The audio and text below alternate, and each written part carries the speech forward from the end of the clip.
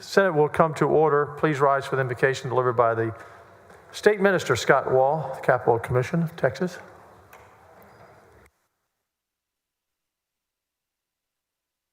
Thank you, Mr. President. Good morning, members. Probably some of you know I pray each day in the house, and I have a different theme for the day, and because I can't say the same prayer every day. And so I started off doing the fruit of the Spirit. So love, one day, joy, peace, patience. I figured today I'd do love. If you don't mind, I'd like to go back to that and pray for love, that we feel God's love, and that we also demonstrate God's love today. So let's pray together. Heavenly Father, thank you. You've brought us through, I know, long days and late nights and moments of unity and also deep disagreement. Yet, through it all, you have been faithful and you loved each of us.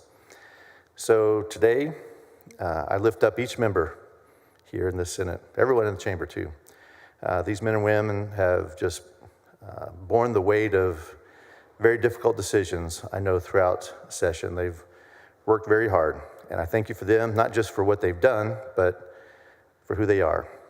And as this second special session hopefully begins to wind down and we prepare to go our separate ways to our homes, our families, and our districts, I ask that everybody here would be able to leave, not just having done the work of legislation that you've called them here for, but having felt deeply and personally loved by you, especially through your Son, Jesus Christ.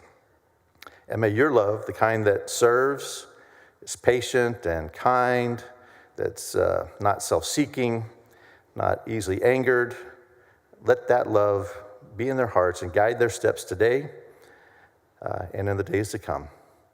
In your Son, Jesus' name I pray. Amen. Thank you. Thank you, Pastor.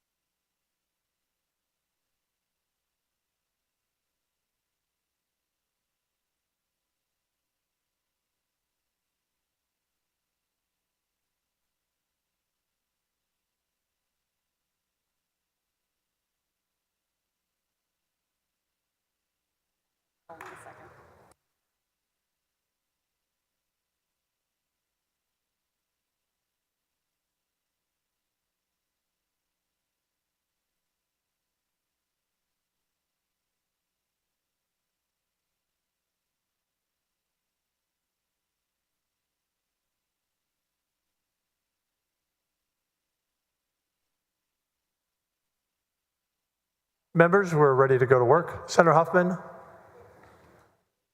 Chair recognizes Senator Huffman for a motion to not concur on House amendments to Senate Bill 5. Thank you, Mr. President. This time I move that the Senate refuse to concur with the House amendments to Senate Bill 5 and request the appointment of conferees to a conference committee. Senator Huffman moves Senate not concur on the House amendments to Senate Bill 5 and request the appointment of conference committee. Any objection? Chair hears none. Any motions to instruct? The following conferees, Secretary will read the conferees.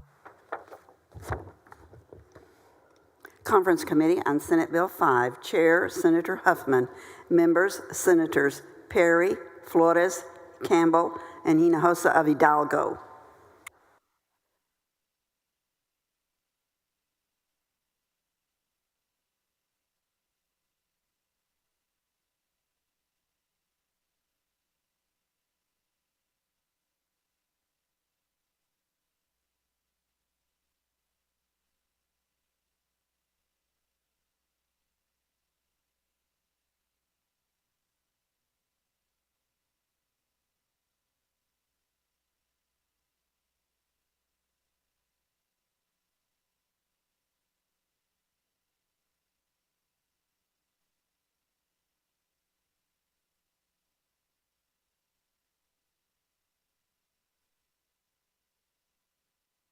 Senator King, you're recognized for a motion to suspend the regular order of business on House Bill 4. Thank you, Mr. President. Members, I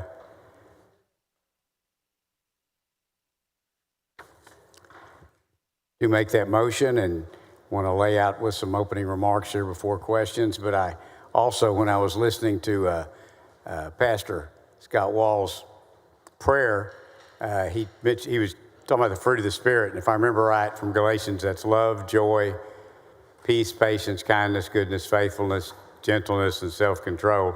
And I asked him if maybe we could add expedition to that, knowing that this is going to be kind of a long day, but apparently you can't add to Scripture, so that's not going to work. But anyway, if I can, if you wouldn't mind giving me just a couple of minutes to lay out some things that to kind of remind us what we've got in front of us today. But just by way of introduction, when I began this process, I had two goals in mind. The first goal was for the map, which is now HB 4 that's before us, for the map to be legal in all respects. That was the first goal.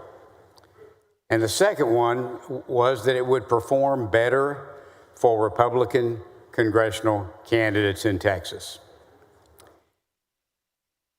However, as we heard public testimony through, I guess, the 7 total hearings we had, 6 with testimony, there were numerous citizens and office holders that voiced concerns over the compactness of some districts. Compactness, as you know, refers to a principle requiring districts to be where they can be, drawn in geographically tight shapes, trying to avoid irregularities when possible. And so since that was mentioned so many times during testimony, I ended up adding a third goal for today's map, and that would be that it would also improve compactness for the congressional districts in our state. Let me just talk a little bit about that first goal of the map being legal. With regard to legality, and we've discussed this before when we did SB 4 last special, the legislature can choose to redistrict at any time, including during special sessions and even during mid-decade. Courts have well recognized this broad authority. Therefore, it is perfectly legal for us to have HB 4 before us today in this second called special session. Further, another big step in legal compliance is the one person, one vote standard. The U.S. Constitution requires that congressional districts be drawn with population as close to equal as possible to achieve the one person, one vote standard. And that makes the ideal district for us when you divide the 2020 census by the number of congressional members we have, it comes out to 766,987, and that's our target population for each district. HB 4, that's before us today, also meets this one person, one vote standard. Now, beyond this, beyond the fact that we can do redistricting at this term of the redistricting cycle, and beyond the fact that we need to have equal population for one person, one vote, beyond this, the area of redistricting law is very robust and gets very complex very quickly. Therefore, what I've done, because I'm not an expert, I'm an attorney, but I'm certainly not a redistricting attorney, but I have relied on legal counsel throughout this process. And I have been fully assured by that counsel that HB 4 complies with all applicable law. And the House counsel has come to the same conclusion. I haven't talked to them directly, but our counsel has conferred with theirs. So all that said, members, as we're here today for however many hours we're here, I want you to know that I'll do my very best to answer your questions, and I know a number of them are going to be about legal matters. But I would also ask that you please remember that we are not in a courtroom today. This is not a courtroom, and I'm not under deposition. Again, I'll do my best to answer your questions, but I don't want us to get into a legal debate over nuances. That's not our job. Courts take pages and pages just to talk about some of the definitions that apply to redistricting. And that's just not what we're here for today. I'll do my best, but please remember we're not in a courtroom and I'm not under a deposition today. So that's what I'd like to say about the legality of this map. Next, shifting to that second goal I mentioned of partisan performance, and that's what really everybody wants to talk about. And HB 4, I believe, should elect more Republicans to the U.S. Congress. But I'm here to tell you there are no guarantees. There are competitive districts in here now, more competitive than the current map. And I have no idea who's going to run for what office. And I have no idea which incumbents may decide to stay or leave, or if they'll decide to run for different districts. I just don't know. I believe this map is more competitive, but there are no guarantees that it elects more Republicans.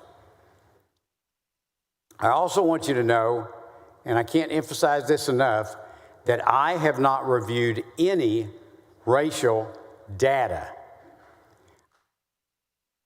In contrast to the complications that are involved with race-based redistricting, political performance is really a pretty easy map to draw, and it's absolutely permissible as a basis for drawing electoral districts. And this map is drawn based on political performance. I have not looked at any race data. Now, regarding the district lines in HB 4, I will tell you that nearly every one of the 38 Texas congressional districts' boundaries are modified, but they are modified, for the most part, with a few exceptions, in very minor ways. The most significant changes affect 5 districts, and I do believe those districts, due to the changes, will now lean Republican in political performance. Those 5 districts that now will lean Republican in political performance are CD9 Houston, CD28 in the RGV, CD32 in Dallas, CD34 in coastal and South Texas, and CD35 in San Antonio.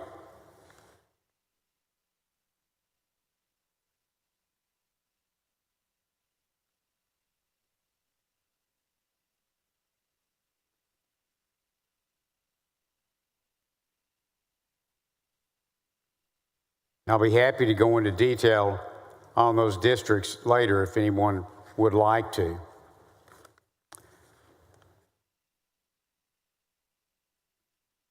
So I do believe that the map is legal. That's our first goal. I do believe it performs better for Republicans, which was the second goal. And the third one, which I mentioned didn't come up until we went through hearings, we started listening to people, is the issue of compactness. As I mentioned earlier, it was developed from these repeated comments in public testimony. In HB 4, which I believe we have made some significant improvements, the most improved district in terms of compactness is CD 35, and that's under both the REOC and the Paulsby-Popper measures of compactness, and those are formulas that are used in courtrooms across the United States to measure compactness. The most improved district under those measures is CD 35. The second most improved district would be CD 29. And also CD 9 is substantially improved under those measures.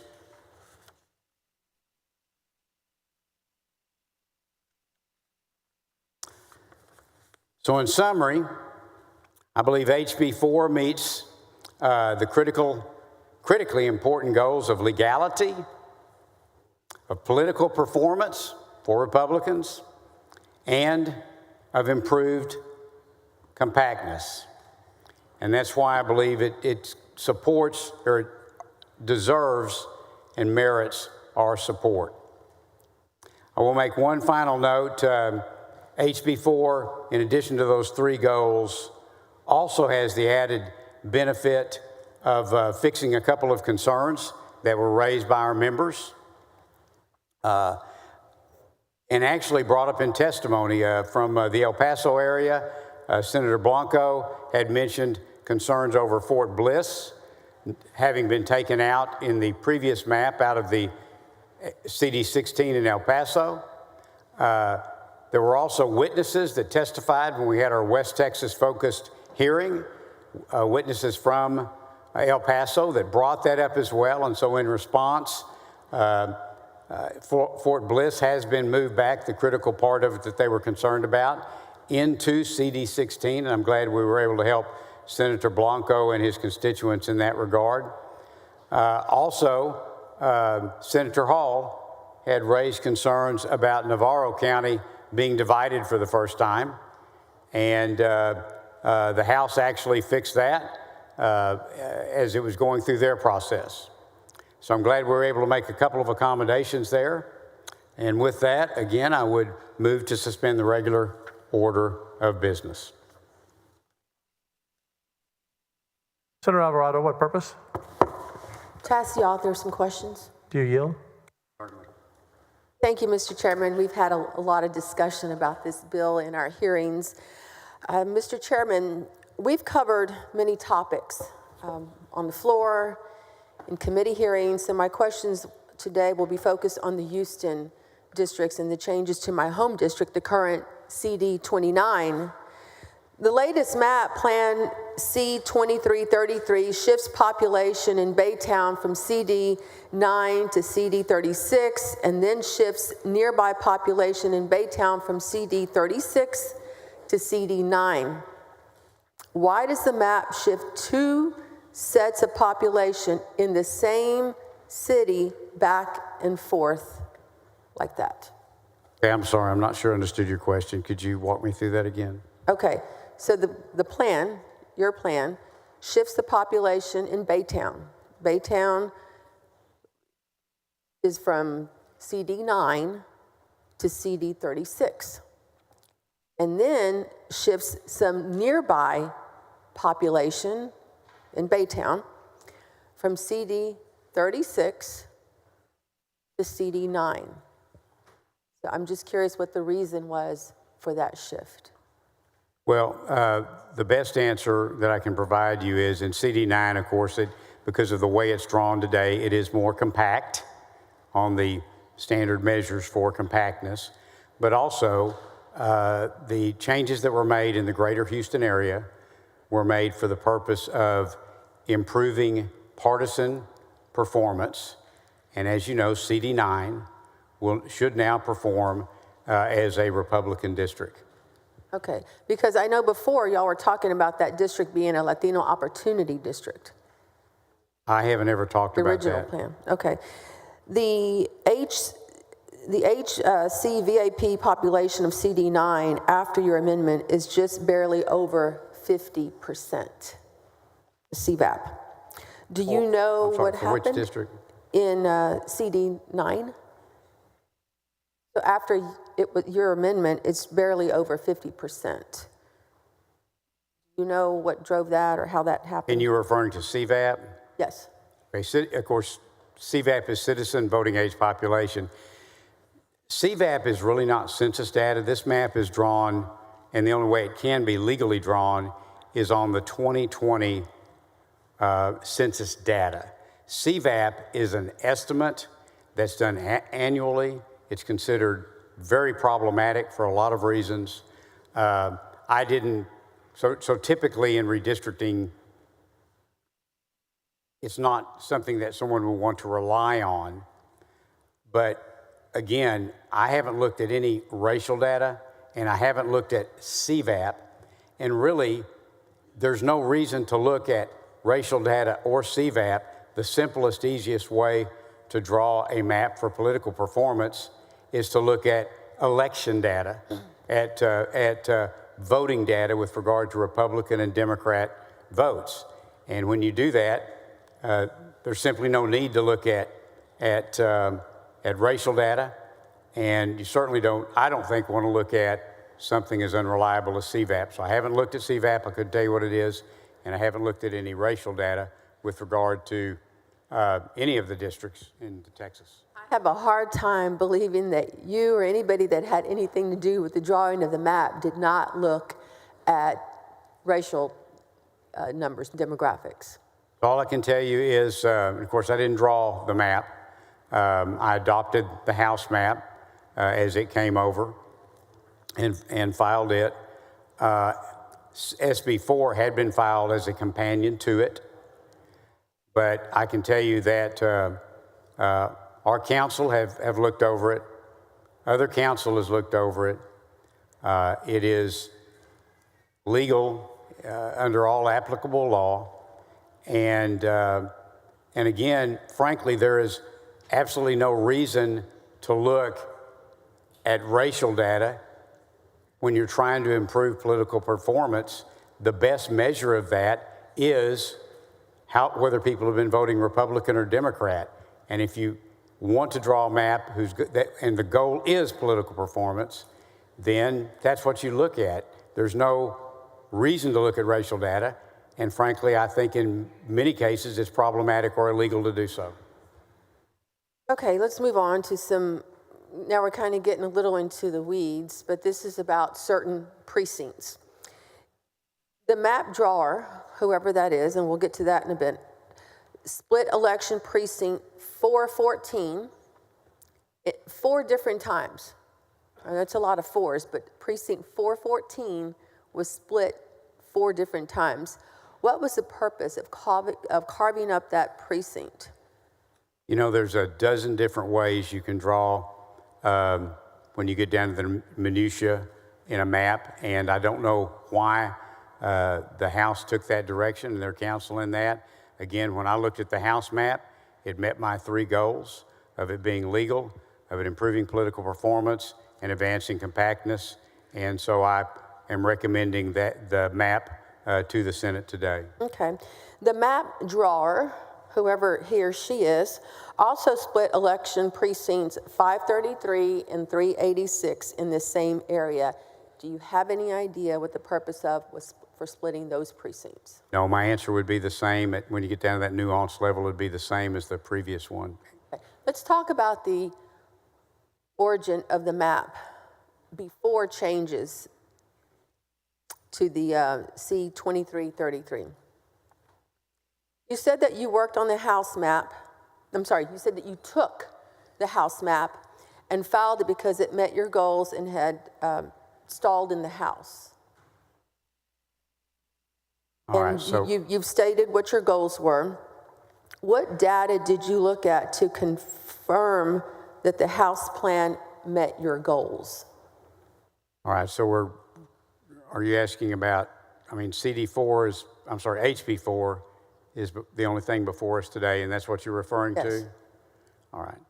So I reviewed some of the political performance stats that were provided to me myself, I consulted with our legal counsel, and I mean, it's very clear as you review the map and you look at, and I can, you know, particularly those 5 districts, if you want, we can talk about how in the last election and previous elections that district would perform if it was drawn today. That's very easy information for anyone to get. Okay, but in terms of drawing the map, you don't have any more details on how and why the map was drawn as it was because Rep. Hunter handled it on the floor?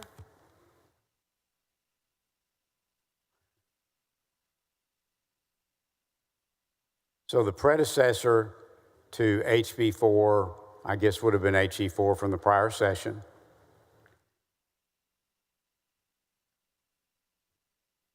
The House made some changes, primarily in CD9 El Paso, CD16, and then in the Navarro area. I can't think what district number that is. I don't know I don't know exactly what they did, whether the Ledge Council redrew that for the House. I don't know whether they had outside counsel do it. All I can tell you is that I found out about it Monday when everybody else did. I looked over it. I didn't object to the changes and went ahead and filed SB4 as its companion. Okay. But SB4 did not reflect those new changes, and that's why we adopted HB4 when it came over, because it had those new changes. Okay. I want to now really focus on Houston, because that's where my district is, and the districts that are impacted most within my Senate district. Are you aware that the Latino population of Harris County is well over 2 million? Not specifically. Okay. And the total population of Harris County is roughly 4.7 million people. Were you aware of that? Roughly, yes. Okay. Are you aware that the current CD29, represented by Congresswoman Sylvia Garcia, is the only majority HCVAP district in Harris County under the 2021 map? As I've said, I haven't looked at any racial data.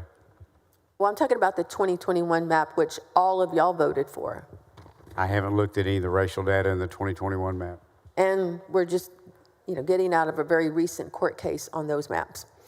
What is the specific purpose of reducing the Hispanic citizen voting age population in CD 29 by 20 percentage points from 63% to 43%? I'm not aware that there was any intent to do that. Really? As I said, I haven't looked at any racial data. I've just looked at political performance. So I don't have an answer to that. Okay. By decreasing the HCVAP in CD 29 by that amount, 20 percentage points, it means that there's no longer a Hispanic Opportunity District. Do you realize that? I assume you're operating off the assumption that Republicans won't vote for an Hispanic, which I don't think is a reasonable assumption. But again, I haven't looked at any racial data for any of the districts, including CD9. Can you explain how the DOJ letter, which incorrectly referred to Congressional District 29 as a coalition district, relates to the changes that we see in the current proposed CD 29? I don't think it had any impact on it. I personally didn't pay any attention or give any attention to the DOJ letter. For one, it was not addressed to the Senate. It wasn't addressed to me. It wasn't addressed to the House. It wasn't addressed to the legislature. It was addressed to the governor, and it was addressed to the Attorney General. My understanding is the Attorney General filed a response to it in the El Paso trial court, a 3-judge panel. They've already made a ruling on that. I presume that the governor has made some response, although I'm not aware of it. But I didn't take the letter into consideration because it was not addressed to us. I haven't talked to anyone at the DOJ. I have not talked to anyone at the White House regarding this map. Well, we talked a lot about that letter to the point that we did invite Ms. Harmeet Dillon to the hearing. We still did not get a response. Is that correct? We sent an invitation that if she wished to testify, we invited her, and to date, I have not received any response. In fact, some of us on the committee voted for a motion to subpoena Ms. Dillon. Is that correct?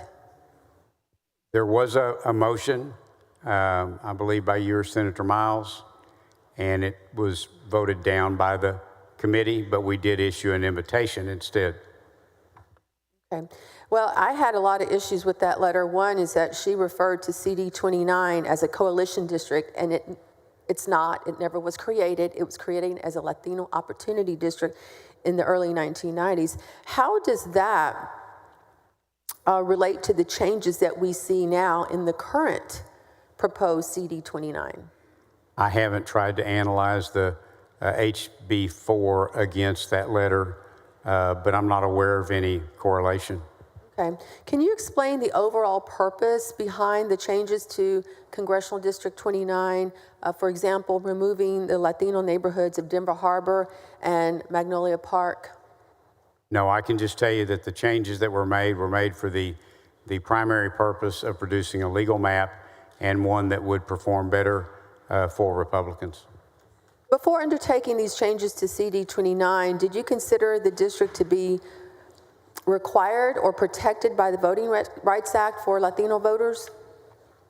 I had come to no conclusion about that. Do you consider that this new version of CD 29 to be required under the Voting Rights Act? I have no position on that. Do you believe that this new version of CD 29 offers Latino voters the same opportunity to elect their preferred candidate when compared to the current CD 29? Again, and I don't know any other way to say it, I have not looked at any racial data, so I don't have any answers to any questions involving racial data, racial voting performance, any of those type discussions. The proposed plan pushes much of the former CD 29 into the new CD 9, my home, my house, bringing the HCVAP of CD 9 to barely over 50%. Correct? Again, I don't know. I haven't looked at the CVAP. Do you believe that a community that makes up almost half of a county's population should be able to elect their candidate of choice for Congress? I hope that everybody has the opportunity to elect their candidate of choice. But with regard to CD9, I believe it is now going to be Republican leaning. Do you believe that a community that makes up almost half of a county's population in a county that is big enough for 6 congressional districts is adequately represented by 1 seat? I'm sorry, could you repeat that? Do you believe that a community that makes up almost half a county's population, meaning the Latino community, in a county that is big enough to hold 6 congressional districts is adequately represented by 1 seat? I presume under one person, one vote, if they have the ideal number of 766 odd a number in population, that's at law adequately represented. Okay. Isn't it true that in the pending case challenging the state's 2021 maps, Latino voters argued that the state violated the Voting Rights Act by failing to create a new Hispanic Opportunity District in Harris County? You know, I haven't read all the pleadings. I've just generally kept up with that case.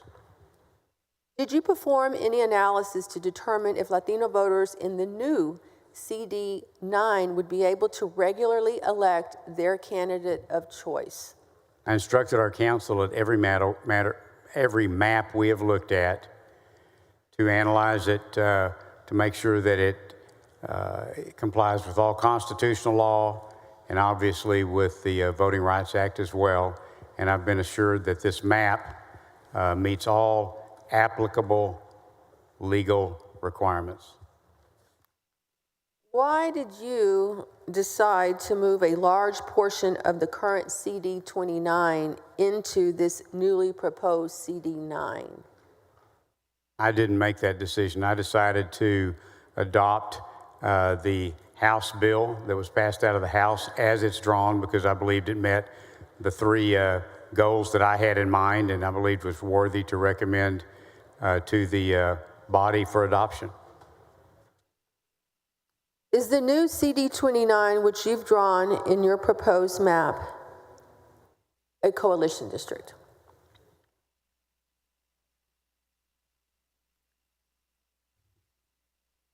I believe that CD9 meets all the current legal requirements, and I'm asking I think about 29. 29? I believe that CD29 meets all current legal requirements.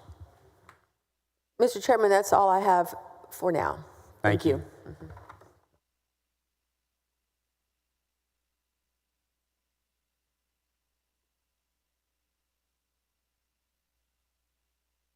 Senator Zaffarini, for what purpose? To ask questions, Mr. President, but may I yield to Senator Menendez?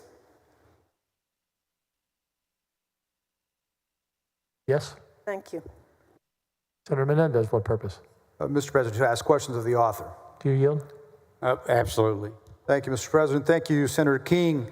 Senator King, I heard your bill layout, and in your layout, I heard you say your opening phrase, "When I began this process." I was just curious, when did you begin this process? Because we had a redistricting committee during session, but I never heard anything about a redistricting of maps at all during session. So when did you come up with the thought or the idea of filing a new map?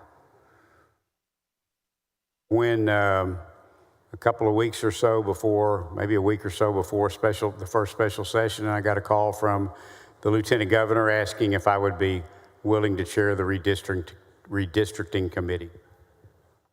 Okay. So you mentioned that you believe in your heart that you believe this map is drawn race blind? Yes. Okay. And you've said that you have not looked at any race data with respect to this map, correct? Correct.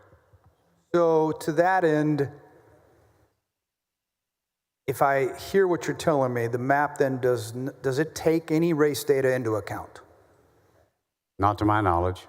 Okay. Have you had an opportunity to watch any of the House proceedings or been present at any of the times that Chairman Hunter has spoken about the map? Sorry, could you repeat that? Yes. Have you had any opportunity to watch any of the House proceedings or any of the times when Chairman Hunter has been describing the map? Very little. Very little. Okay, very good. Well, then you must be aware that each time Chairman Hunter has laid out the map, he has listed specific districts and the race population for those districts. So I'm not sure, were you aware of that? Were you able to watch that part of his delivery? I've actually watched very little of the House hearings. All right. So if you missed when Chairman Hunter listed the specific districts and the race population for those districts, to me, even though you've been adamant that you have not looked at race data, why is that? Why have you not, if Chairman Hunter's talked about race data, why have you not looked at race data? Well, because it's problematic and confusing under the law, and it's very complex as to how such data applies in redistricting. It's very simple and very well established in law that you can draw maps on a partisan basis. And so we've looked at this from a partisan basis. It's my understanding that that's the basis from which it was drawn, and it performs in a manner that should improve, should be an improvement for Republican candidates. When you say it's problematic with the law, which law are we referring to? Well, there's a host of redistricting law. I've got, one little brief here that's just a summary of, we've had 30 years of cases, and I've gone through several redistricting cycles, and you have as well, and we have an ongoing trial in El Paso, and it's just a complex, very robust area of law. Would any of those be the Voting Rights Act? Voting Rights Act is always a consideration. Very good. Does it concern you then that Chairman Hunter has focused so closely on the race data in his discussions of this very bill, House Bill 4? I am only concerned with what's before the Senate and in my authorship or sponsorship of the bill. So knowing that the Voting Rights Act can be, in your terms, your words, problematic, Why does it not concern you that Chairman Hunter has been bringing up race when he's describing these districts? I'm not aware whether he has or not, but from my perspective, why would I use racial data? Voting history is just much more accurate and is well established as a legal way to draw maps, a legal process upon which to base maps. Okay. So you mentioned that you didn't draw this map or these maps. Is that correct? That's correct. Okay, so then whoever drew these maps, do we know if they used any racial shading on the computer at any point? Are you aware of that? So again, I don't know, I don't have any personal knowledge as to who drew the changes between HB 4 as it was introduced in this special session and HB 4 as it was passed out of the House, because there were some changes. Correct. And I guess what I'm trying to find out is what analysis was made during the map drawing process to determine voter preferences, as you've mentioned, you've mentioned the partisan preferences, but also by racial group. That's what I'm trying to figure out, what analysis was made. All I can tell you is that I very specifically asked our legal counsel to run jingles and the other analyses that are used to determine if a map complies with the VRA, constitutional and other requirements. And I have been well assured that this map complies with the VRA in all respects, as well as all other applicable law. So I appreciate that. So you're telling me that the legal counsel that did know who drew these maps, that you asked them run an analysis through the Voter Rights Act, through jingles, and tell me that they're legal. Did they tell you which districts race was taken into account to make sure that they're legal?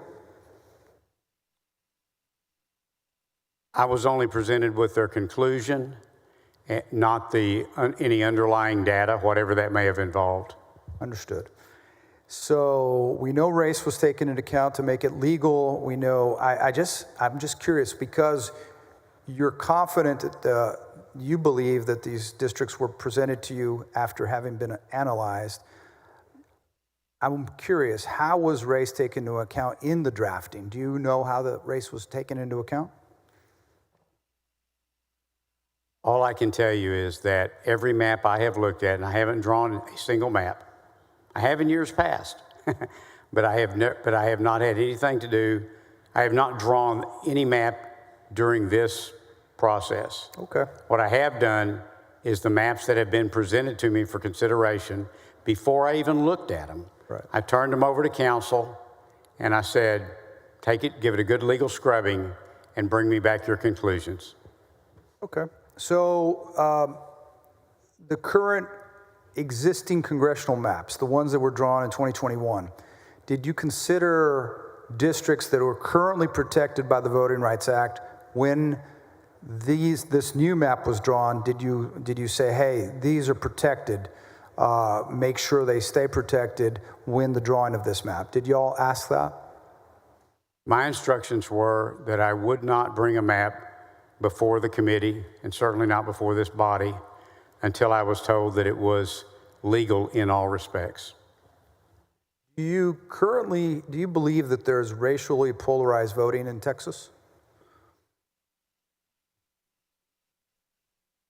I'm not sure I'm even qualified to comment on that. I'm familiar with some of the prior case determinations that have been made in previous years. I don't know what the state of voting is today. I just know that the map that is before us today is legal with regard to the VRA and other applicable law. Did you do any analysis or review of whether voting is racially polarized in Texas before, during, or after the drawing of this map? I have not personally done any analysis. Okay. Do you know which districts in this new map, in the map that you've laid before us in this Plan C2333, you know which districts are located in areas that have any polarized voting, racially polarized voting? think the map speaks for itself in terms of its geographic boundaries.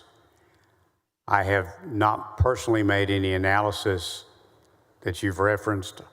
All I can tell you is that I have been assured that this map does not violate the VRA or any other applicable law. What analysis of Latino voters' preferences were conducted before drafting any of the districts in this plan?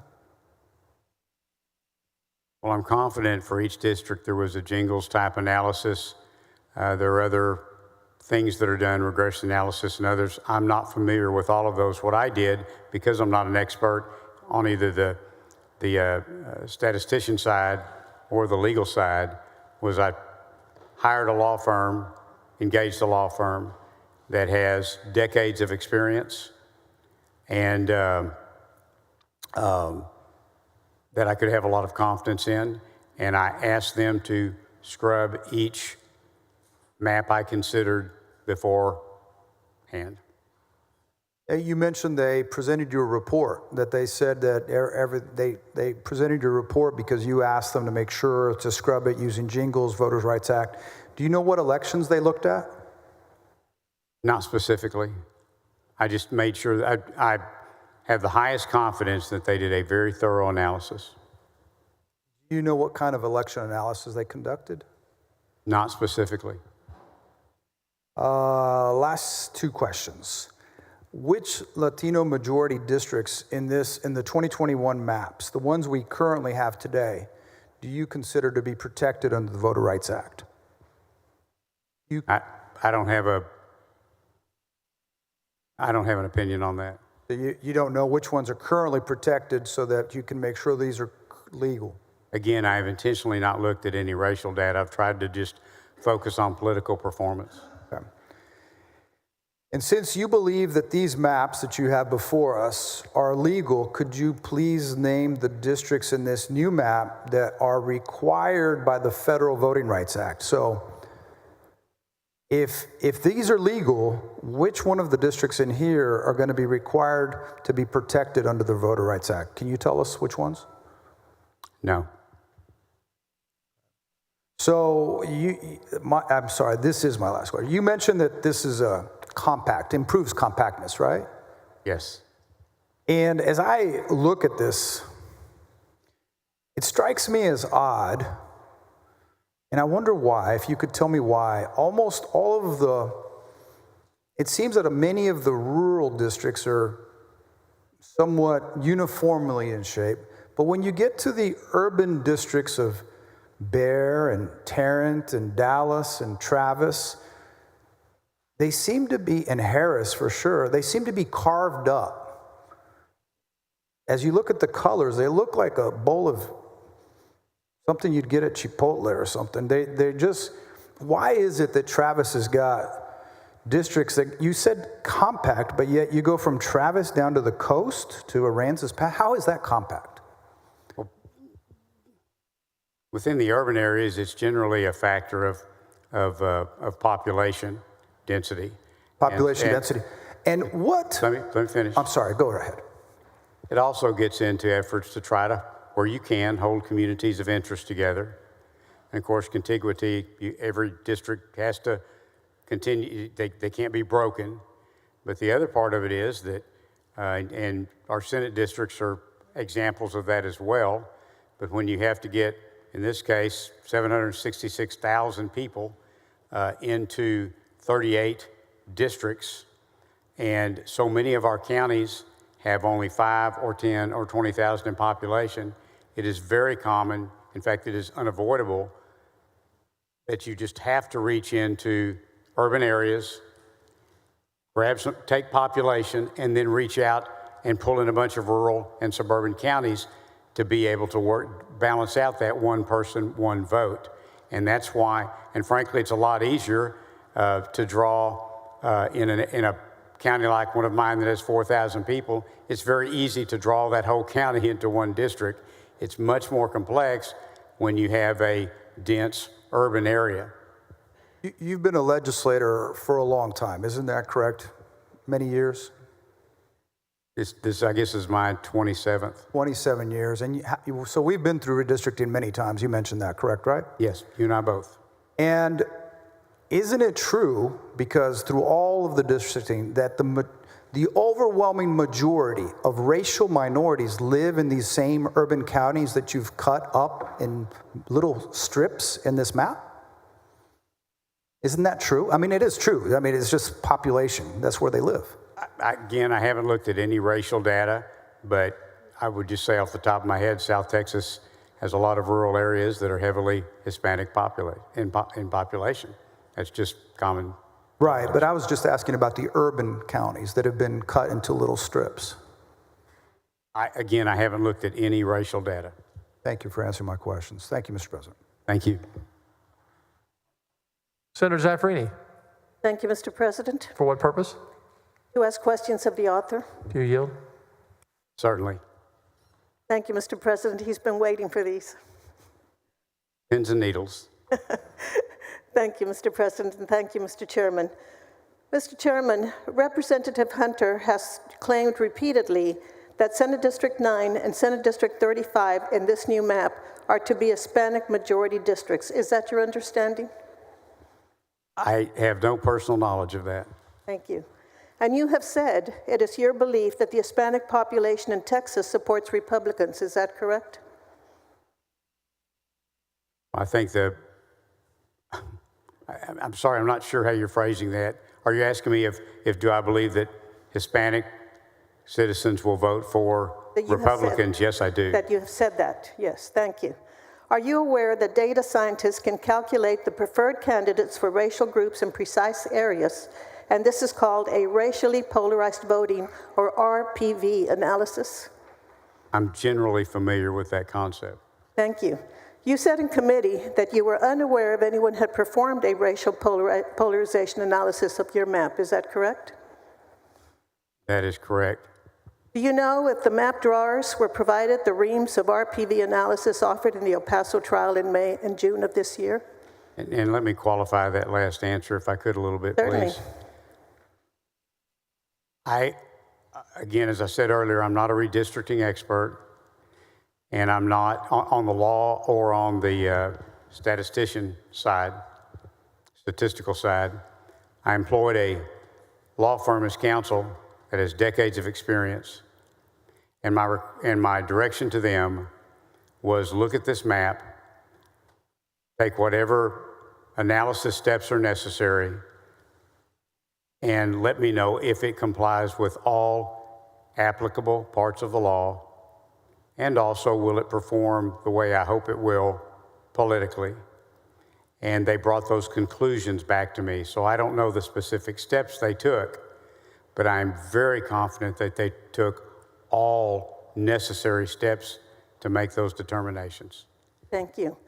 Do you know if those map drawers were provided the reams of RPV analysis offered in the El Paso trial in May and June?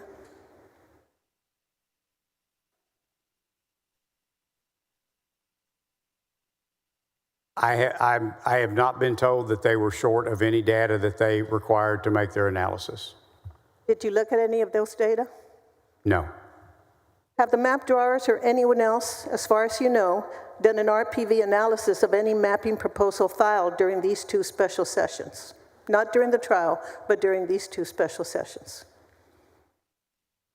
Has my legal counsel? No. Have the map drawers or anyone else, including your legal counsel, done an RPV analysis of the mapping proposal? I don't have any personal knowledge of that. Thank you. Are you aware that a majority of the Hispanic population that your map includes in CD 9 and CD 35 prefers Democrats in elections? Again, I haven't looked at any racial data, but I can tell you the way the districts are drawn, specifically CD 9, it should perform competitively for Republicans. Thank you. Have you seen the data analysis performed by some data scientists at UCLA on your map? My staff provided yours with a copy of it. No, I haven't. Thank you. For example, in your new CD9, 61.99% of the Hispanic population voted for Harris for president. Were you aware of that? No. For example, in your CD 35, 64.73% of the Hispanic population also voted for Harris for president. Were you aware of that? No. Thank you. Based on the map data, you can clearly see that these two districts will elect Republicans, and the only race or ethnic group in these districts that support Republicans are white, non-Hispanic voters. Regarding specifically Central Texas, what is the specific purpose of creating Senate Congressional District 35, representative by Greg Casar, with an Hispanic citizen voting age population of 51.6%? I can't speak to the minority representation, but the purpose in drawing the district as it is was to improve political performance for the Texas congressional delegations. Did you create Congressional District 35 with an Hispanic citizen voting age population of 51.6% to comply with the Voting Rights Act? I haven't looked at CVAP. Thank you. What role did the metric of Hispanic citizen voting age population play in the creation of this new version of CD 35? All I can tell you is that the map meets all legal requirements under the VRA and should perform better for Republicans. Thank you. What is the overall purpose in the changes to CD 35, such as specifically removing from it Southeast Austin and nearby I-35 corridor cities such as Kyle and Buda? Again, there's always a dozen ways to draw districts, particularly if you're doing them from a political performance perspective. I assume that that was done either to improve that political performance or possibly to round out population or possibly to hold communities of interest together. Well, before undertaking those changes to CD 35, did you consider the district to be required or protected by the Voting Rights Act for Hispanic voters? I don't have an opinion on that.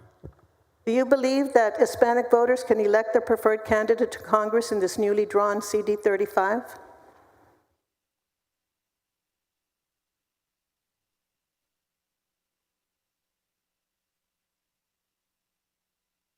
You'll give me just a second.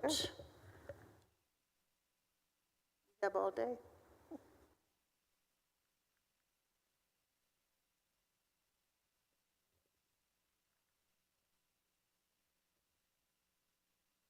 Trying to double check something, if I may. Certainly. I guess all I can tell you is I believe that CD 35, as drawn in HB 4 that's before us today, will lean Republican. Thank you. Do you consider this newly drawn CD 35 to be a replacement for the current CD 35 under the Voting Rights Act? You know, actually the numbers that designate CDs are kind of irrelevant. I used to be in a House district and then we did redistricting and I didn't move and nothing changed. I just had a new number. And so I'm not sure that one number, I think the boundaries are what matter, not the numbers. Thank you. Are you aware, Senator King, that there are historic Black and Hispanic neighborhoods in East Austin? Yes. Are you aware that there are also deeply rooted and rapidly growing Hispanic communities in nearby Hays County? I know we have rapidly expanding Hispanic communities across Texas. Thank you. In your proposed map, these communities have been moved from CD 35 with the City of Austin to the newly drawn CD 27, which stretches through sparsely populated rural counties like Austin and Wharton, all the way to the coast, 170 miles away, through Matagorda and down to part of Nueces County. Is that correct? Of course, the map kind of speaks for itself and what the geography is of that district. But again, we have in our current map and in probably every redistricting map ever drawn in Texas history, we have very vast districts because we have very dispersed population. So then what was the purpose, Senator King, in this proposed map of moving these communities in East Austin and Hays County from nearby Austin into the communities with Port Aransas 200 miles away? Specifically, what was that purpose? Well, it could have been a number of things. Again, all I have looked at is to make sure the map is legal, which of course does take into consideration communities of interest and other traditional redistricting criteria. But you can draw a map in many ways. And I'm not sure I follow. Are you suggesting that moving those communities out of one district into another somehow in some way violated some aspect of redistricting law? Could you explain to us how the dramatic changes in Congressional District 35 would impact specifically the Hispanic population? And 35, of course, is represented by Greg Casar. I haven't looked at any racial data, so I wouldn't have that information. I can tell you that that district will lean Republican in voting performance. Thank you. The communities in East Austin that are now connected with Port Aransas used to be in CD 35, is that correct? I'll take your word for that. I don't have the old map in front of me. Thank you. Instead of including these communities along the I-35 corridor, the proposed CD 35 extends east into Karnes County, is that correct? Yes. So what was the purpose of replacing these communities in East Austin with communities in Wilson and Karnes County?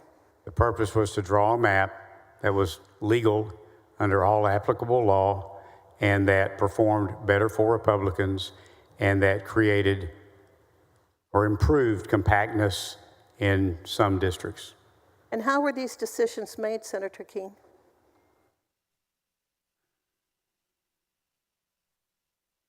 Again, I've adopted HB 4, which is before us today.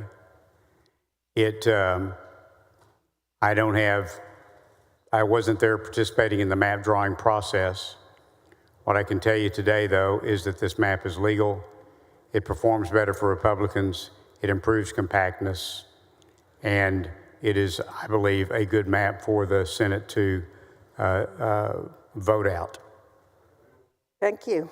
Did you or the map drawer at any time perform an analysis to determine if Hispanic voters in the current CD 35 were able to elect a candidate of their choice in most elections? I'm confident that our council reviewed all appropriate data and made all appropriate analysis to make sure that the map would be legal in all respects. Did you or the map drawer perform any analysis to determine if Hispanic voters in the current CD 28 were able to elect a candidate of their choice in most elections? Again, it would be the same answer.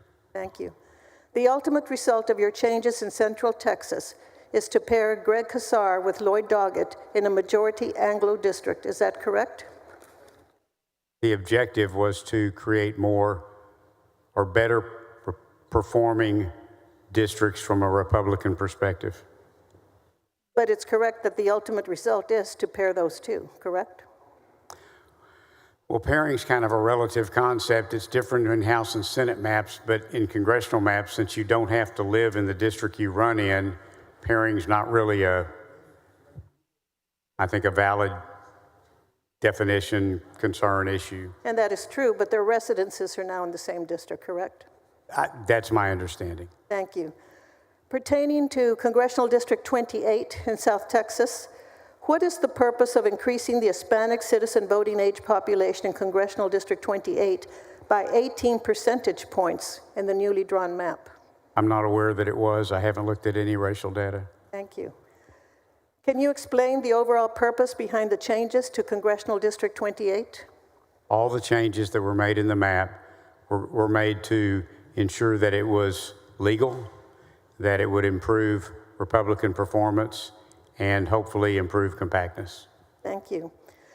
In your opinion, could Hispanic voters elect their preferred candidate to Congress in the newly drawn Congressional District 28? I'm sorry, could you repeat that, please? In your opinion, could Hispanic voters in District 28 elect their preferred candidate to Congress in this newly drawn map?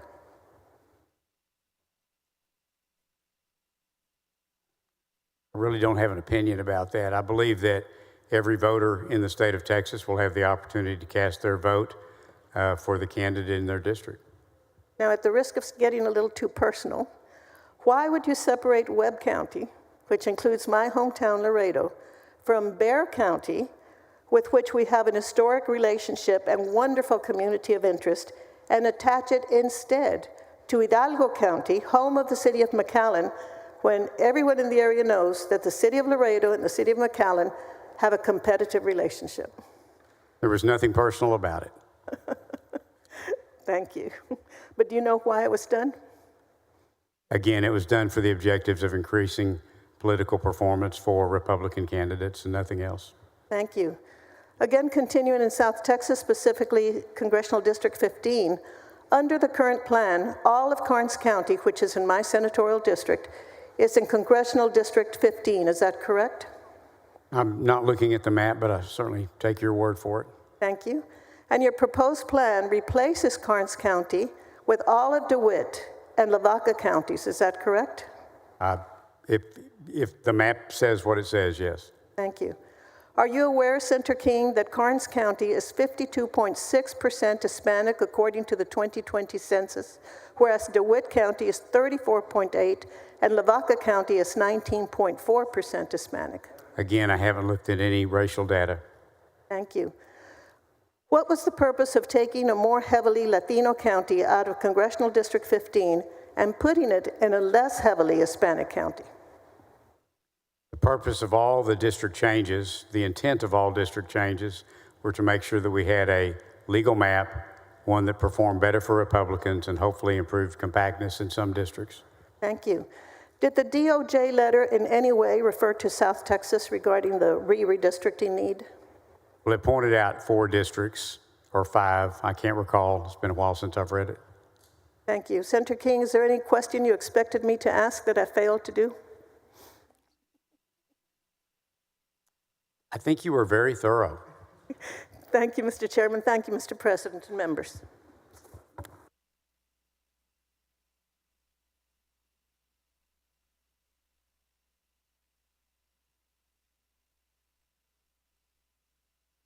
Senator Hinojosa, for what purpose?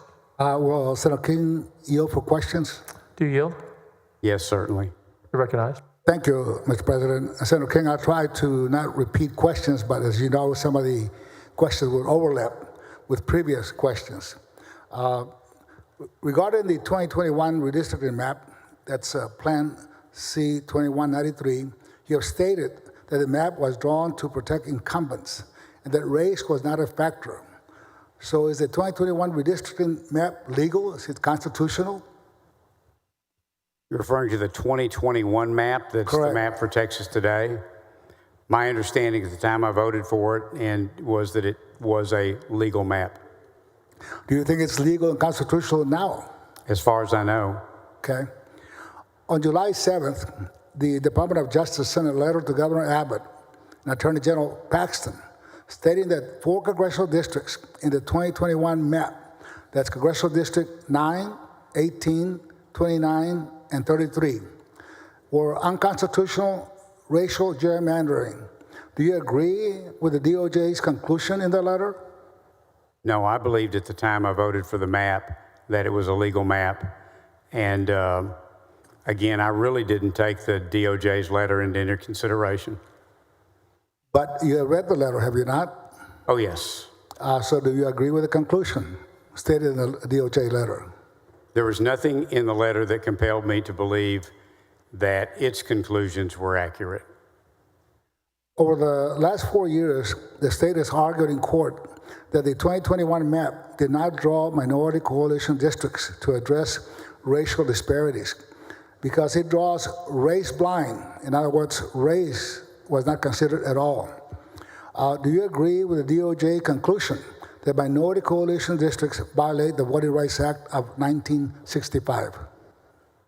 My understanding of the current map we have today, and my understanding of it at the time I voted for it, was that it was a legal map under all applicable law, and I would assume it remains so today. So you don't think that coalition districts are unconstitutional, do you? Well, of course, we've had a new court case that dealt with that, but again, with regard to the map that's before us today, I believe that it is, I believe from competent sources that it is legal in all respects. But by your answers, I assume and conclude that you do believe that coalition districts as drawn in 2021 are constitutional. No, I'm not saying that. I'm just saying I believe that the map that I voted for in 2021, I had confidence in it from the testimony I heard and the people that were authoring it and sponsoring it, that it was legal in all respects. Okay, that would, well, would it be yes, you think it's constitutional to have coalition districts?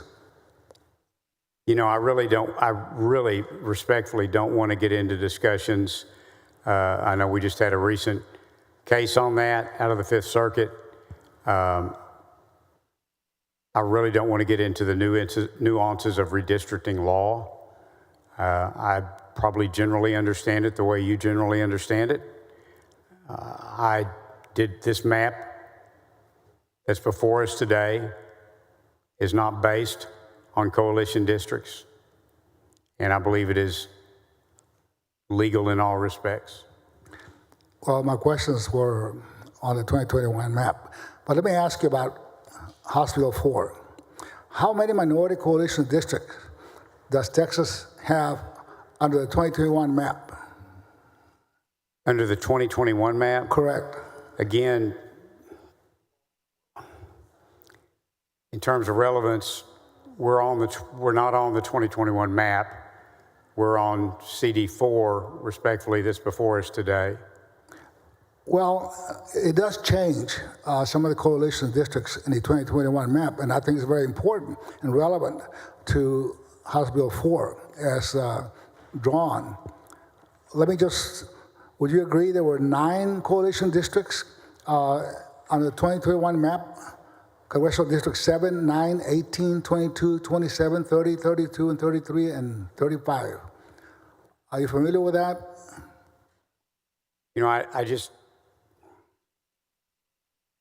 intentionally drawing coalition districts requires looking at racial data. I haven't looked at any racial data with regard to this map.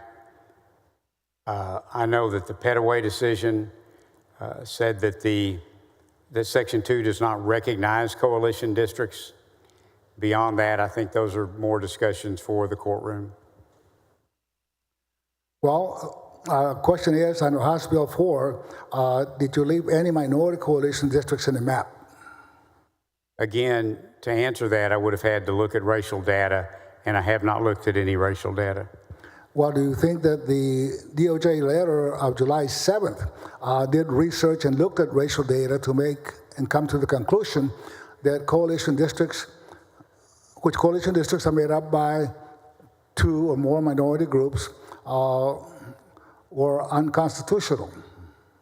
I have no personal knowledge of any of the underlying data that went into the DOJ's conclusions. Well, common sense, how would you find out what the racial makeup was without doing research and targeting those districts? My understanding, if you're going to determine if something's a coalition district, you have to take into consideration racial data. So my presumption would be that that the DOJ letter had some underlying data that they were looking at. Whether they properly assessed it or not, I don't know. I don't know anything more about the letter than what you know about it from reading it on its face value. Well, do you think it was just an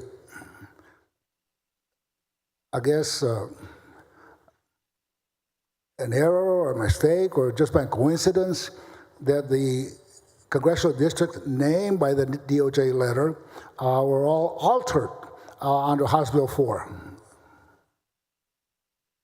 I can just tell you that my analysis and my support, rather, of HB 4 does not in any way take into account the DOJ letter. So are you saying that it's a coincidence that House Bill 4 actually targets the same 4 congressional districts that were named in the DOJ letter?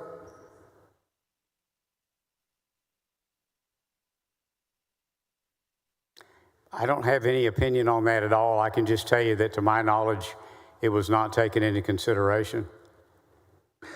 There are 3 white Democrats in Texas congressional delegation. and 10 minority Democrats. Yet 4 out of the 5 incumbents targeted for elimination in this map, House Bill 4, are minorities. Why did this map only seek to eliminate seats held by minority Democrat members? Again, I haven't looked at any racial data. I have no idea who might run for office as a candidate, and I have no idea who may be elected. These are, in fact, frankly, these are going to be very competitive. These 5 districts are going to be very competitive. So do you think, well, you said you didn't draw the map, correct? That's correct. I did not physically draw the map. So you just picked up a map drawn from somebody. The map was drawn by somebody, that's correct. And that somebody could have taken racial data into consideration in drawing House Bill 4. All I can tell you is that I don't really have any personal knowledge of the inner workings that went into who participated in drawing the maps. I mean, I know some of the people that are involved in it, but I don't know the interworkings, what they did, how they did it. All I know is that when I saw the House bill that was filed, I asked our counsel to review it. They have assured me that it meets all legal requirements and that it will also perform better politically for Republican candidates, and that's why I'm supporting it. Well, I know you're familiar with House Bill 4 and the 2021 map. We have, under present law, 9 coalition districts, 1 minority majority out of the 9. Your map, House Bill 4, eliminates 5 of those congressional districts and reduces that to 4.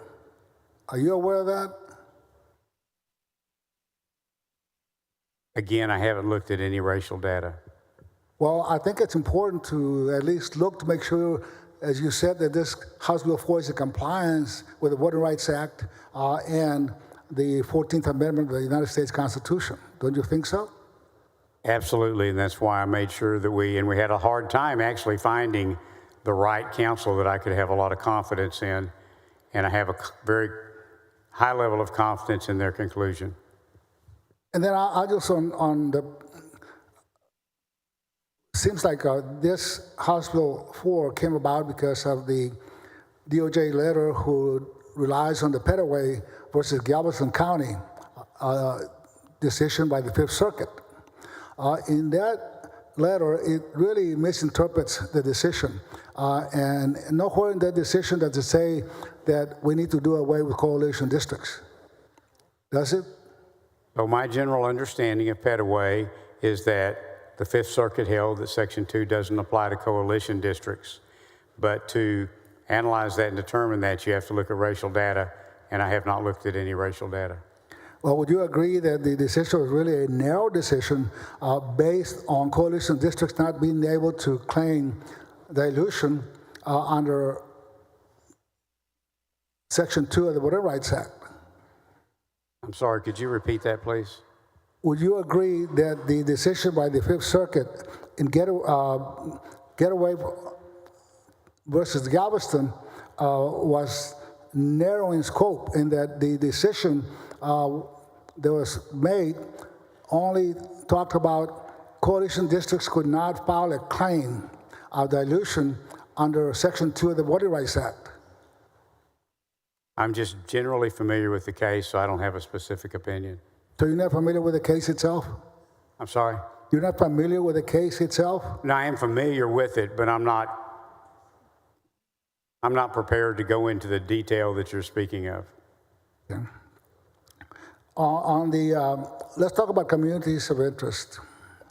Would you agree that the traditional districting principles that have historically been considered in drawing legislative districts have included compactness, contiguity, and the preservation of political subdivisions and communities of common interest? Would you agree with that? Those are some of the elements of traditional redistricting criteria, yes. And under your proposed map, Plan C2333, House Bill 4, are communities of common interest considered and protected? You know, I think communities of interest is kind of in the eye of the beholder.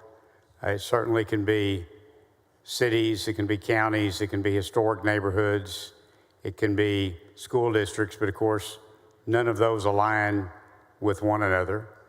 But it can also be economic regions, it can be port authority areas, it can be TxDOT regions, it can be river basins, water basins, it can be suburban, urban, rural. Communities of interest is really a term of art. It can apply to a lot of things.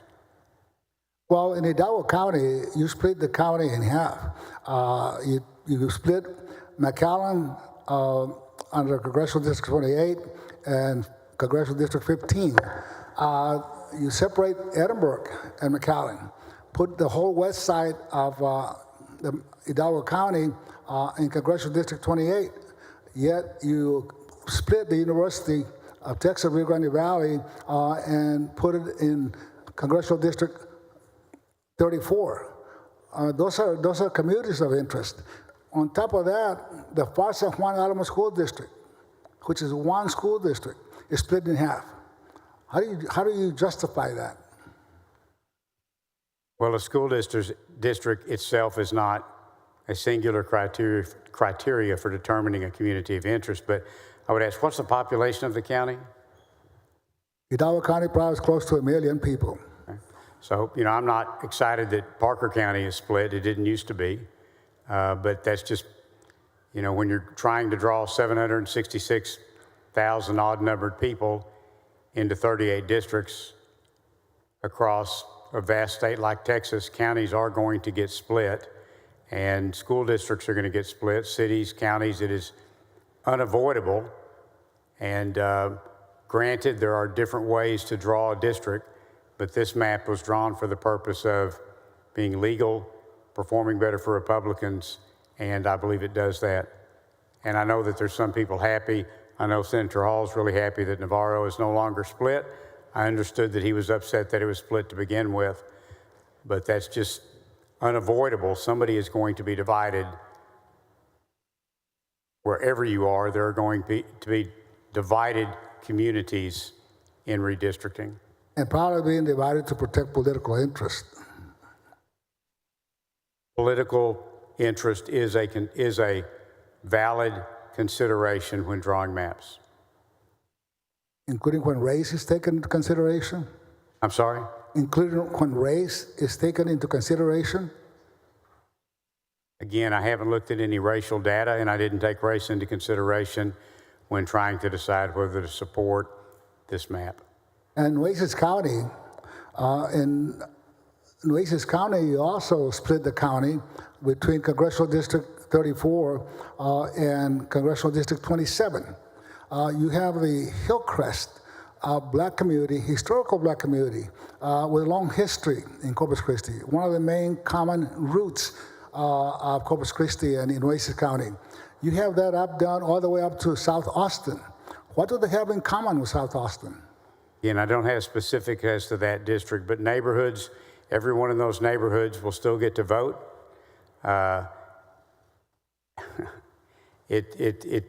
Again, communities of interest are always in the eye of the beholder, and whether someone lives on one side of the street and votes in one CD and on the other side of the street, somewhere lines are going to be made, and when you are making them for the purpose of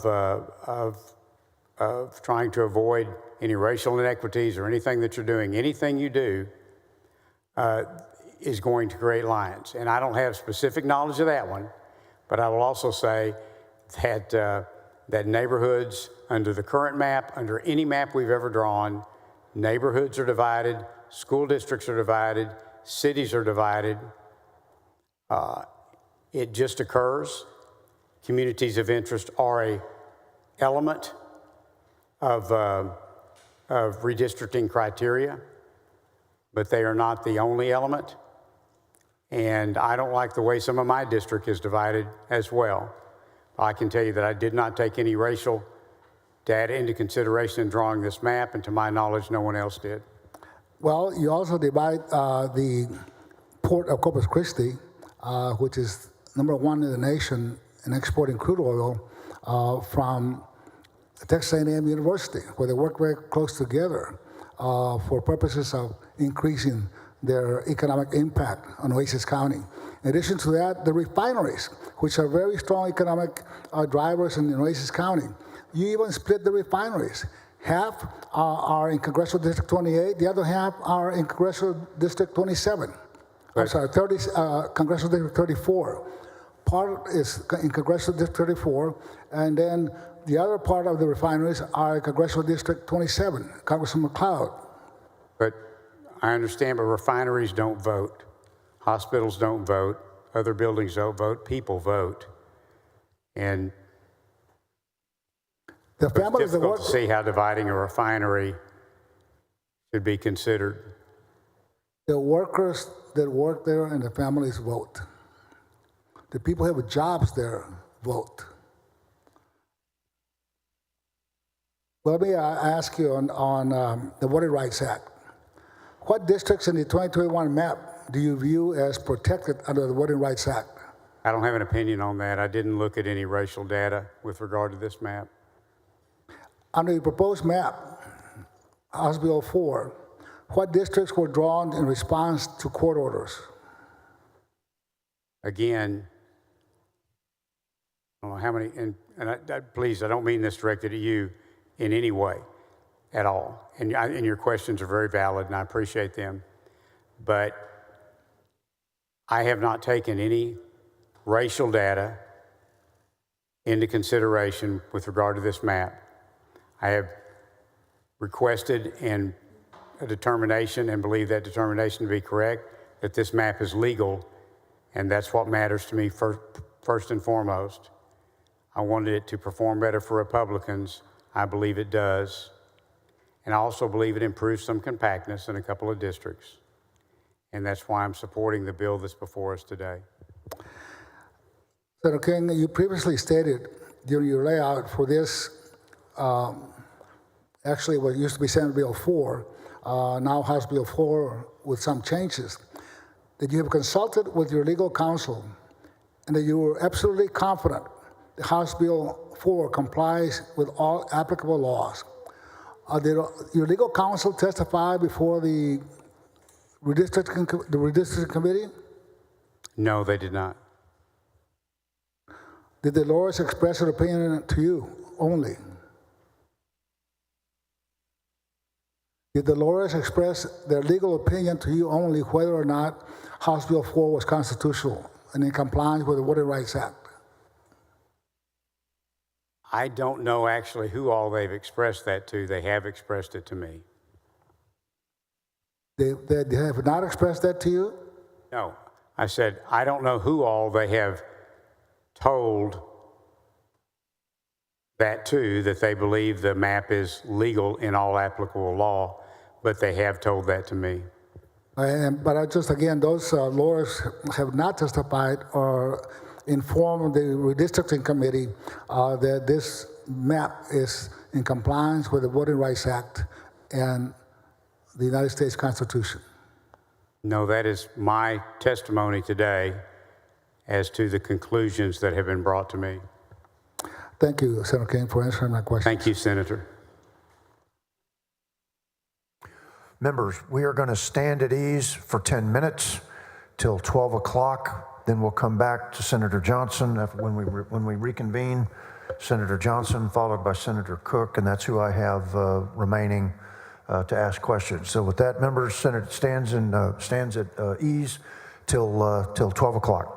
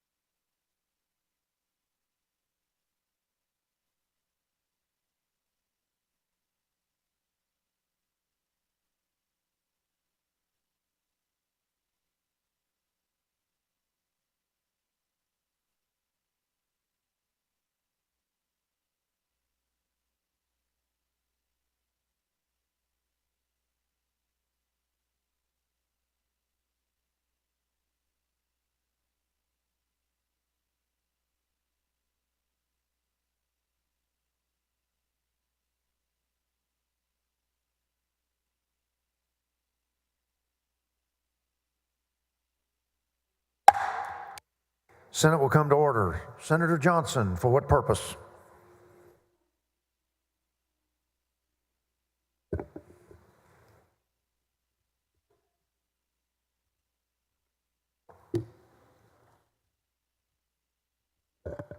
To ask questions of the author, Mr. Do you President. yield, Senator King? Yes. You of recognize course. Senator Johnson. Thank you, Mr. President. Senator King, I'm glad you got a break because you deserve a rest because there's a lot more questions to come, not all from me, fortunately. Senator King, are you familiar in the context of the Voting Rights Act with the concept of racially polarized voting? Generally.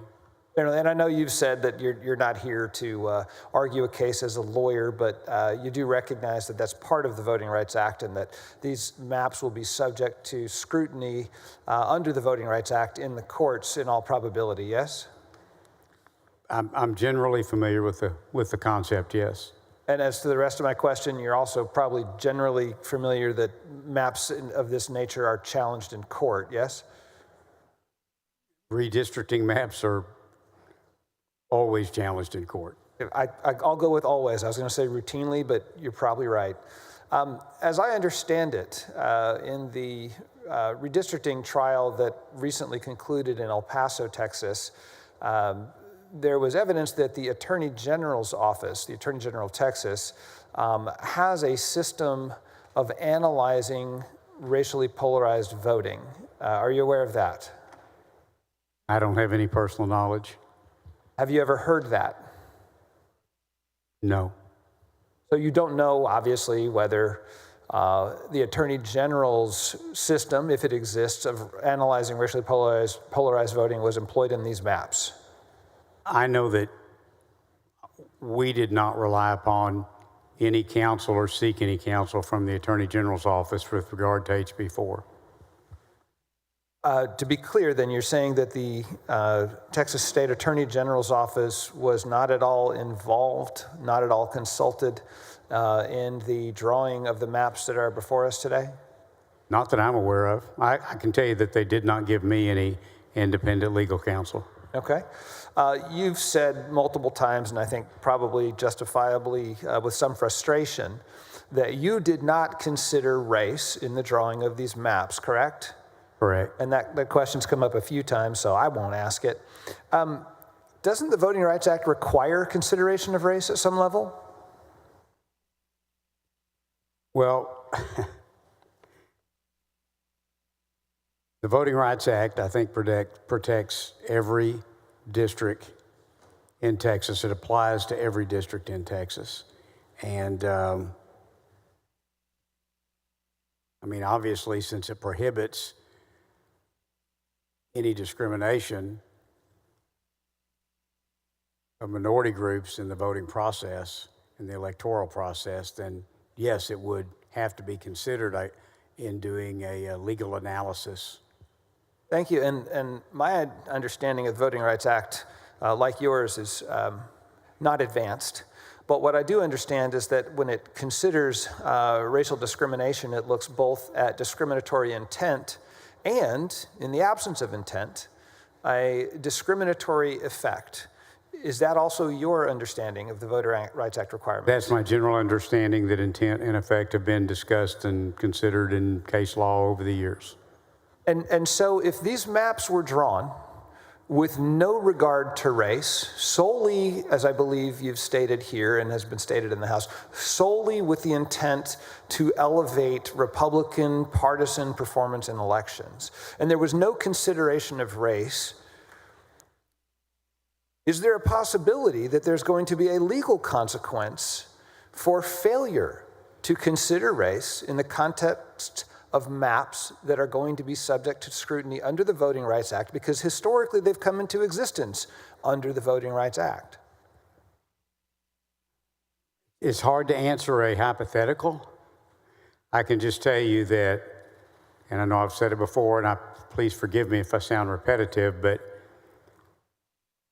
before I considered this map, I asked that it be reviewed by counsel in which I had a high level of confidence to make sure that it was legal in all regards. And I was assured that it was. And that, of course, included all aspects of compliance with the Voting Rights Act. So legally okay under the Voting Rights Act could take us into the gray area of the concept of a coalition district. Are you familiar with the term coalition district? Yes, I generally am. And what is your understanding of a coalition district? And I know we're not law professors here, but it matters. Well, generally, it refers to two groups voting as a single class. Two groups, put in other words, with politically cohesive interests. Would you, fair statement?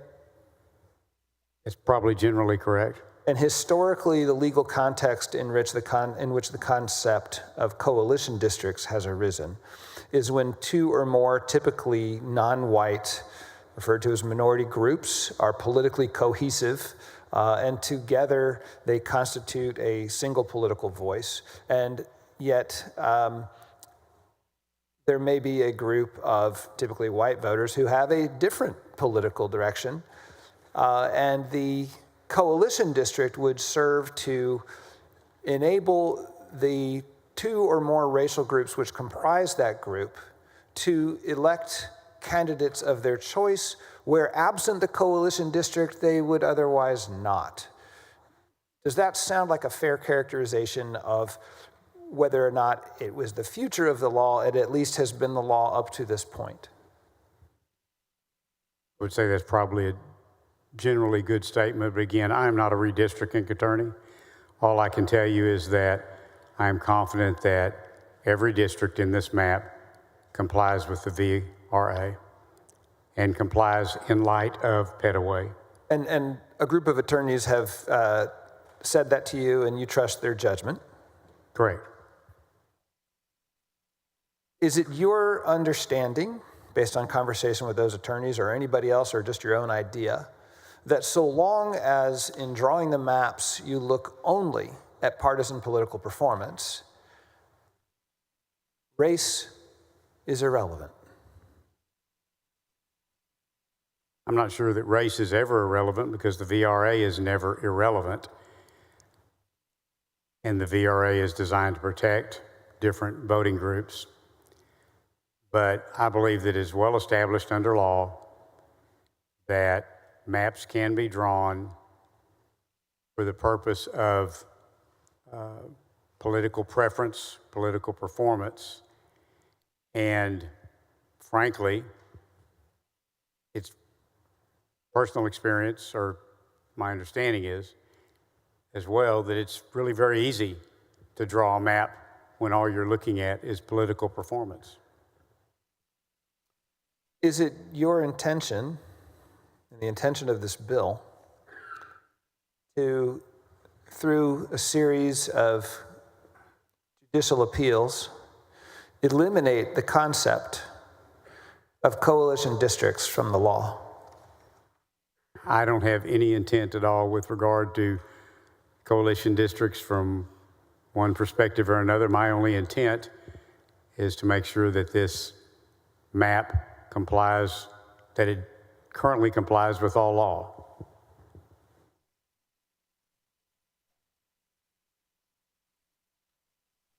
You stated earlier that at least one of the districts under the new maps is more compact. Is it also more politically cohesive? I haven't looked at any racial data. Is it more politically cohesive? How are you defining politically cohesive? Where racial groups, or where actually really just the constituents of that district,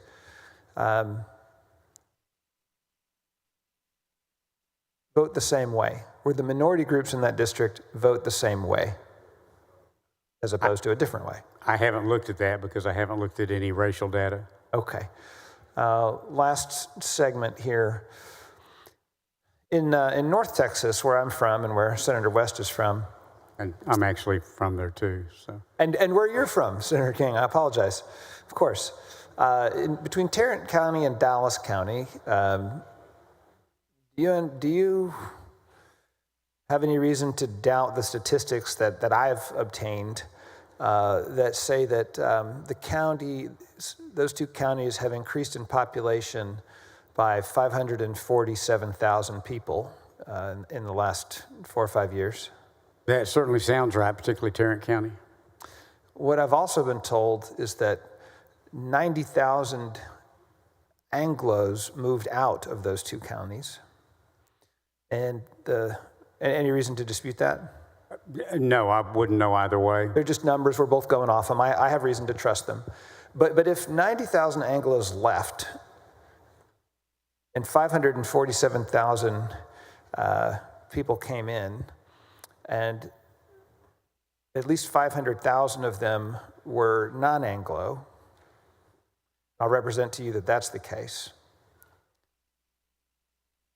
Would we expect there to be more or fewer districts that consisted of a majority-minority voters? So my understanding is that you can only draw a redistricting map off of the preceding decennial census data. And so this map is drawn not off estimates of years since 2020, but it is drawn directly off of the 2020 census data. I just want to understand what you just said, that if you're drawing maps mid-decennial, much as I detest it, you can't use current data? You have to use the decennial data when you're conceiving of the maps? Yes, that's my understanding. Even if the effect is to shift the proportion of representation for a smaller ethnic group in favor of a ethnic group that is shrinking and in the disfavor of an ethnic group that is expanding.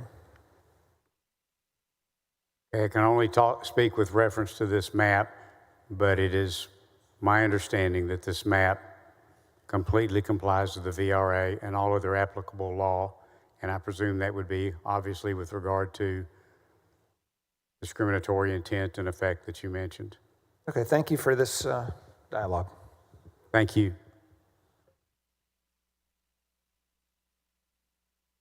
Senator Cook, for what purpose? To ask the author some questions. Do you yield, Senator King? Yes. You recognize Senator Cook. Thank you, Mr. President. Thank you, Senator. Okay, you know, this is my first redistricting process, so I hope you'll bear with me on some of these. But I think it's been pretty clearly established, would you agree, that you did not draw the map? Do you know who drew the map? So HB4, as it came out of the House, HB4 that's before us, I don't have any personal knowledge as to who physically drew the map, no. You know who knows who drew the map? I'm assuming it was a product of the House author and their counsel. But you haven't actually had a conversation with him about that, or you have? I haven't talked to him about that. Okay. So you can't name people who gave instructions for crafting boundaries or any lines specifically? No. Okay. So when did you first see this draft map? I guess it was Monday when it was laid out in the House committee, if I have my days right. So you saw it the same time everybody else in committee saw it, and it was when the messenger handed it to you in committee? Yes. Did anyone on your staff or anything see it before then? They saw it the same time I did. Then how did your legal counsel get it to scrub it? We notified them to go online, take it off the web, pull it down from the website and look at it. And how did you know what the number was and all of that? Well, actually, I want to correct that. That's not correct. We found out about it because the House counsel called our counsel and said there's a new map coming out, and then they contacted my chief of staff. And that was Monday. Okay. So House Counsel reaches out to your council, says, go pull the map, but you guys never even knew what the map number was until it landed on your desk in committee hearing. No, Okay. Nobody that's paid by you. no. Okay.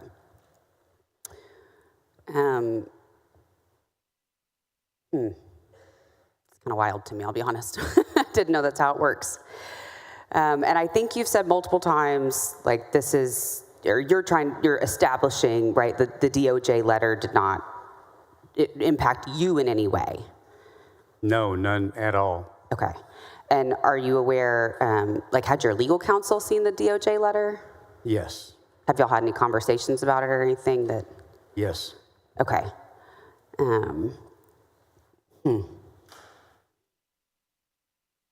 Okay. Let me ask you, because I'm so curious about this too. Which city in Texas is the most racially diverse city? I don't know, actually. You don't know which If I city? was going to guess, without having looked at racial data, just having lived in Texas, I would guess it's probably Houston. Yes, and it's very famously the most racially diverse city in the United States. So, and you've served on, this last session was economic development, criminal justice, education, transportation, right? Yes. Have you ever like polled in your own races at all or seen ever any statewide polling in your political career? Oh, yes. Okay. Did any of those polls have racial crosstabs?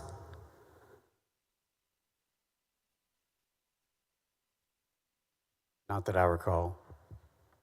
You paid for polling without racial crosstabs? Well, I'm sure they did, but to be honest, I never really dig into the polling.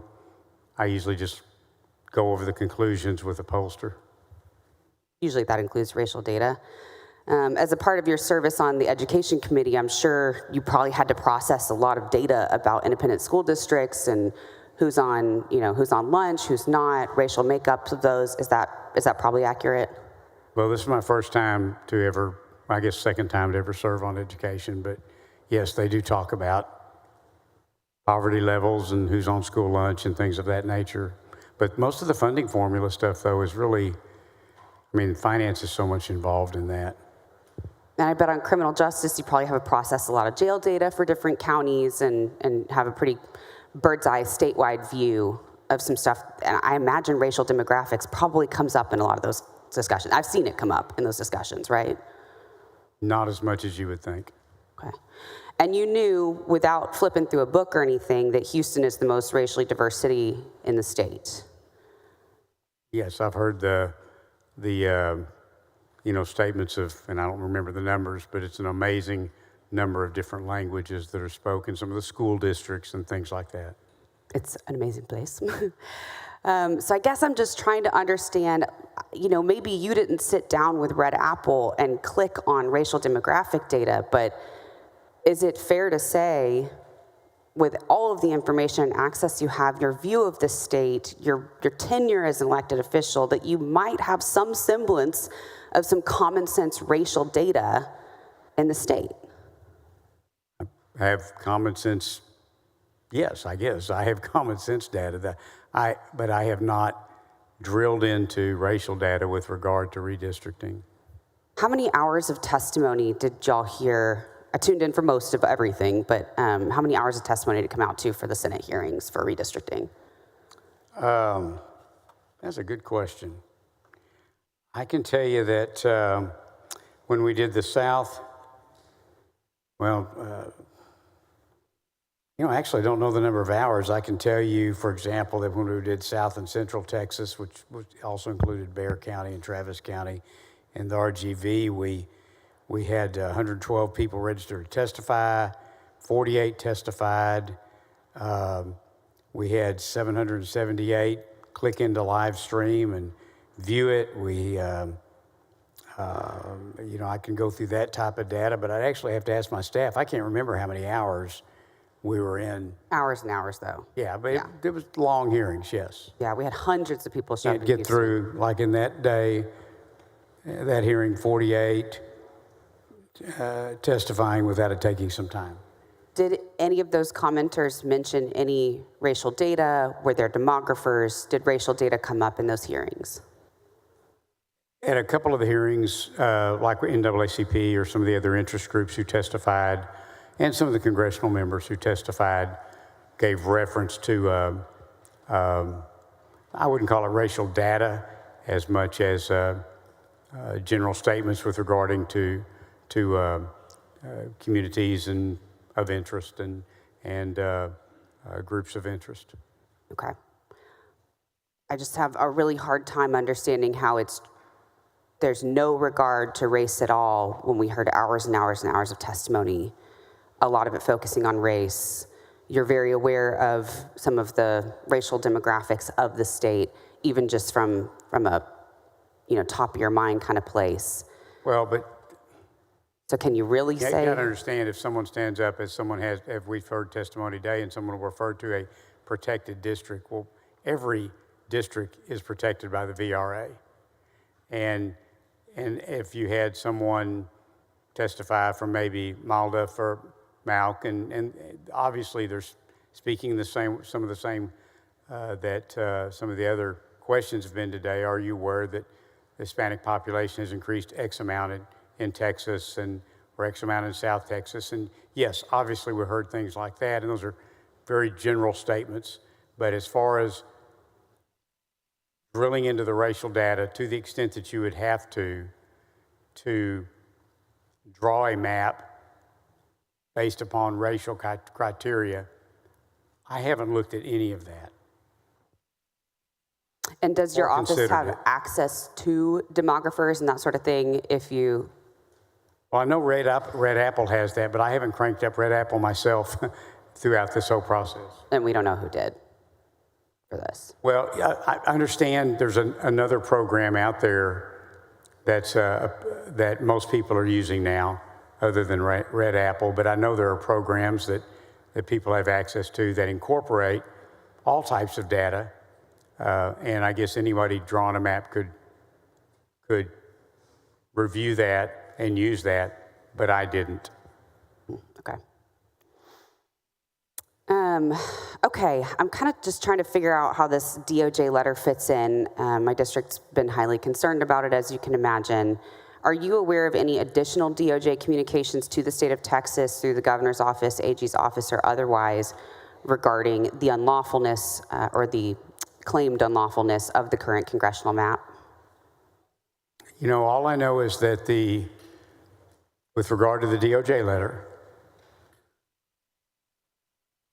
I know that the Attorney General filed a direct response to it with the author of the letter, disagreeing with the findings in the letter.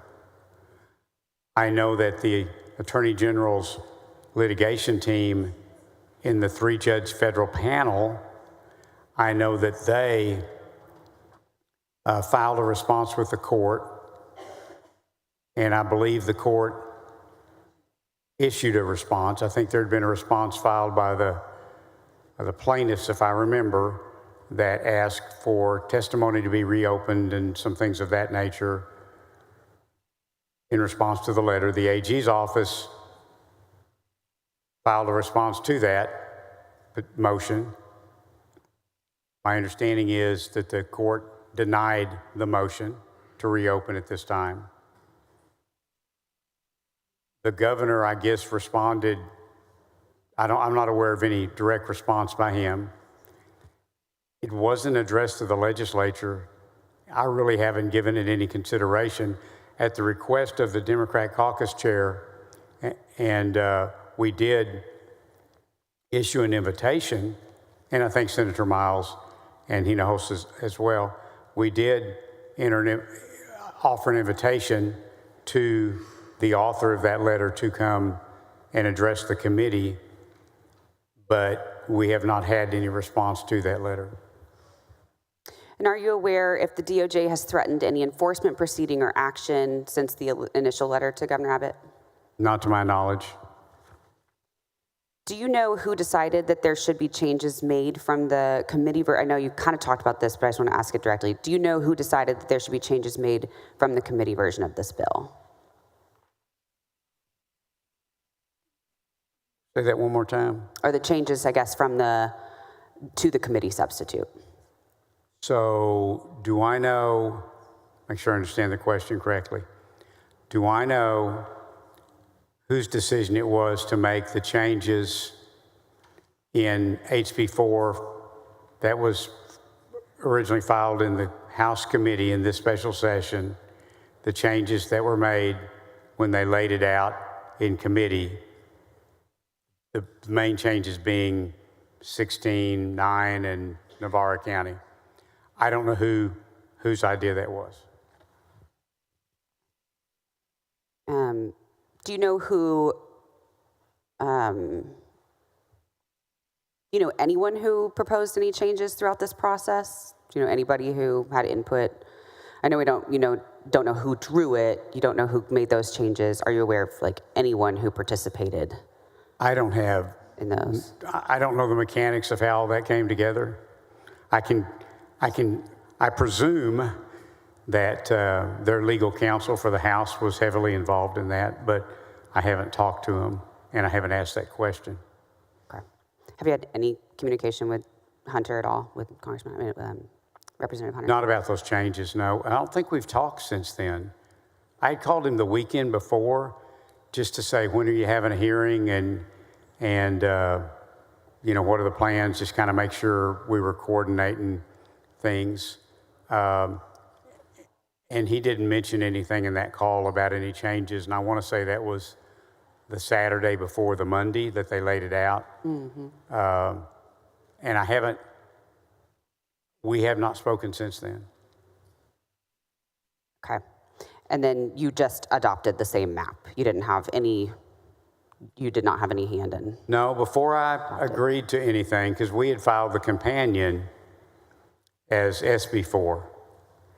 And before I agreed to pick that up as the modified version, I again asked our lawyers to look it over, and before I even looked at it, and make sure it was in compliance and still performed from a partisan perspective. Right. When did you find out that Hunter was making changes, or that changes were going to happen? I found out Monday. When the public found out too, in committee? Yes, as far as I know. Okay. Maybe a little bit before it was laid out. I think it was before the committee hearing. I don't remember what time they had the committee hearing, but maybe early afternoon, Monday, something like that. And have you consulted with the speaker, the governor, lieutenant governor, or AG at any point during these special sessions about the map, the legislative process for considering them, or the characteristics of the maps? Speaker, no. The governor, no. Lieutenant governor, yes, about the process. Okay. And just about the process, those were not conversations about the characteristics of the maps at all? Well, we haven't sat down and gone over a map, but he's in his role as the president of the Senate and my role as a committee chair that he appointed to that position, we've had the same type of reaction that I would characterize as normal and standard between the lieutenant governor and any committee chair on issues that are prominent at the time. Okay, and in your opinion, is this typically how this goes? You've been through a few of these, or... Yeah, this seems like a very typical redistricting process to me, yeah. Okay. I was through it I guess first one was 2001, and then 2003, and then another, and then we've had a series of them, both interim and decennial census since then, so this seems pretty normal. Okay, awesome. Thank you for answering my questions. Thank you.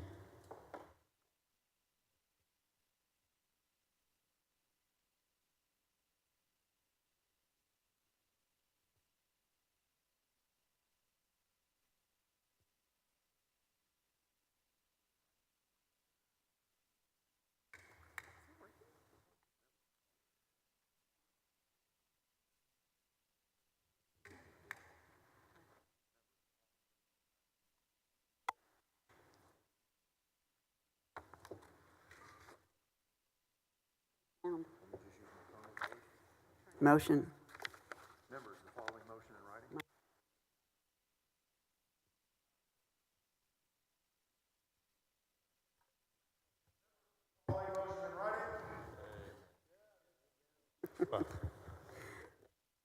Motion in writing. Mr. President, pursuant to Senate Rule 7.12A, the printing rule, I move that the Senate order HB 4 not printed. Motion by King. Members, is there objection? Hearing and seeing none.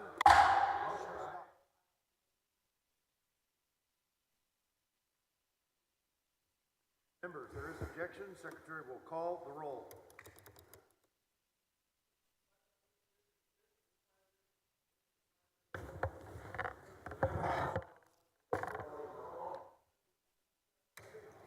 Would you say, Madam Secretary, would you read that motion again?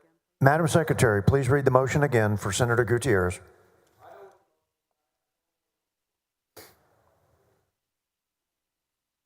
Madam Secretary, read the motion again. Mr. President, motion in writing. Mr. President, pursuant to Senate Rule 7.12A, the printing rule, I move that the Senate order HB 4 not printed. Motion by King.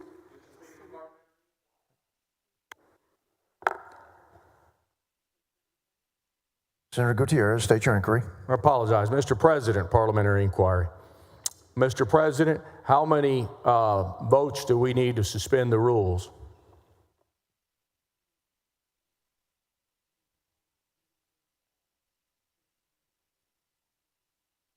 To order the bill not printed is a 5/9 threshold. I'll ask for strict enforcement, Mr. President.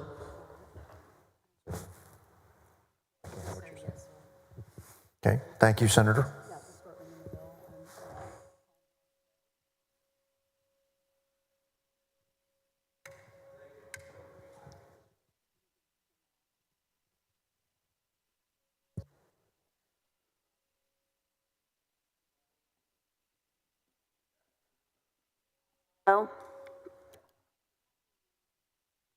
Betancourt, Birdwell, Blanco, Campbell,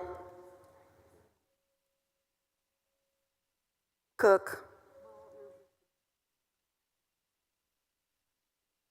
Creighton,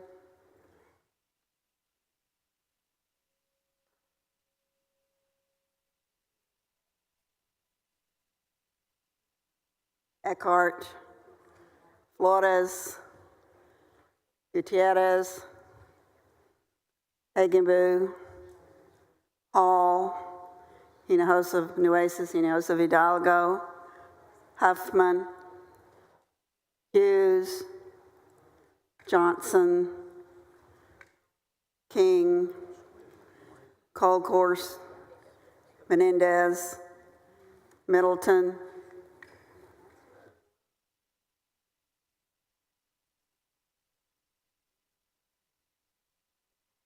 Middleton, Miles, Nichols, Parker, Perry,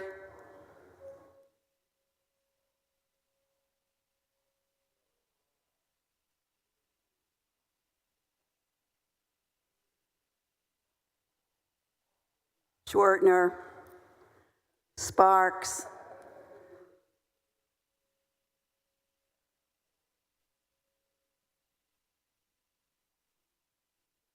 West,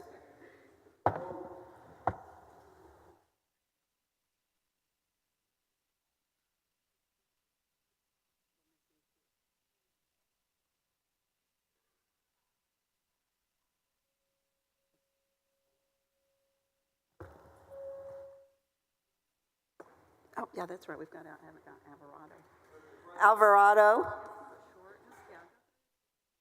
Alvarado. Middleton. Middleton.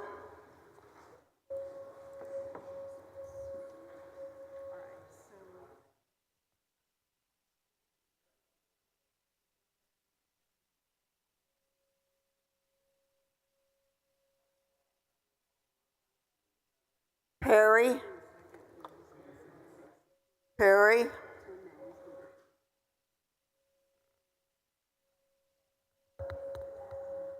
Alvarado,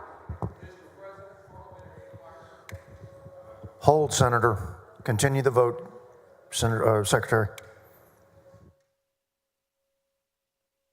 Alvarado,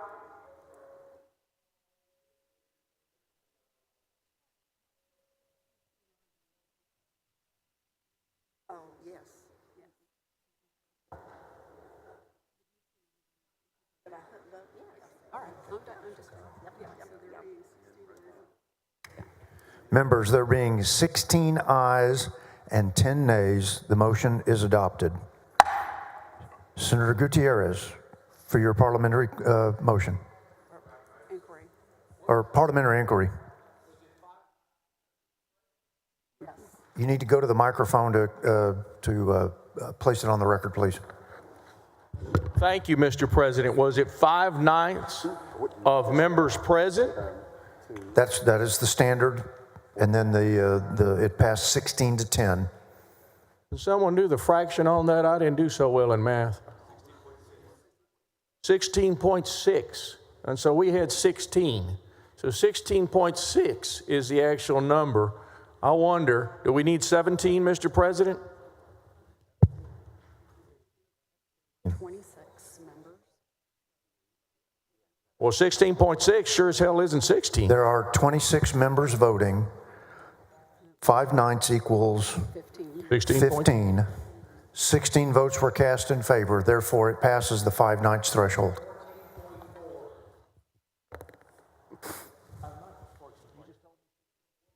I would just say, Senator, I would refer you to Thank you, Mr. President. Senator, I would refer you to the Green Book, Senator, that gives you the thresholds. Thank you, Mr. President. You're welcome, Senator. Okay. questions Okay. on the bill. Members will continue with questions on the bill. Senator West, for what purpose? Thank you very much, Mr. President. Questions of the author? Do you yield, Senator King? I do. You recognize Senator West. Senator King, Senator West. how are you doing today, sir? Very good. You know, before I get into questions, I just want to talk a little bit about your background. Correct me if I'm wrong about this. You are an attorney. Yes, You've served as Justice of the Peace. I did. You are a former police officer, Yes, sir. and you were a police officer for how long? I was with Fort Worth full-time for about 15 years. And you achieved the rank of, you achieved the rank of what at the police department? Captain. Captain. And just as importantly, you spent a significant part of your time in the African American community of Fort Worth, is that correct? Yes. What did you do in that community, sir? Well, in the sense of, I kind of grew up in the next door to that area. Right, and you had, I went to Eastern, if you know the area, I went to Eastern Hills High School, grew up in Handley. First house Terry and I bought when we married was in Handley. but would it be a fair statement to say, sir, that you are very familiar with the African American community? You know, I'm sure there's a tremendous amount about the African American community that I do not know. Okay, would it be a fair statement to say that you know about the African American community then? I'm sorry, would you repeat that? I Would couldn't it be a hear. fair statement to say that you know some things about the African American community? Well, I know I have friends, good friends that are African American. So it would be a fair statement then. So it would be a fair statement then, right? I don't know what your measuring stick is there. Well, I'm just saying, is it a fair statement that you know something about the African American community? That's a yes or no answer. The best answer I can give you is I do my best to represent my district. I do not know everything about the African American community. You've already said that. But I was some things about that. I served as a police officer in that district almost all those years. Did you ever go to any of the churches in the African American community? Interacted with a lot of pastors. I had African Americans in churches I attended. Did you ever go to any churches in the African American community that you represented as a police officer? Well, hold on. How do you find communities of interest? I think it's a very broad term that is really in the eye of the beholder. I think it can be everything from a economic district to a transportation district to a water district to a old historic community to a church group, for that matter. For purposes of redistricting, how do you define communities of interest? Well, I think I just did in part. It can also be school districts and counties and cities and portions of cities. It can be a river basin district. We've talked a lot about the flood areas this time. Those flood regions can be a community of interest. Would you agree with me that there can be rural communities of interest and urban communities of interest? And suburban. I'm sorry? And suburban. And suburban. So you would agree with me then? Yes. Now, are urban communities of interest the same as rural communities of interest? Well, I would say that they have overlapping interests, but they may not be identical. Would you agree with me that urban communities of interest have little or no real commonality with the rural communities of interest? No, not at all. All right. Let's talk about this legislature. Let's talk about health care. Would you agree with me that over the years that you've been here as a part of this body, that we've had issues with having rural hospitals, funding rural hospitals? Yes, that is a continual concern. And that's a rural issue, is it not? It is one rural issue, yes. Okay, we're going to get down to others too. Okay, but that is a rural interest. It can be in some areas, for sure. I mean, in the state of Texas, it is an issue that we've grappled with here in this legislative body, correct? It is in some rural areas, yes, absolutely. Okay, so we're talking about healthcare as a community of interest matter. Okay, so as it relates to having hospitals in urban areas, do we have the same issue in terms of funding hospitals or closing of hospitals in rural area, in urban areas that they have in rural areas?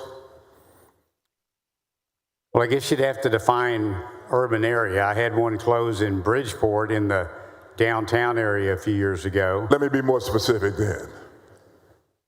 In Congressional District 33, as it's right now composed, do we have any urban hospitals in Congressional District 33? I do not know the answer to that. Do you represent Fort Worth? I represent parts of Fort Worth. Do you represent the Stop 6 area? I do have Stop 6. Do you represent John Peter Smith Hospital? I do. Where's John Peter Smith Hospital located? 1500 South Main. What congressional district?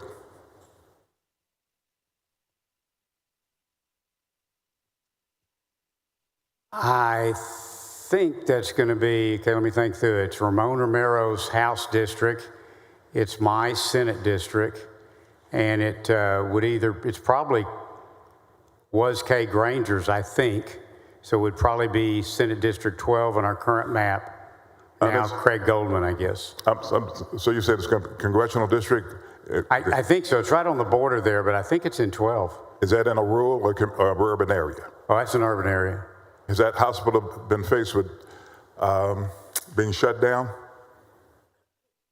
Well, it's a county hospital, so I don't think it's ever going to be shut down, but it does always has financial struggles. Now, I guess it was St. Joe's that's right across the street from I'm not talking about St. Joe's. I'm talking about let me finish. John Peter Smith. I am, but I'm just saying it was, if I recall correctly, St. Joe's, which I think is 1400 South Main, that did close some years ago. So let me go back to John Peter Smith. John Peter Smith has not had the same issues of closing down that rural communities have, hospitals have. Isn't that correct? It has not closed down, that is correct. Okay. So continuing with the communities of interest, and I'm not going to go too far down this road, as it relates to schools? Do we have the same issues in rural communities without schools as we have in our urban communities? And if so, what are they? What are some of the same issues? Yes. Well, the same issues are making sure that you have a good quality of education, dealing with the curriculums, the funding formulas, the security is a common issue, attracting teachers, retaining staff, training of teachers, disciplinary actions within the schools. Those are all. You hit the nail on the head, okay? You hit the nail on the head because I wanted to focus specifically on teachers. Now, you've been here several sessions. Has there not been a determination by this body that rural communities were having problems getting teachers in their communities? Has there not been a problem with that? More so, I would say that they've had difficulty paying their teachers at a competitive wage. That's exactly right, and that's why they've been having problems attracting teachers to rural communities. Did we not, as a legislative body, in the Finance Committee, the Education Committee, say that we needed to do something for rural communities in order for them to be able to attract and pay teachers? Did we not make a difference between teachers in urban communities and rural communities? So I don't believe we framed it as rural and urban. We framed it as small districts and large districts. Okay. And the pay incentive differential was based on the size of the district. Okay, then Student body population. let's go down that rabbit trail. Would you agree with me that the smaller districts are, for the most part in the state of Texas, located in rural communities? Well, a lot of them are, yes, absolutely.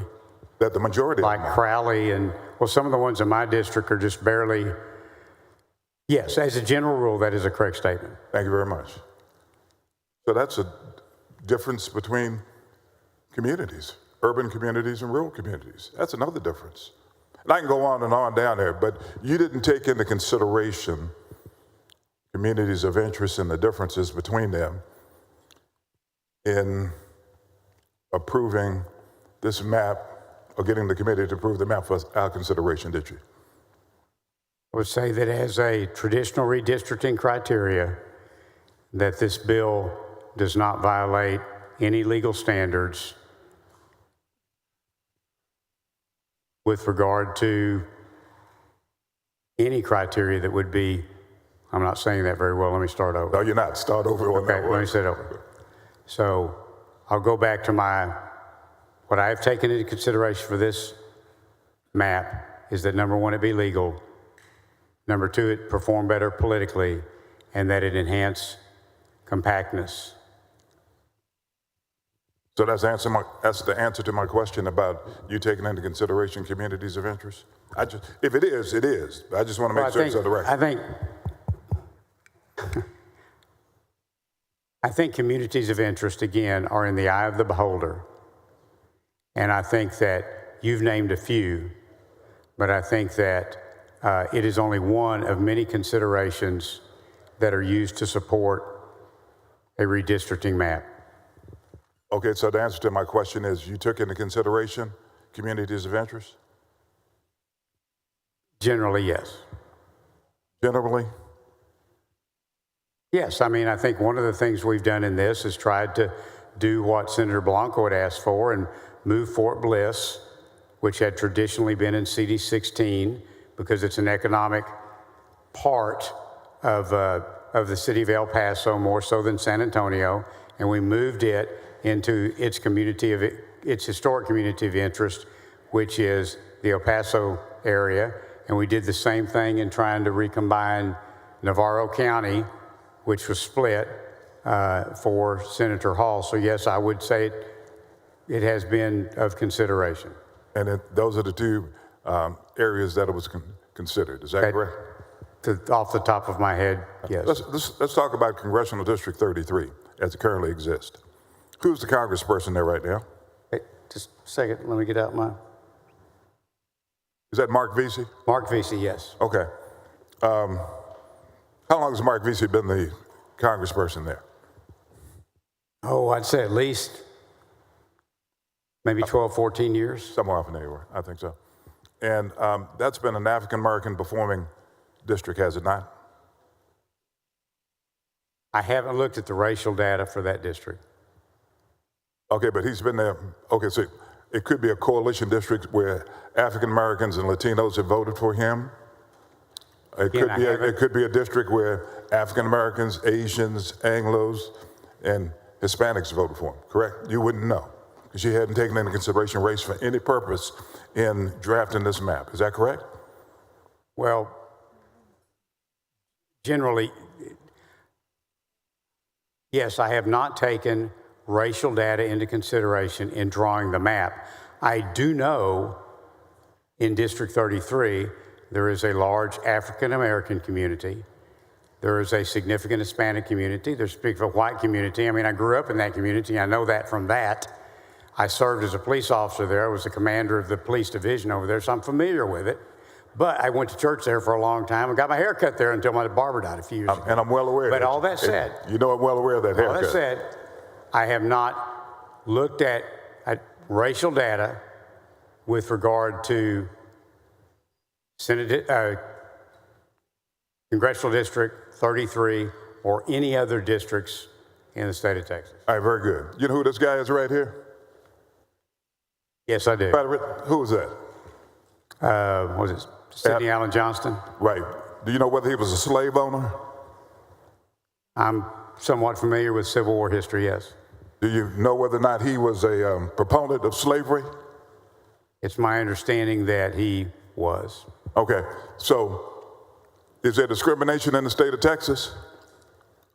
I think there's discrimination of all types everywhere in the world, and certainly in the United States. So there I think we've made a tremendous improvements in that, from my opinion.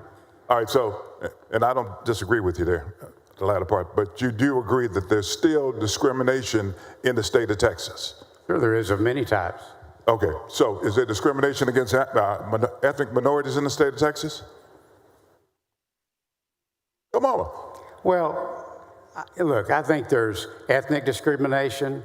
I think there's religious discrimination. We are fallen people. I'm only talking about ethnic minority discrimination. I am highly confident. You watch TV just as I do. You have people you know that are prejudiced just like I do. But I do not believe that is predominant in the state of Texas. All right, let me ask this question. Are there issues that come to the legislative body, listen to this very closely, that minority legislators bring to this body and ask for support because we believe that it's in the best interest of our community? Are you familiar with any legislation that comes to the floor or to committees? I believe we all bring unique backgrounds to the floor experientially. Okay. And we exercise those, and we try to do it in the best interest of our constituency and of Texas. So the answer to my question is, all of us bring those types of issues to this body? Is that what you said? That's the response, correct? I'm just trying to understand what your answer is, sir. That's all. My response was that all of us bring different backgrounds and interests to this body. I think we all try to do the right thing. I think we all, I believe we all in this room are appalled at any level of racial, any level of ethnic, any level of religious prejudice. So if indeed there's a track record of ethnic minorities in this body, the Senate, jointly bringing legislation to the floor that specifically impact communities that they represent that may very well be predominantly African American or Latino, that legislation is not given a hearing or voted down. Is that an indication of discrimination? You're going to have to be more specific. That's very much a hypothetical. Okay, I'm gonna leave the hypothetical on the table right now, okay? But let's talk about case law that you considered, if any. It's my understanding that you depended upon a map. Well, let me back up. It's my understanding, based on the arguments that have been made or the debate that's been had, is that you looked at legality, you looked at compactness, and what other factor did you look at? I'm sorry, could you repeat that? In terms of bringing this map to the floor, you took into consideration about 3 criteria: legality, compactness, and what else? Partisan performance. All right. Let's talk about that for a little bit. It would be a fair statement to say that the predominant factor that you took into consideration is partisan participation. That be fair? That was the dominant factor that you considered in. No, the primary, okay. The top consideration was that the map comply with the VRA and that it be legal in all other applicable regards. And then the secondary goal was to try to make it perform better for Republican congressional candidates. That was the secondary goal. Okay. Now, you're telling the court, because this is going to court, that you made certain that you didn't look at specifically whether or not this was legal. You relied upon map drawers in order to tell you that. Is that correct? No, that's not correct. Well, tell us what you did to make sure it was legal. Can I finish the whole answer? Absolutely. Okay, thank you. You're welcome. Some years back, I had to have some very sophisticated real estate work done. I'm an attorney, but I'm not a real estate attorney. So I went and hired, and unfortunately paid him a lot of money, that wasn't my law firm. to a very good real estate attorney. I probably should have gone to you, but I went to a very good real estate attorney. I am not a redistricting attorney, but my number one objective was to make sure that we passed a map that was legal. So we did a nationwide search and tried to find a firm that had substantial redistricting experience. We did, Baker Hostetler. They have decades of experience in it, great references.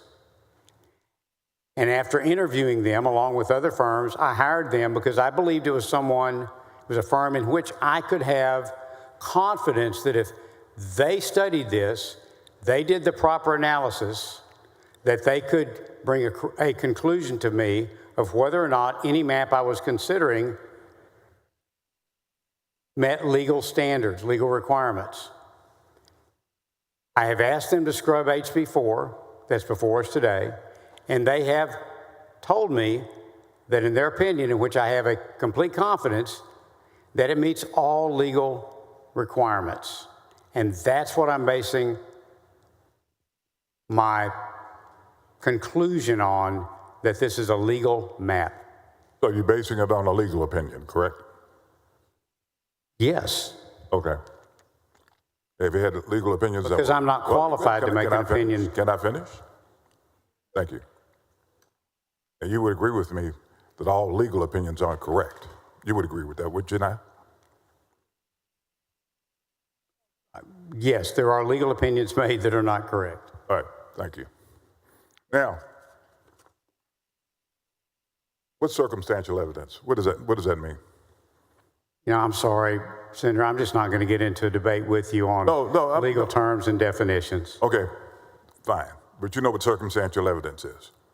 Yes. Okay, now, isn't it strange that the Department of Justice letter addressed to the governor, the attorney general. It was on July the 7th, 2025. And then we have a special session where the governor, is one of the items that he puts on the call is redistricting. Do you find that to be just a matter of coincidence? Strange? The coincidence being that the governor put redistricting on the call after having received a letter? Right. I haven't had any conversations with the governor. I don't know what his motivation was. I don't know if he had decided to do that before or after he received the letter. I just know that he placed redistricting on the call. Okay. Isn't it strange that Donald Trump asked for 11,000? No, that wasn't. He asked for 5 additional seats, Republican seats, here in the state of Texas before the letter went out. Isn't that strange? And then the letter goes out, this letter, and then our governor puts on the redistricting on the special session call, redistricting. You don't find that to be a coincidence? I don't find it to be relevant to HB4 that's before us I didn't ask you today. whether or not it was relevant. I just asked you whether you thought it was a coincidence. I don't have any personal knowledge of that. You have no opinion, in other words, correct? All right. Well, my opinion wouldn't matter. It matters to me. So, since it matters to me, what is your opinion? I don't have an opinion. You just said you had one. But anyway, we'll go on. When you look at some of the case law, and you said you're not getting into the case law. I understand that. But let me ask you,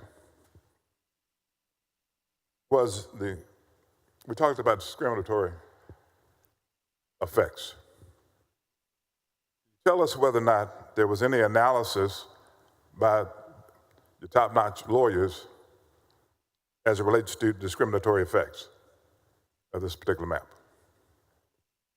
My instructions to them were that they be exceptionally thorough in scrubbing this map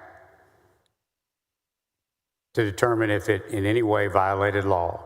Obviously, discriminatory impact effect are part, the VRA is there to protect against such things, right? And I am very confident that they did a very thorough analysis, and their report to me, and I have confidence in that analysis, is that this map complies with all applicable law. And the fact of the matter is that you hired them as an attorney, is that correct? Sorry? You hired them as attorneys. Yes, because I'm not qualified to make those determinations. Sure. So any conversations between you and them would be privileged, correct? Yes. So they wouldn't be able to testify in terms of what they actually did in terms of developing these maps, correct? That's probably correct, yes. That's probably correct? Well, under a general rule of privilege, yes, it would be. So then the reality is that you're assuming that they did a discriminatory effect analysis, correct? I'm confident that they did all analysis as necessary as extremely experienced redistricting attorneys to decide if this map meets legal requirements. Let me ask you this question. You're familiar with the Texas Legislative Council's guidance and redistricting rules, are you not? It's been a while since I've read that publication, but yes. You consider the Texas Legislative Council to be an authority on redistricting? Not particularly. Why? Well, I'm not saying they have a lot of functions. I say they have a working knowledge of it. They obviously put out that publication. They help draw amendments for parties. They help draw maps for members. Whether they're an expert or not, I don't know. Have you ever utilized their services? Yes, I've had them draw amendments in the past, and you've had them also help you draw maps, is that correct? Not in a long time. No. I'm not in a long, all right, define long time. 20 years. It's been 20 years since you've utilized their services. Well, since I actually sat down and said, I would like, I'm not actually sure I've ever had them draw a map, because when I was filing a bill that was a full map before, I had used somebody independent to help me.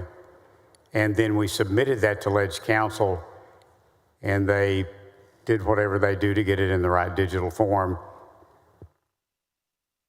Are you aware of any instance where the legislature has deviated from the Texas Legislative Council's guidance during the redistricting cycle? Say that again.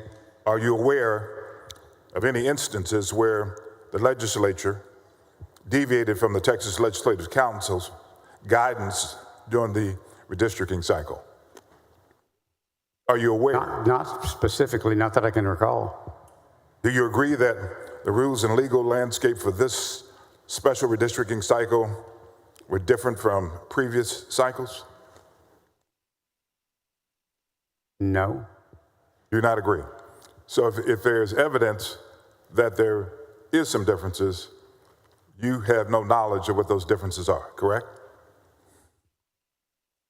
And I'm sorry, Senator, I'm not trying to resist. I'm just not sure I really understand your question. So do I think there's been differences? Can you say that again? In terms of the use, and I'm sorry, there may very well have been the way that I asked the question. Let me just ask the 4 or 5 questions. You know about the Texas Legislative Council to be an authority on redistricting. Your answer to that question is? I believe they have attorneys over there that have a working knowledge of redistricting. Do you believe their guidance should be followed during the redistricting process? I don't think we're under any obligation to follow their guidance. I did say whether, do you believe it should be followed? No is the answer to that question? I do not have any attorney-client relationship with them. Personally, I only follow legal advice of someone I have an attorney-client relationship with. So again, the answer to the question would be no. Are you aware of any instances where the legislature has deviated from the Texas Legislative Council's guidance during the redistricting cycle? You're not aware of it? I have no knowledge either way. Okay.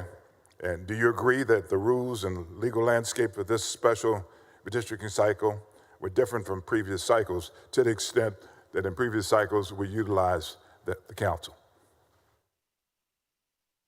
I don't have any knowledge of that either way. But to the extent that we utilized them in previous councils, previous redistricting cycles, it would be different. Because again, I just have no personal knowledge of that. Okay, but to the extent, comma, okay, we utilized them in previous redistricting cycles, you didn't utilize them this time around, correct? I know they had to take this map at some point and put it into Ledge Council format and drafting the bill off of that. But if that's what you're referring to, that's, to my knowledge, that's the only input they've had, at least with me, in this process. Okay. Now, a few more questions. You didn't consider race. Secondarily, you wanted to make certain that Republicans got an additional advantage in the state of Texas, regardless of the impact that it had on other communities. Now, I haven't said that, I'm sorry. Oh, you didn't say that, I'm saying that. Okay. Would you agree with me that most ethnic minorities in the state of Texas voted for Kamala Harris for President of the United States? I don't know if that's, I just don't have any, you're asking me in a setting like this to give answers that I have knowledge that I can back up. From an anecdotal statement, I suppose that's true. I'm sure I've heard that in the media and other places, but I haven't looked at who people voted for relative to their race. Okay, that's fine, okay. But to the extent that I've looked at it, and others have looked at it, you would not be surprised that most ethnic minorities in the state of Texas voted for Kamala Harris as the President of the United States and voted for Trump as President of the United States. Obviously, those are the only two choices they had. If you say that's correct, I'll take your word. All right, thank you. Would you also agree with me that when you begin to look at the secondary aspect of your goals in terms of getting more Republican seats, that those persons in the districts that are in this DOJ letter and others have been cracked out of their districts and communities of interest into Republican districts? Did you know that? I have specifically asked my legal counsel if anything in HB 4 was the product of packing or cracking a minority district, and I have been told that it is not. Okay, so if for some reason, so you've been told that, have you looked at it? I have not. Okay, so if you hadn't looked at it, then you're telling us that you have depended 100% on what people have told you as opposed to listening to what they've said and then going back and verifying yourself. I think it was Ronald Reagan says, trust but verify. You didn't verify that? Just like you, I am not qualified to make a jingles analysis. I didn't ask you whether you was qualified to make a jingles analysis. It's exactly what you asked me. No. Let's not get off on that. Don't put words in my mouth. I'm not trying to. I'm just asking you to answer the question. Did you go back and verify? I have the highest level of confidence in the counsel that we've engaged. And I also am aware that the House counsel, who have extreme experience in redistricting, they came to the same conclusion. Let me ask the question one more time. Did you go back and verify anything that your high-dollar lawyers told you about the legality of this map, specifically whether or not minority communities were cracked? Neither I or you or anybody in this room is qualified to do the type of analysis that it takes to determine packing or cracking relative to a redistricting map. How do you know that? That we're not qualified? Because I know all of you.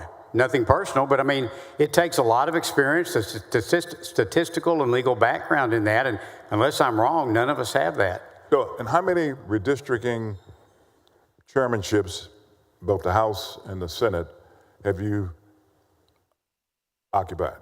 One in the House and one in the Senate. How many redistricting committees have you been on in both the House and the Senate? Well, I guess, I don't know, 2 or 3 times in the House. 2 or 3 times? Yeah, I kept getting busted when we'd have different speakers, but so I guess 2 times in the House and then this turn in the Senate. So you have working knowledge of the concepts of redistricting. The concepts, yes. But you have no working knowledge of how the concepts actually should be applied. I don't have the expertise to do a jingles and similar type analysis. Let me go back. So you have no expertise and you did not do any analysis on packing and cracking, correct? You depended upon the opinion that you received or opinions that you received, correct? I relied upon the expert opinion of my counsel. So therefore, if their opinion is wrong, then as it relates to cracking and packing, this map should fail, should it not? If their opinion was wrong, I know there's going to be lawsuits filed, they're already being filed, then that's a process that they're going to go through in court to determine, but I have the highest confidence level that this map is legal. I don't know what else to say about it. I've asked and answered this so many times. Oh, okay, well, you go several more times, okay. Because again, this is it's going to be the same answer. You know, but that's fine, and it can be. I don't have a problem with that, but just like you have a right to sit up here and defend your map, I got a right to ask you questions about it because it impacts my community. Fact is, I asked you about this man right here, a slave owner. Since the Civil War, African Americans have been able to work with different persons in the legislative body to get, and the courts, in order to get 4 African American representatives in Congress. What your map does is it reduces it to 2. That's what it does. I call that retrogression. That's what it does. And then when you begin to look at communities that have been discussed by Senator Zaffirini, Senator Hinojosa, and others, we say we have developed other Latino districts, which is a force. Because just as you said, that's kind of based on CVAP. That's what you said. And that is the least liable numbers to rely upon. So you put Hispanics in a position where a Republican can run in that particular district and win. You take away 2 African American districts, one in Houston and one in your county, Dallas County. And you take, your consultants, take away population in Congressional 33 and put it in rural communities where they have no common interests at all. And for some reason, you can't see that. I thought specifically you'd see it in Tarrant County. There's no way in the world that people, hopefully one day it will be, there's no way in the world that people in 33, and I'm not in Tarrant County, a little bit, but not a lot. But when you look at 33,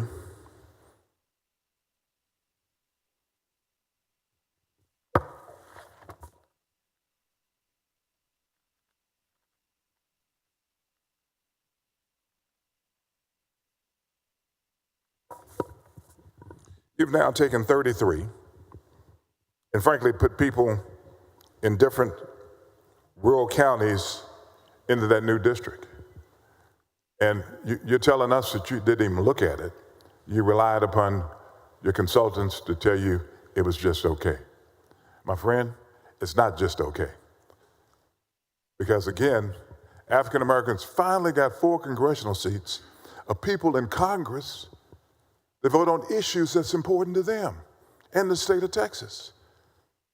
They're losing 2 persons to do that now. And you may very well sit up and say that if this map stands, the new congresspersons whose districts they'll be in, representing less than 10% of their interests, will make certain that their issues as a community of interest are taken care of. But when you do an analysis of potential congresspersons that would represent them and look at their voting record, you'll see that that is not the case. But again, it's a legislative body, and we have to go through this. A couple of more questions.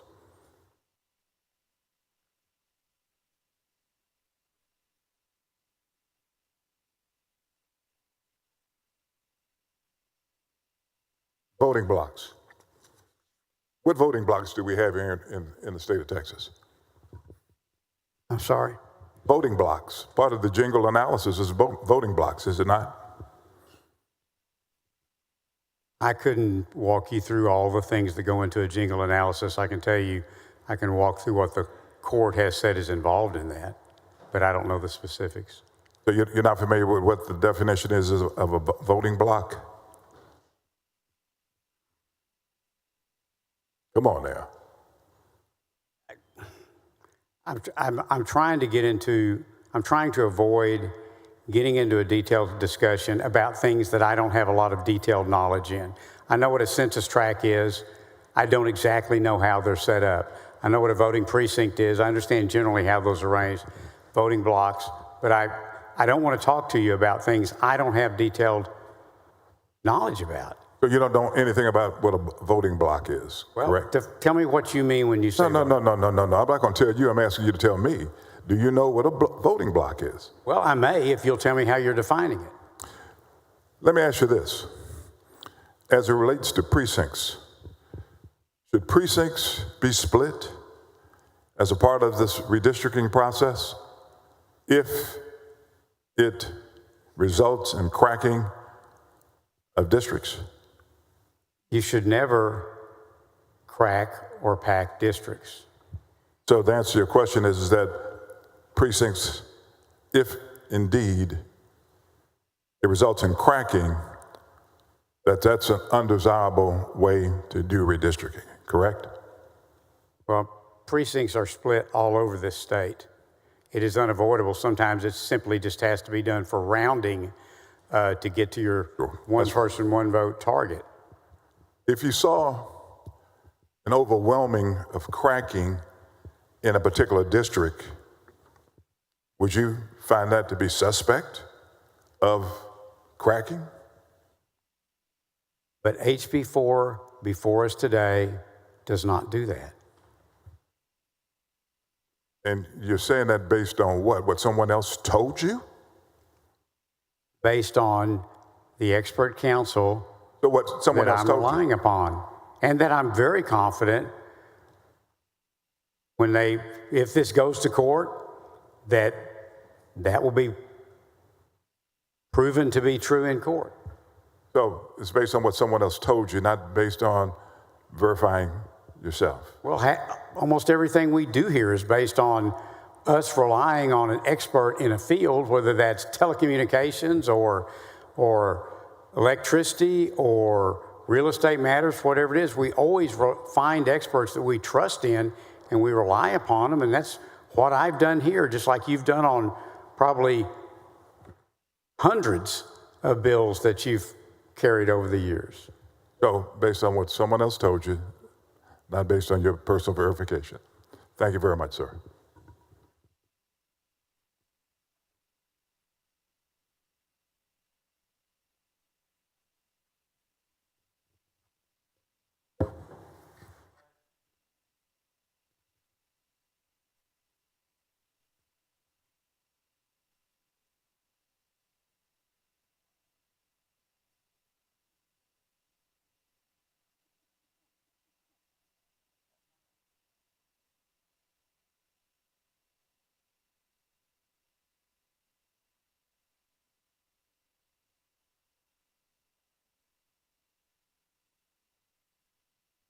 Senator Miles, for what purpose?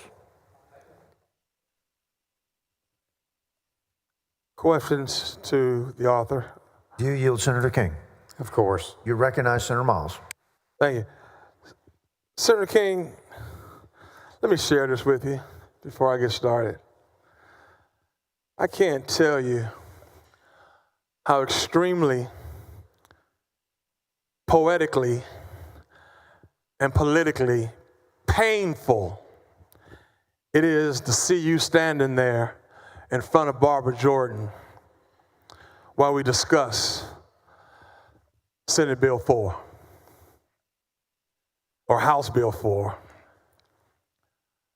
Senator King, I disagree with the first thing that you said when you got on the floor this morning, that this is not a courtroom. Because it is a courtroom. It's the people's courtroom. It's where they send us to pass policy, make laws, to protect the citizens of Texas. As my colleagues always say, this is Texas, and we're here to protect Texans. Unless for the last 27 years, it was black Texans or Hispanic Texans trying to vote. Senator King, you and I have been doing this now for almost a month. I don't think I have to explain where I stand, and I don't think I have to ask you where you stand, Senator King. This is it. There's no more committee hearings. It's just you and I out in the open, on the open floor, letting it all out for the people of Texas and the nation to see and hear. But I do have some questions that I don't think were adequately answered in committees, plus a few more that I think will shed some light on the whole rigged districting situation. So I would appreciate it if you would bear with me, Senator King. Senator King, are you aware that Harris County has the largest black population of any county in America? You have told me that, yes. Well, let me give you some more information. According to the 2020 census data, which you claim was used for these maps, Harris County has a black population of 900,000. That population by itself is larger than the population of Wyoming, Vermont, Alaska, and North Dakota. Fort Bend, which is part of Harris County, which is right outside Harris County, but part of what we call Houston-Harris County, Fort Bend, has a black population of 170,000. Together, the black population with Harris by itself is larger than the population of 6 states in this country, colleagues. 6 states in this country. Seeing that this is the largest population, how does your plan affect the black communities of Harris County and Fort Bend County, Senator King? Well, as I've said before, I did not take racial data into consideration with regard to this map. I can tell you that the greater Houston area will perform with regard to CD9 better politically for a Republican candidate. I do not know who's going to run for office in any of the districts, and I can't project whether they would win or lose. And I'm glad you mentioned CD9.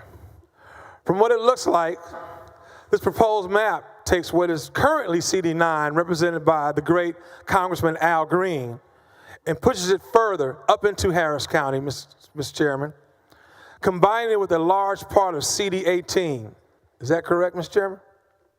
Yes, and it also extends it over into Liberty County. Mr. Chairman, did you perform any analysis to determine if under the current enacted plan, black voters could elect their preferred candidate in current CD18?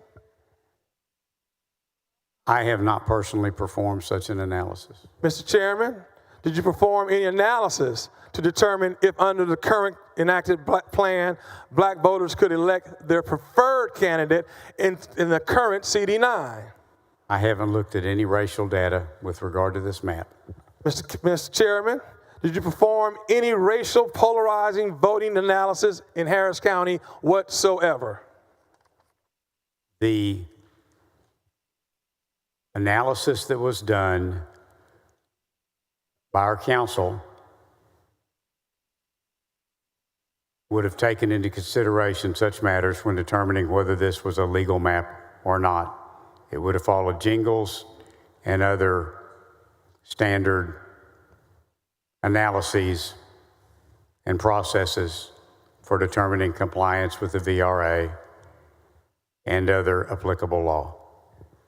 So should I take that as a yes or a no, Mr. Chairman?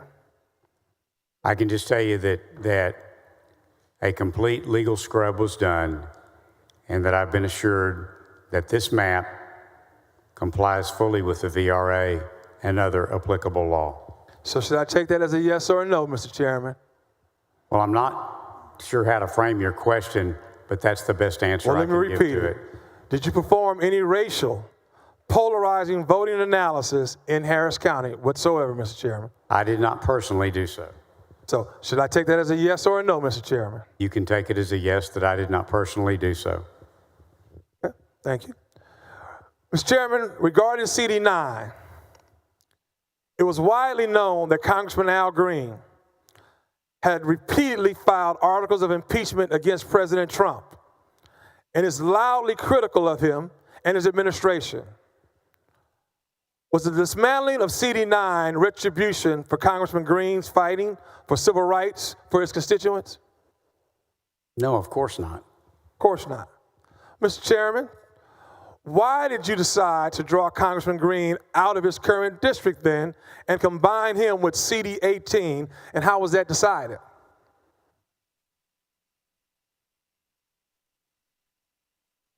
I actually don't know how the final decision was made in that.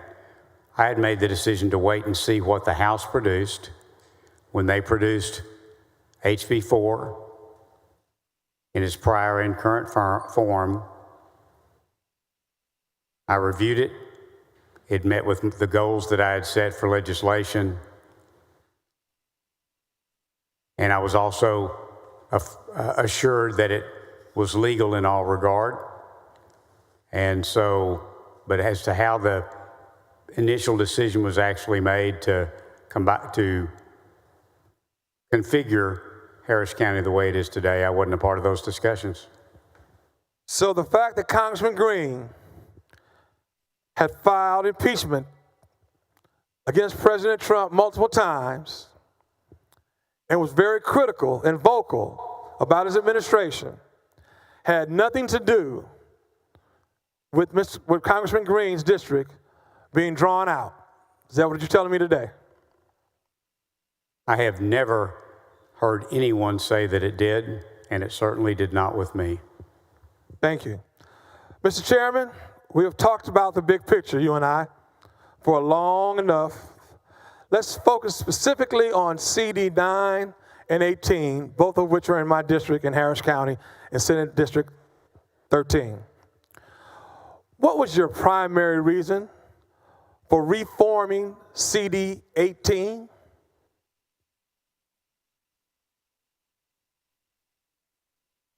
Well, the primary purpose for reconfiguring that region was to create a district that performed better for a Republican candidate, and CD 9 meets that criteria in the proposed form. In the proposed form. Mr. Chairman, were you aware before that CD 18 was one of the largest African-American congressional districts in the country? I was aware that CD 18, though vacant now, has previously had African-American representation. And were you aware that CD 18 was one of the largest Democratic boxes in the entire country? No. Are you aware that under the current congressional map, Mr. Chairman, that 49.1% of the population in Fort Bend portion of CD 9 is black? And under the new maps, 48% of the Fort Bend portion of CD 18 is now black too. No, I have not looked at any racial data. If you look and took existing black population from one district and packed them into an existing black opportunity district, how is that not redistricting based on race? I'm assured that this map, as currently proposed, does not pack or crack any existing districts. Mr. Chairman, I want you to know I thoroughly disagree with you because Senate District 18, Congressional District 18 is more than packed. Senate District 18, Senate District 9 was cracked. Senator, in 2024, ABC News did an exit poll for the presidential election in Texas. 80% of African Americans identified as Democrats, Mr. Chairman. In this case, race and partisan advantages are one and the same. Under the VRA, you don't have to intend to discriminate, you just have to discriminate based on race. Do you understand that, Mr. Chairman? Yes. This is Harris County portion of new CD 18 now. The new CD 18 has a total population of 272. The total black population of Harris County is 907,000. How can you say that packing CD 18 was not racially based when around 1/3 of the largest black population in the country is located in one district, Mr. Chairman? 1/3 of the black population, okay, is located in one district. How can you say that's not packing? I've been assured that that does not meet the legal requirements for packing. Okay, maybe not meet the legal requirements, but I want you to understand what I just said. CD18 has not racially based, when around 1/3 is not racially based, as you say, but around 1/3 of the largest black population in this country is in one district.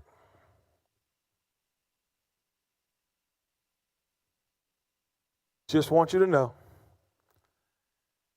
As of the 2020 census, there were 3.5 million black people in all of Texas. There are 343,000 black people in the new CD18. That means almost 10% of the whole black population resides in 18. Mr. Chairman, do you believe that it's partisanship to place almost 10% of Texas' entire black population in one district? Do I believe that it's partisan? Do you think it's partisan? Yes, sir. Seems that your question is based on the assumption that there are not African American Republicans and that there are not Republican African American office holders and that Republican policies can't encourage or solicit Democrats to switch to Republican. Well, so I don't know how to answer that. How many Republicans are on this floor? Right now, I don't know. I 19? Go around the room, count. There's 19 Republicans on this floor? If we're all here. Are there any blacks? Well, how many Republicans are on the House floor? Roughly. 80? How many black Republicans on the House floor? 2? That's facts. Mr. President, Mr. Chairman, why was Anglo vape decreased by 4.7% while black percentages increased in CD18? I'm sorry, I haven't looked at the racial data, so I can't comment on that. Okay. Then why was Hispanic VPA decreased by 7.6 while the black percentage increased in CD18? And again, I haven't looked at any racial data. I can tell you why. In both of those questions, because they're packing. So it's obviously looks like you packed Senate District 18, Congressional District 18, but when you went the extra mile and took out the main economic driver for the district, like Bush Intercontinental Airport, what was the reasoning behind that, Mr. Chairman? Again, airports don't vote, people vote. It's obvious you packed our district, Congressional District 18. And not only did you pack the district, you took out one of our largest economic developers in Intercontinental Bush Airport. Please explain that to me, Mr. Chairman. I was trying to. And first off, airports obviously don't vote. People vote. People don't live at airports. Voters don't live at airports. Voters don't live at a factory. They don't live at a petroleum plant, as was mentioned earlier. I'm sure you manage your district the same way I do mine. Lockheed is a gigantic economic driver in Tarrant County.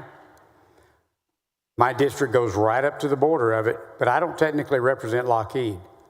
But I spend a lot of time trying to help and represent Lockheed, even though it's not in my district. And I just don't ever understand the logic when someone says, well, we took an airport out of this district. I don't understand how that affects things, because I know you, even though I'm assuming the airport's not in your district, if it's not, I know you still represent the airports in Harris County because you represent Harris County. And so I can't answer that because I just have trouble following the logic of the assumptions that underlie the questions. I'm sorry. Mr. Chairman, you're right. Airports don't vote, but they are economic drivers. And it's pretty obvious to me that not only did you pack Congressional District 18, but you took our biggest economic driver out of it as well. Let's move on. The Congressional District 9. Are you aware that the current Congressional District 9 is a black opportunity district?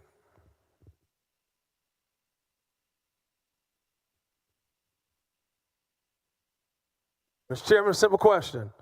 Were you aware that our current Congressional District 9 was a black opportunity district? Yes or no?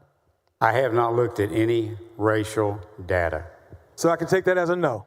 No, you can take it as a statement that I have not looked at any racial data.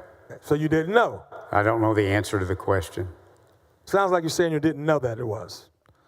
Mr. Chairman, are you also aware that the newly created Congressional District 9 drops off black vape by 28.4%? I haven't looked at any voting age population data, CVAP, if that's what you were referring to. Mr. Chairman, why did you decide to dismantle an existing black opportunity district? I did not. You did not? Because you didn't know it was? Or you just did not? Because you did. You dismantled, Mr. Chairman, this bill, this map, dismantles an existing black opportunity district. For the record. I can't answer a question like that unless I have examined racial data, and I have repeatedly said that I have not. So you don't believe what I'm saying to you, Mr. Chairman?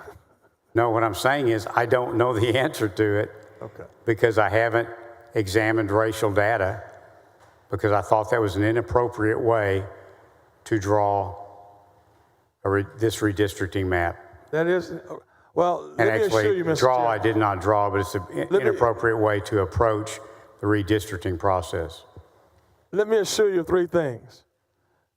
CD9 is a black opportunity district.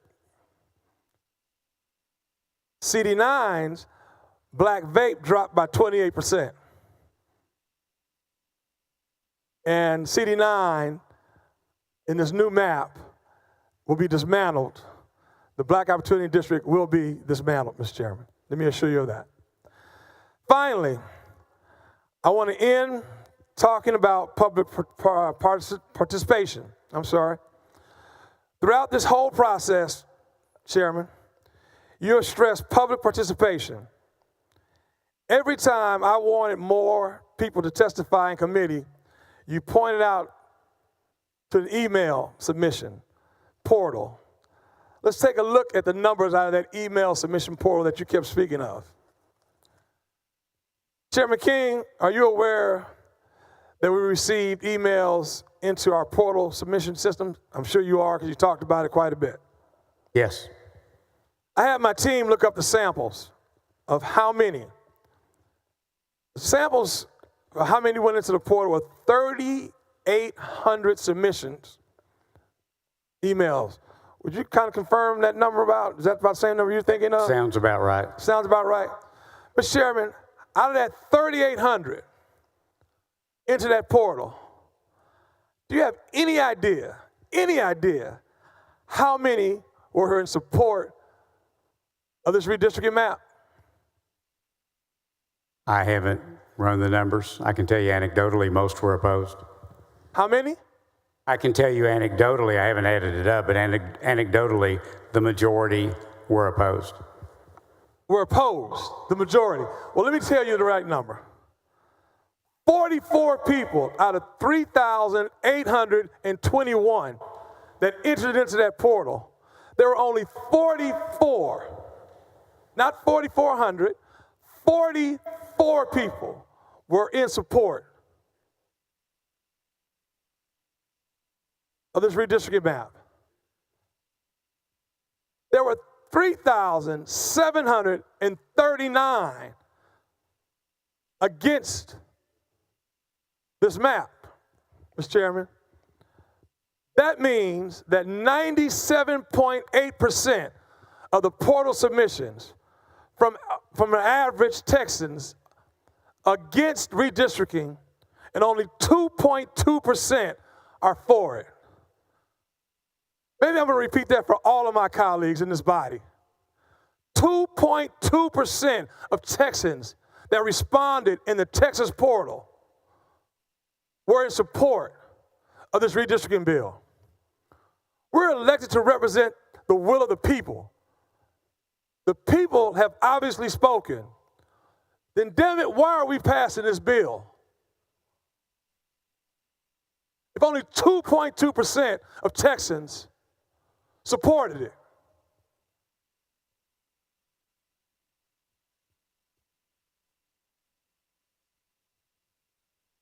I'm almost done, Mr. Chairman. I didn't know if you wanted me to respond to that or. Oh, please do. But no, I was just going to say, and of the witnesses that testified too, there's no question that Democrats are not in favor of this map. That was very clear from the testimony in the portal because it elects more Republicans. It was also very clear from the testimony that a lot of people want us to create maps that reflect specific percentages of all ethnic groups in the state, and that's illegal. We can't do that.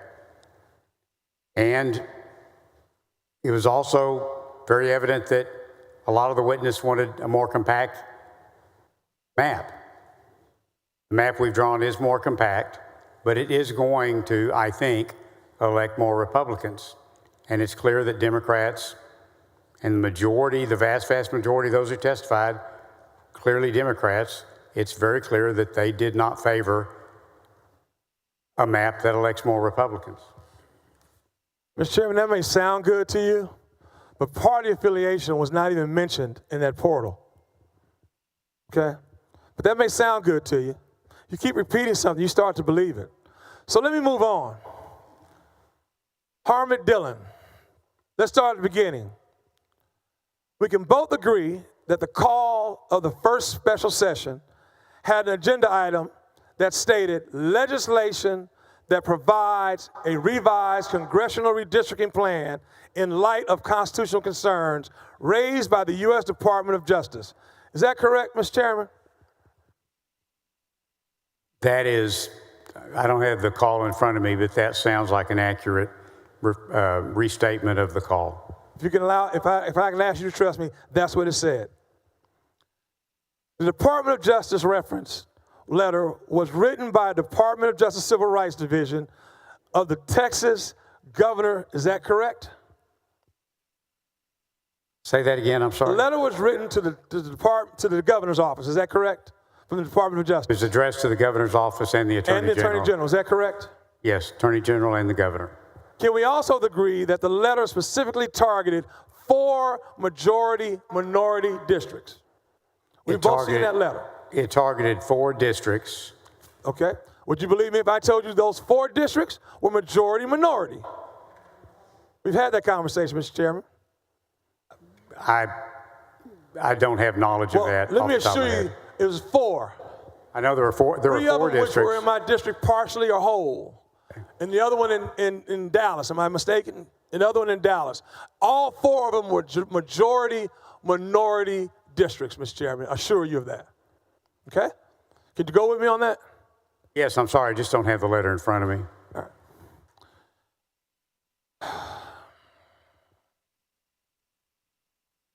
Can you tell me who the letter was written by, Mr. Chairman? One of the the director of the Civil Rights Division of the U.S. Department of Justice. Can you recall her name, Mr. Chairman? Last name was Hermid. Her what? Hermid. It's Harmon Dillon, Mr. Chairman. Yeah, Harmon Dillon. I'm sorry. Thank you. Harmon Dillon. First name Harmon, last name Dillon, Mr. Chairman. Will you agree with me on that? Yes. Do you know anything about Harmon Dillon, Mr. Chairman? No, not really. Not really? Mr. Chairman, would it surprise you if I tell you that Harmon Dillon strongly opposed the John R. Lewis Voting Rights Advance Act, which would restore Voting Rights Act to its full power, and that she penned an op-ed for Fox News, Mr. Chairman, in which she called the bill a power grab. And if you allow me to quote her, Mr. Chairman, I'll come right back with a question for you. Her quote, "All Americans, particularly Republicans in Congress, need to recognize H.R. 4 for the unnecessary power grab it truly is, and not be fooled by false propaganda about voting rights." That's what she wrote about the Voting Rights Act, Advance Act, from John Lewis. Mr. Chairman, so the letter is written and the committee is convened. The first question that we asked you in committee is this redistricting bill based on a letter from the DOJ. You remember that? I remember you asking me that question. You remember what your answer was? Whatever it was, it'd be the same one I would give right now. You know what it want me to give was? Do you recall what it was? Good answer. But do you recall what it was? I can tell you I have given no heed Mr. or Chairman, consideration your to that answer was a letter. resounding no. I'm sorry? Your answer from the very first day was a resounding no, Mr. Chairman. A resounding no. But you know what? It didn't stop there. Many times you were asked at various times that same question in committee hearings. And the answer almost every hearing was no. Know that I have not given consideration to that letter in the redistricting process, yes. Okay, thank you for agreeing with me on that. Thanks for being honest with me on that, Mr. Chairman. What were your primary objectives during the redistricting process as chairman of the committee? What were you trying to accomplish? There's two questions, I'm sorry. What was your primary, purpose? Primary goal was to make sure that we produced a legal map. Right. And what were you trying to accomplish? The secondary objective, the secondary goal would have been to create a map that would perform better on a partisan basis for Republican congressional candidates. And not one time,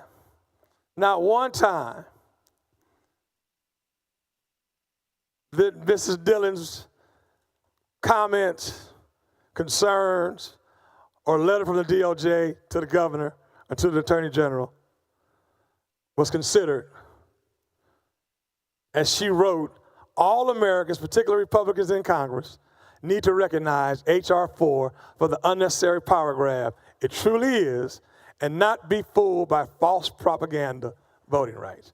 None of that came into place, not one time throughout the entire committee process. Is that right, Mr. Chairman? Is that what you want us to believe? Well, back it up a little bit. When you're talking about H.R. 4, what are you referring to? H.R. 4 is was the House congressional bill. I'm not familiar with it. Okay. But not one time did you want us to believe it had anything to do. One time. No, with race. I don't know what she's Even though all this was out here, not one time did you want us to believe that the letter coming from the DOJ to the governor, to the attorney general, none of it had to do with. I'll be honest with you, I'd never even heard her name before I read it in the letter. Okay, let me try one more time then. Let's see about this. On August 6th, Harmon Dillon appeared on Just the News, No Noise. It was a TV show. Just the News, just the facts, no news. No, what was it called? Let's get it right. Just the News, No Noise. Where, on that program, Ms. Dillon stated, while discussing Texas redistricting, that we wrote to Texas telling them that though the law had been struck down a couple of years ago, their districts are now in compliance with the federal voting rights. Are not in compliance, let me repeat that, are not in compliance with federal voting right laws.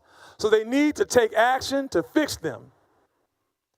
This is what triggered the Texas legislature to the governor to call a legislative special session to put new maps together. She admits on a show why she sent this to the state of Texas, to the governor, and to the attorney general. You weren't aware of that, were you, sir? No, I didn't see that interview. So throughout this whole committee process, you have stated that the DOJ had no bearing on this redistricting, correct? It has had no bearing on on me personally, no, none whatsoever. Okay. But recently, you and Chairman Hunter have pivoted to stating that it's all about partisan advantage. Is that correct, Mr. Chairman? It's all about partisan advantage now, right? I have said that my objective in this map was to create a map to perform better for Republican congressional candidates. Partisan advantage. We agree? It would perform better. I like the words perform better for Republican partisan. Partisan Yes. advantage. Yet here we have Harmony Dillon, who already has an open problem with minority voting, who wrote a letter targeting majority-minority districts, taking credit for the redistricting process. She did it for our redistricting process, Mr. Chairman, Senator, right here in Texas. Senator, I'm sorry, I couldn't pick her out of a lineup. I haven't met her, I haven't talked to her. I understand. I never saw her name before I saw the letter. I I've understand. disregarded the letter because it wouldn't address the legislature. I understand. I don't know what else to say about it. I understand. And I'm closing. Her explanation regarding the need for redistricting is literally based on race. I'm going to repeat that. Her explanation regarding the need for redistricting in Texas is literally based on race. Further, those very districts were either redrawn or completely dismantled. Your explanation is based on partisan advantage. Somebody's not telling the truth. I'm not going to say who it is. I don't know who it is, but it's obvious somebody's not telling the truth. Are you also aware that the agenda items related to redistricting in the proclamation for the second call, Mr. Chairman, the second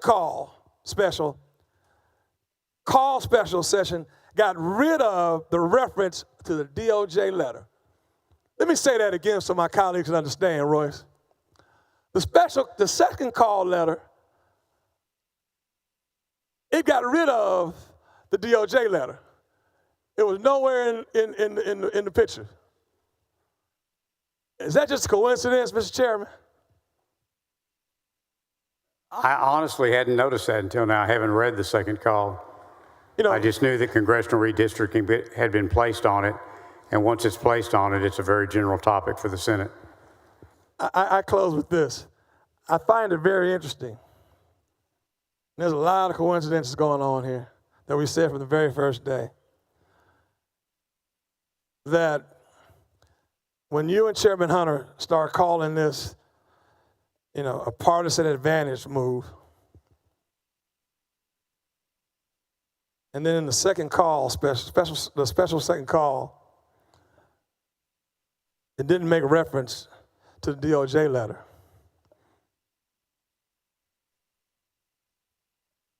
Nobody has answers. Something's not adding up.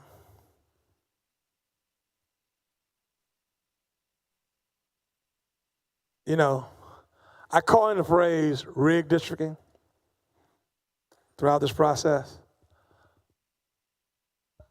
This whole process is a sham. This whole process is a farce. And it will forever be called rigged districting. Thank you, members. Thank you, Mr. President.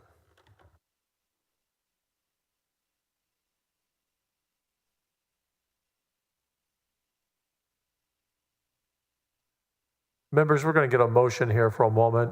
Our staff up here you all can step off the floor and eat. They can't. So we're going to take a little break here for them to have lunch. We're going to get the motion here for a moment.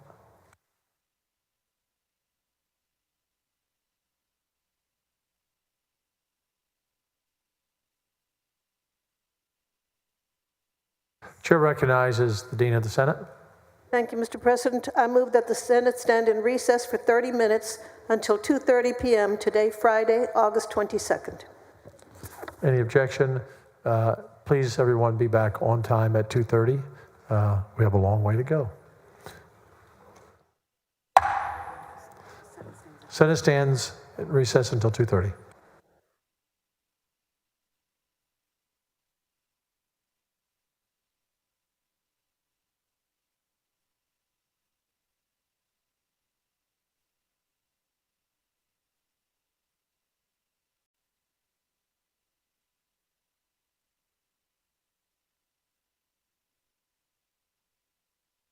Senate will come to order.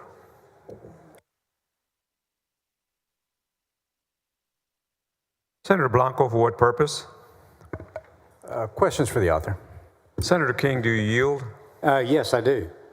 Thank you, Senator. So I've got some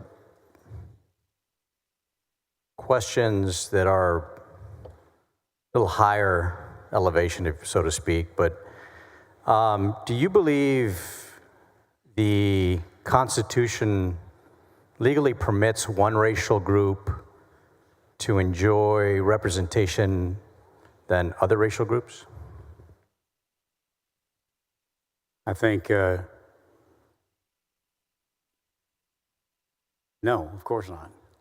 I mean, equal justice, all our laws are to apply equally to every one in the United States.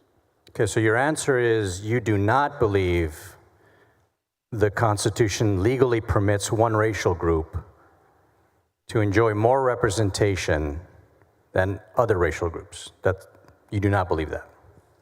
What equal protection is all about, if I understand your question, yes. Okay, so you mentioned the equal protection. Do you mean the Equal Protection Clause? Yes. Okay.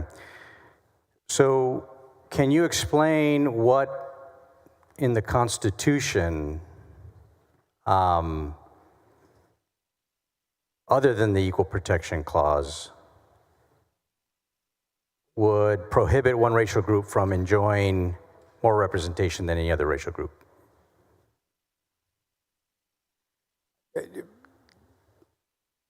Senator, I really just don't want to get into a discussion at that level. I will tell you that everyone under our Constitution, the intent is that everyone be treated equally under the law. That's what equal justice, that's what equal rights is all about.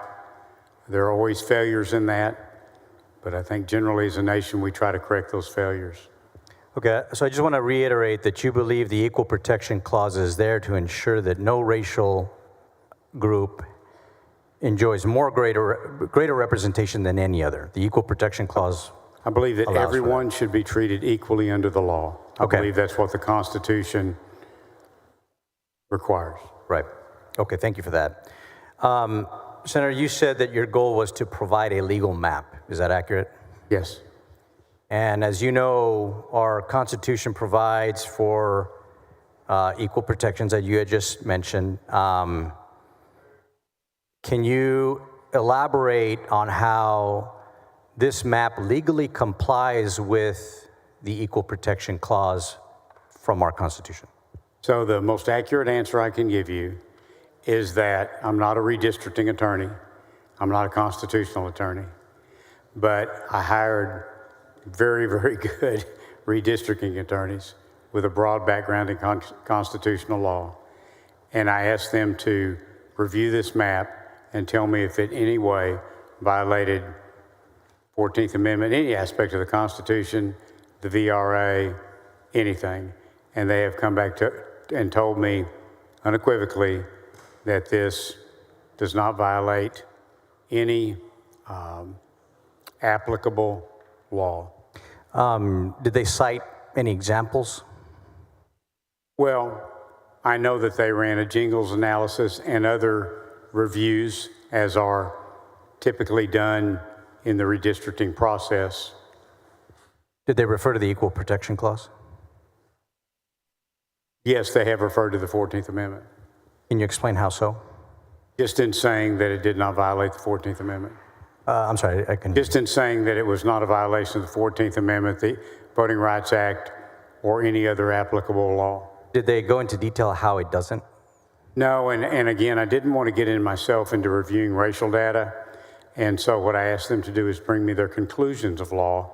I also am not, I don't have the expertise to analyze the statistical parts of a review, such as jingles, where you're doing a regression analysis, or all the different things that are looked at. That's just not my area of expertise. So I just asked them to bring me their conclusions. You asked them to bring their expertise? Yes. And what was their expertise? What did they say? They said that that HB4 did not violate any applicable law, that it complied with the VRA and the Constitution. Did they explain how it complied with the VRA? Only that it did comply in all aspects of the VRA. Did you ask how it complied with the VRA? Well, trying to think how to answer that.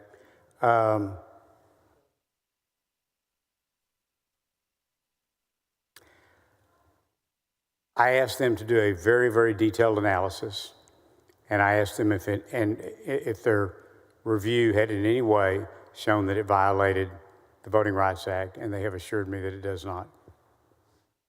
Okay. I asked these questions. And when I say that, obviously, that's with regard to race, color, minority, language group, all the things that the VRA is intended to protect. Okay. Because today, blacks and Hispanics in Texas make up 51% of the population, while white Texans make up 39%. Would you agree with those demographics? That sounds about right. Okay. If you agree with those demographics, can you explain how a map that results in 70% of congressional districts being majority white reflect that reality? Well, with regard to this map, we don't know who's going to be elected, whether they're going to be Anglo, Black, Hispanic, Asian, we don't know. And, but I believe people are going to have the opportunity to vote for the candidates that they think will best represent their interest. We don't know, but you drew maps based on current demographics? I drew maps based on historic voting of Republican, Democrat voting patterns. Regardless of race? And actually, I didn't draw the map, but I believe that's what this map reflects. Not looking at race? Not voting on race. Okay.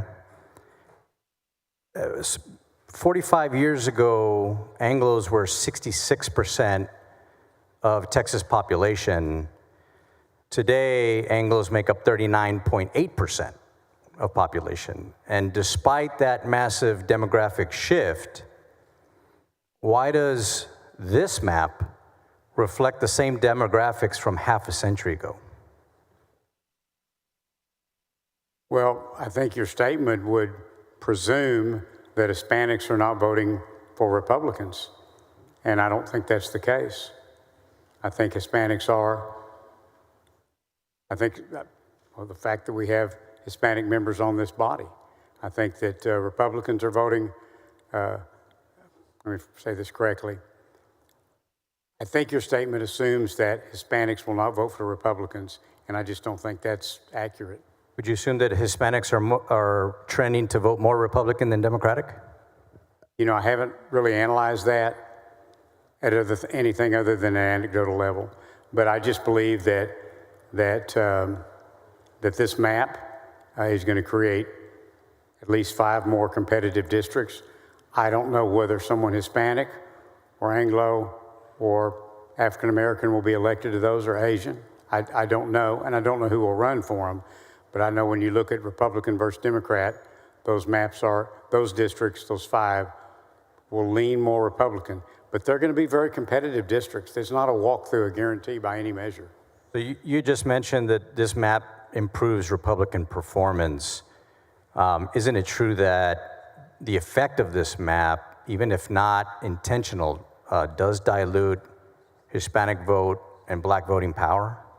I haven't seen any data suggesting that. No? Okay. So you argue that these maps are race neutral, but haven't conservative federal courts already struck down similar supposed race neutral maps in states like Louisiana, in Alabama, Mississippi, for doing exactly what House Bill 4 does here because of the effect? I'm not aware of that. You're not aware of that? Okay, thank you, Mr. Chairman. Those are all my questions. Thank you, Senator.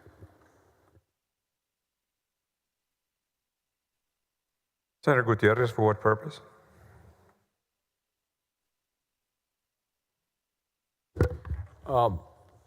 Thank you, Mr. President. Just to ask the gentleman a few questions, if I may. Senator King, do you yield? I am, but I'm still recovering from your questions about SB 15, so. Gentleman yields. I forgot which one that one was.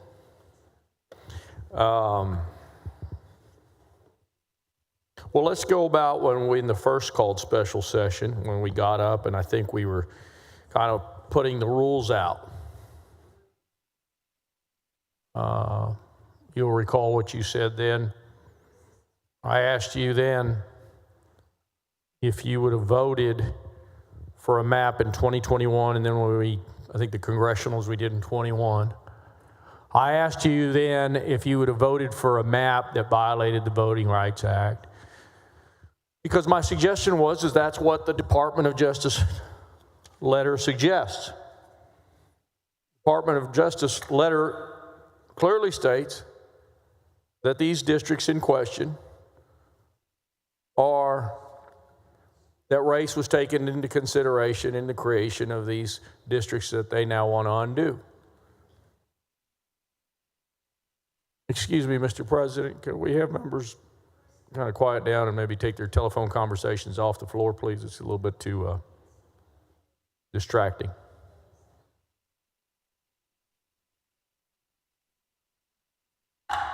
Members, can we have some order so we can hear the discussion between the members?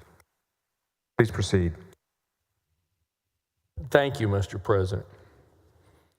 So when we talked about that then, I asked you, did you think that the maps that we voted on in 2021 were fair and within the Voting Rights Act? And your answer to me was that I would not have voted for maps that I felt were illegal. Do you remember that answer? I don't specifically recall the conversation, but I would not have voted intentionally for any map that I believed violated the Voting Rights Act or any other applicable law. Okay. So in 2021, you voted for maps, congressional maps, and you felt that those maps were fair within the Voting Rights Act, and there was no race in the consideration of those maps. That's why you voted for those maps. Yes or no? At the time I voted, I believe those to be legal maps, and I still do. Okay, you still do. I haven't personally been presented with any evidence otherwise. Then why are we here? Why are you carrying this bill? As I've stated before, one of the purposes of the bill is to improve Republican candidate performance for congressional candidates. Okay. You're a very good lawyer. You are. I really respect you for that. And I've seen you here, and I've seen you in the House of Representatives. We've served together now for almost 20 years. It's crazy. Sometimes I think I'm crazy for being in here. But you've always been very well prepared. Do you go into the courthouse when I don't know, I know you've done some criminal work, and I know you've done some civil work. Am I correct in that? Yes. Right. I'm kind of like, I don't know, I can't characterize you. I characterize me as kind of a street lawyer. I do a little criminal, a little bit of family, a little bit of civil work. I've tried damn near just about anything except for the really stuff that I can't get into, which is like bankruptcy and stuff like that, stuff in federal court, even though I'm licensed in federal court. So you've tried a little bit of everything yourself. I really don't practice much anymore, but I did some litigation. I did some transactional, yes. When you go to litigation, when you go into a civil courtroom, you'd have your trial notebooks.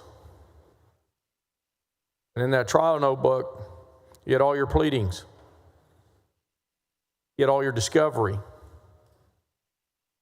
Yes? Yes. You had your exhibits, correct? When I was prepared, yes. Yes. And all of that was to present to the court, to present the best argument for your client, to be able to do the things that you needed to do to have success in court, correct? Yes. And I understand you're not a voting rights expert and you're not a redistricting expert. But over and over again today you said, well, I don't know, and I'm just relying on what these lawyers told me to do. I'm just relying on what they've said. So a lot of people have asked you the same question, and I don't know that I want to ask the same question again, but I'm going to go down through this a little bit, and we're going to try to see where we get from here. Is CD7 a coalition district in the current plan, in your opinion? In the current map? Yes, sir. I don't know off the top of my head. I'm not advised. Not advised. So are you also not advised? Does HB4 change that? Is it still a majority minority?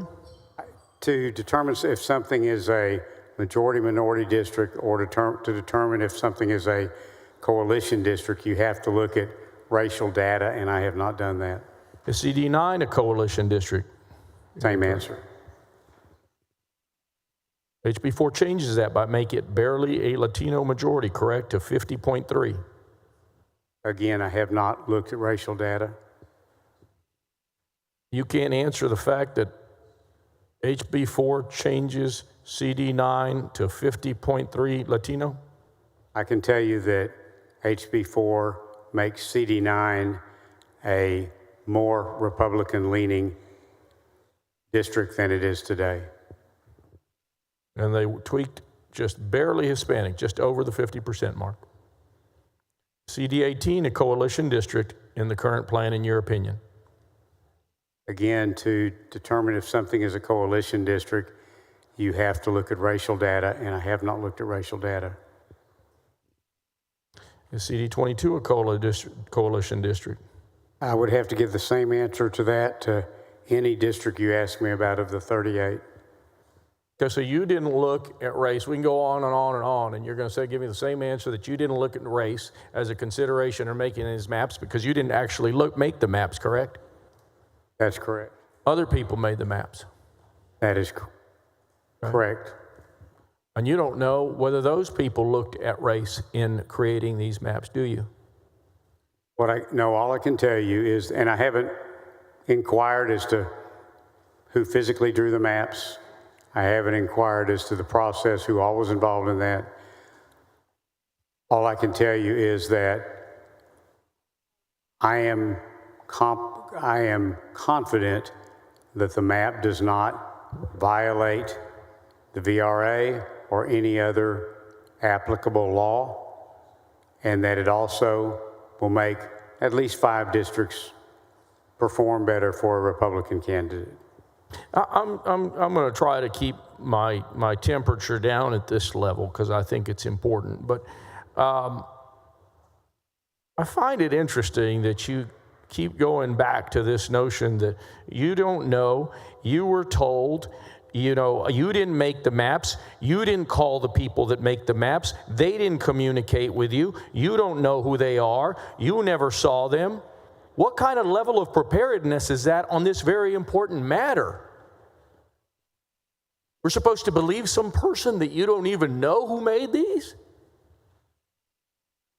As I've said before, House Bill 4 meets all legal criteria, and it will promote the election of more Republican congressional members. Okay, that's great. But that's not what the United States Justice Department said. They said that these race-based considerations from these special districts were created, making them unconstitutional coalition districts. So they had to, if you take the inverse of this, they had to have used race in making their assessments. They had to take race into consideration. Correct? That's what they say in this letter. As far as I know, they haven't written any letter in regard to HB 4. If you're speaking of the existing 2021 map, that letter states those conclusions, but I have not seen, nor do I know of anyone who's seen any underlying data in support of those conclusions.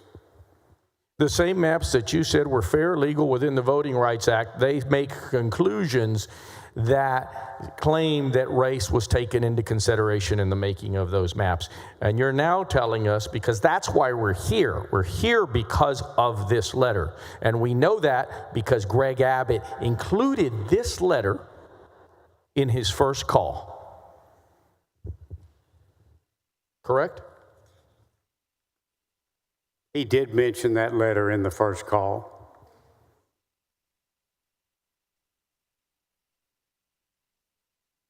There are 9 congressional districts currently that do not have a majority of any single race, correct?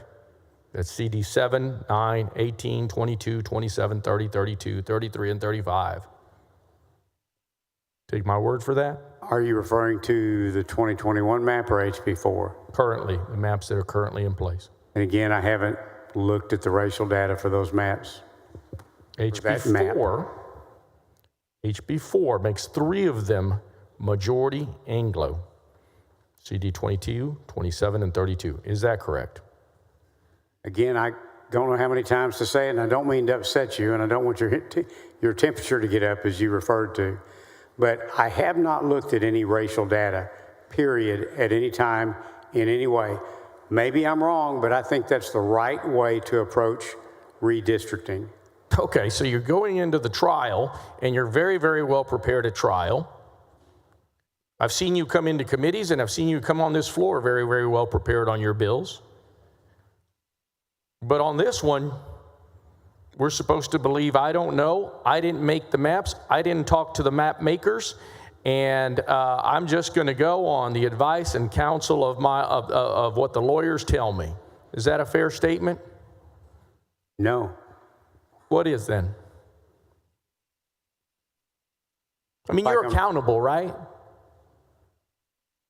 You're a buck stops here kind of guy?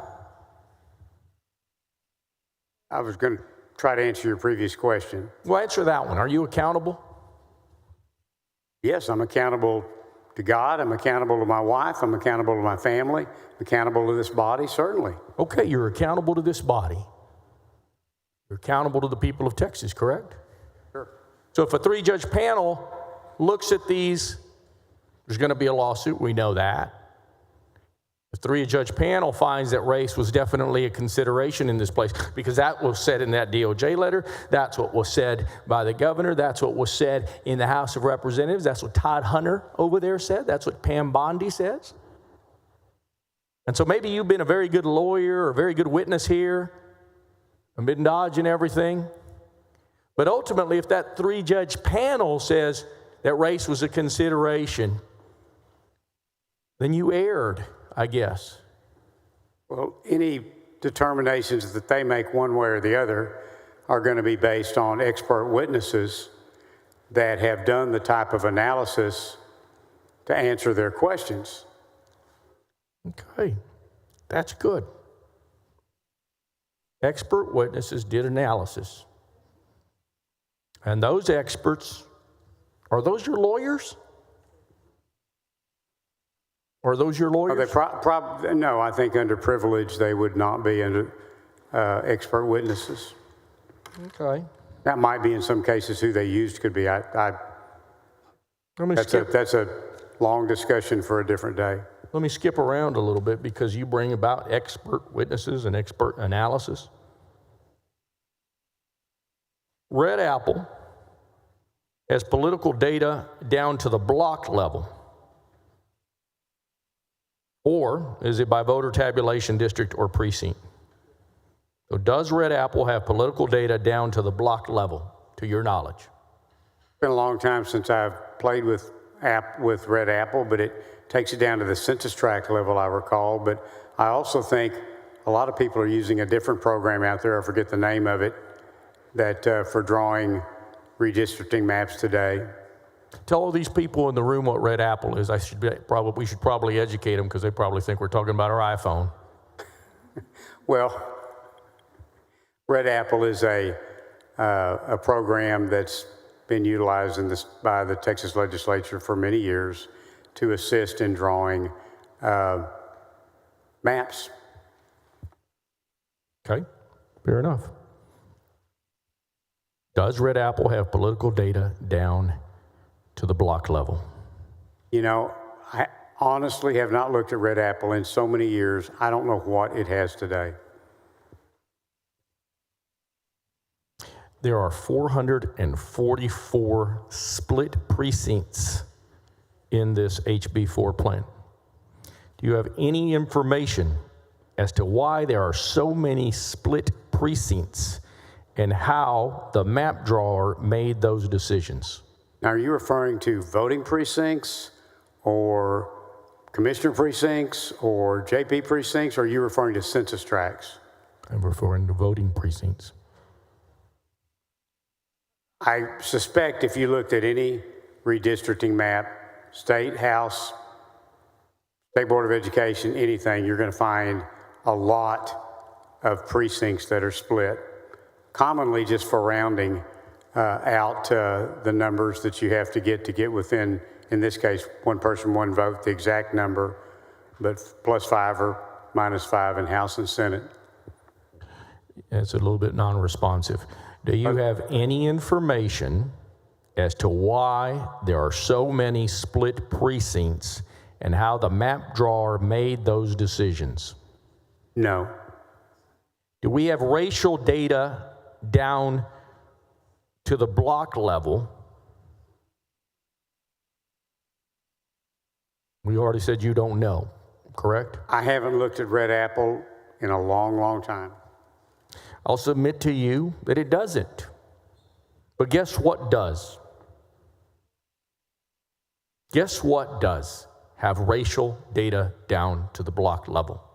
I can answer a question. I can't guess at something. We do it every 10 years, the census.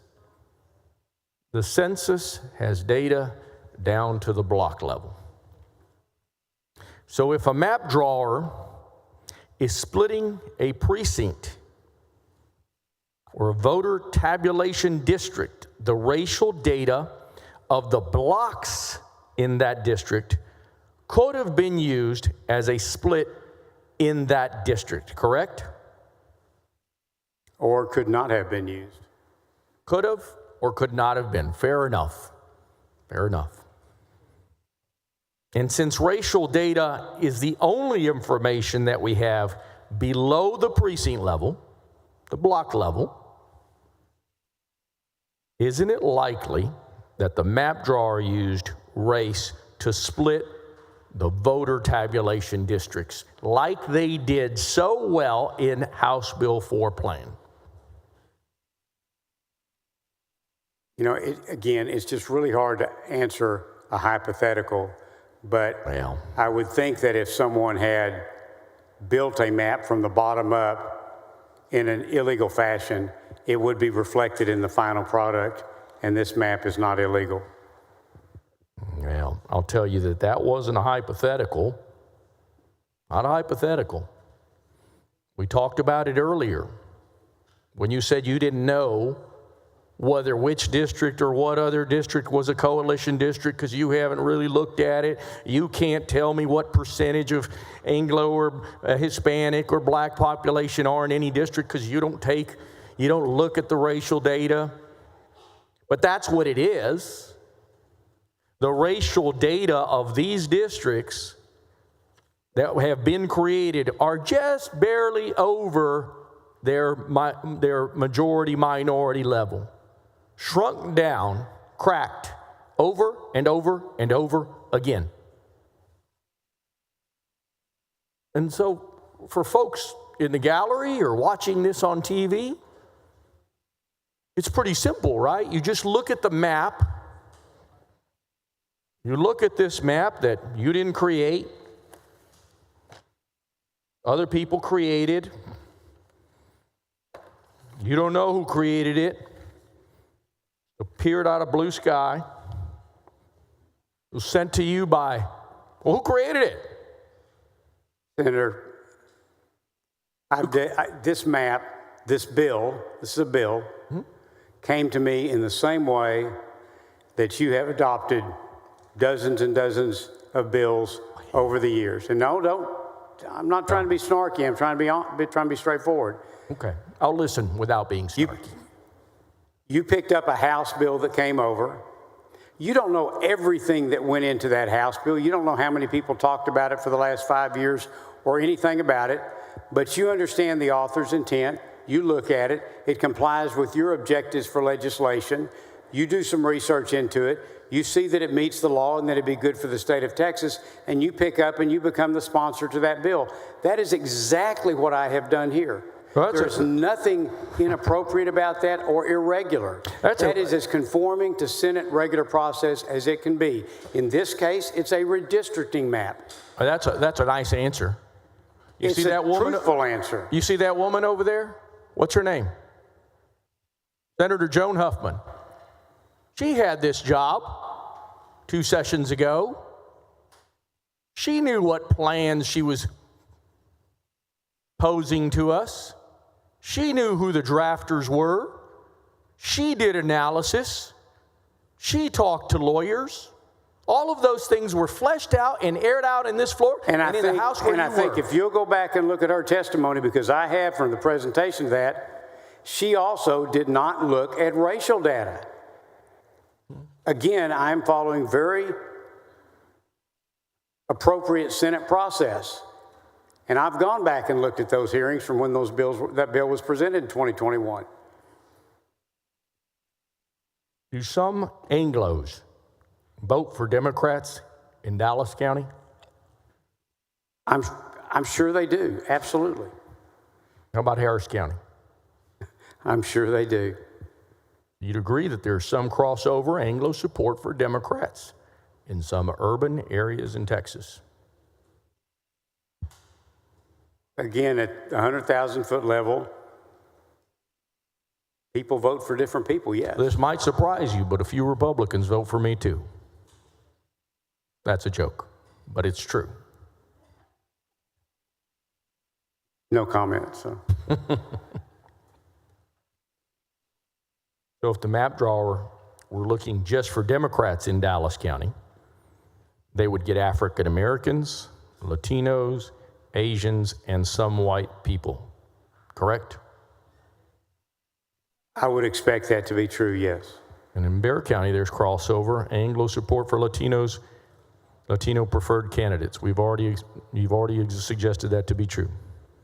Then let me ask you this. In Dallas County, how is the map drawer able to recreate CD30 as a black majority in Dallas if the map drawer was not looking for black voters? Just from past experience, personal experience, I can tell you that it is very easy to draw a map that improves Republican performance by just looking at Republican and Democrat votes. And I believe that's what this map is a product. I believe it's a product of that process. Yeah. You mentioned these lawyers, you mentioned some experts, you mentioned some expert testimony that I think you probably had in your hearing. I must admit I wasn't at your hearing. This stuff is about as exciting to me as it's exciting to you. And there are things that we truly find exciting in this building. And this is just something we do every 10 years. I get it. The lawyers that you hired, they verified with you that this map is legal. You've said that over and over. Did they give you an EI estimate? Ecological inference estimate? Yes or no? No. Did they give you a racial polarized voting analysis? Both of those two different types of analyses are generally performed by these types of people that are reviewing these types of maps. You said that you went to the experts, you hired the best lawyers in town, they did an analysis, and they came back to you that everything is okay, okie dokie, Senator, it's all wonderful, no race in the offing here. Did they give you either one of those two analyses that they likely used? Well, obviously, in doing the jingles, you have to do the analysis you've discussed. But I specifically have not looked at any of the underlying data because I would have had to look at racial data, and I did not want to take that into consideration in drawing this map. Whether you agree with me that that's a good or bad way to draw a map, I understand we can disagree on that. But I did not take racial data into consideration, and any question you ask me about that, I'm going to be giving the same truthful answer that I've been giving all day on. No one called you a liar. I didn't call you a liar. I said you're a good lawyer. And despite the jokes, lawyer and liar aren't the same thing. But it sure is a good way to create an ignorant witness. Someone up here to give us the testimony up here and say, well, you know what? They did those things because they have to do them, and I didn't get a book report on that. I didn't look at it. So you're a lawyer, you're accountable to the courts, you're accountable to this body, you're accountable to the taxpayers, you're accountable to God and your family. These reports were likely done, and you didn't review them. That's correct. They rendered an opinion. You've said that, correct? Yes. Did you review that opinion? You said that earlier, by the way. I have received their conclusions, and their conclusions are that this completely complies with the VRA. I'm not a redistricting attorney. I'm not capable of the level of statistical analysis that it takes to do the type of regression and other studies you have to look at. Okay. To be honest, the data would have been fairly meaningless to me. That's why you have expert witnesses in court, because it's fairly meaningless to the parties and to the attorneys. Fair enough. So they rendered an opinion to you that you reviewed. Did they help you prepare your talking points? Of course. Okay. I prepared my talking points, and I went over those talking points with them. Of course. Did you provide these resources that they provided to you to anyone else in the Senate outside of your office? Would you say that slower? Did you provide these resources that they provided to you to anyone else in the Senate outside of your office? No. So the reports that they created, the opinion that they gave you, you have it. It's in your office, and no one's seen it.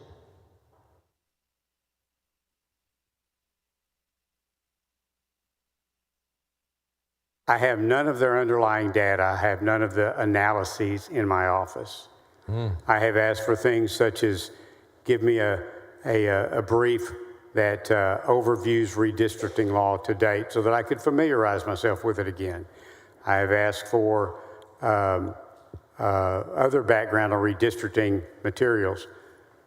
The specific thing that I have hired them to do is to analyze any plan that was proposed during these special sessions, and they have done so at my request.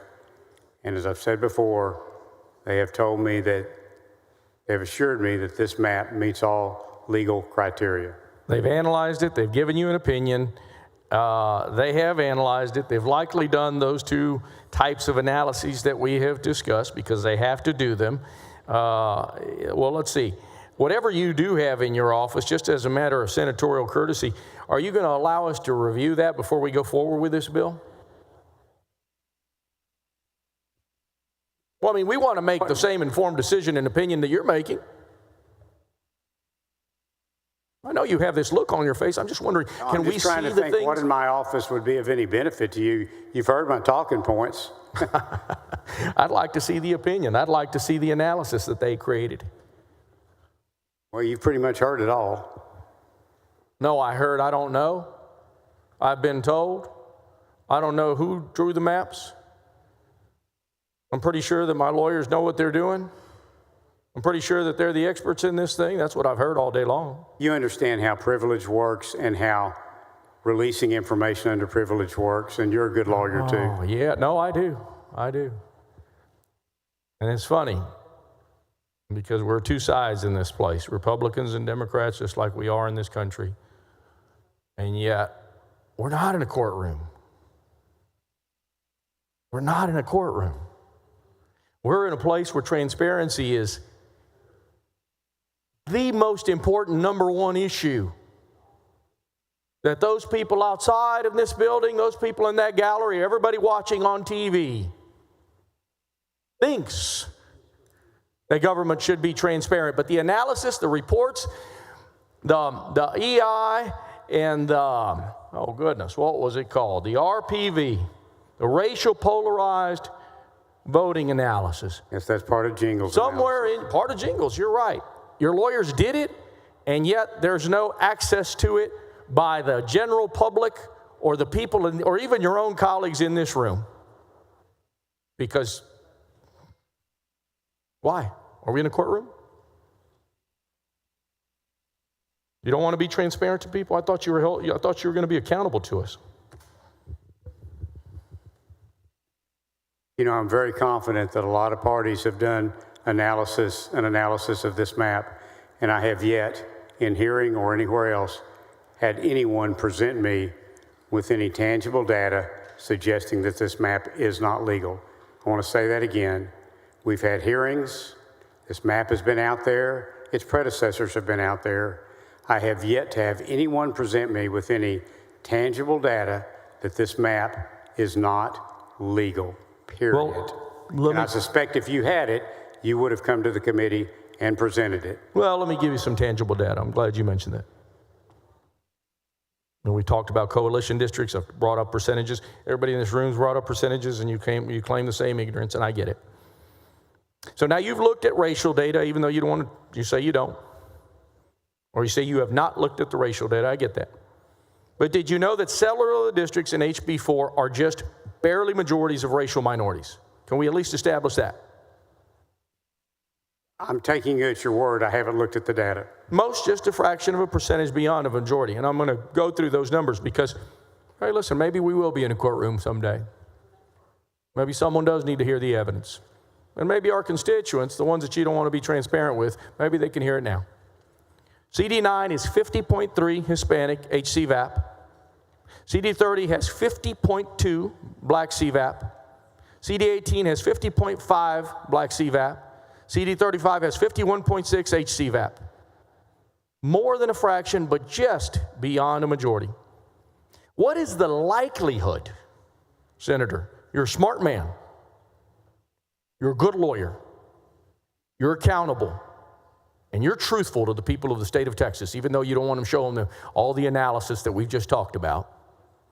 What is the likelihood of increasing these seats to just a fraction beyond a majority of one race if race was not considered?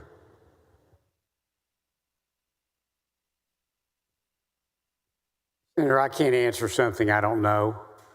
All I'm telling you, again, is that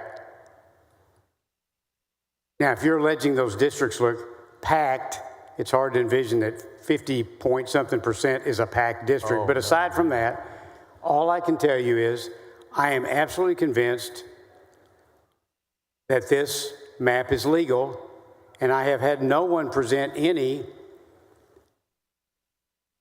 tangible data to me,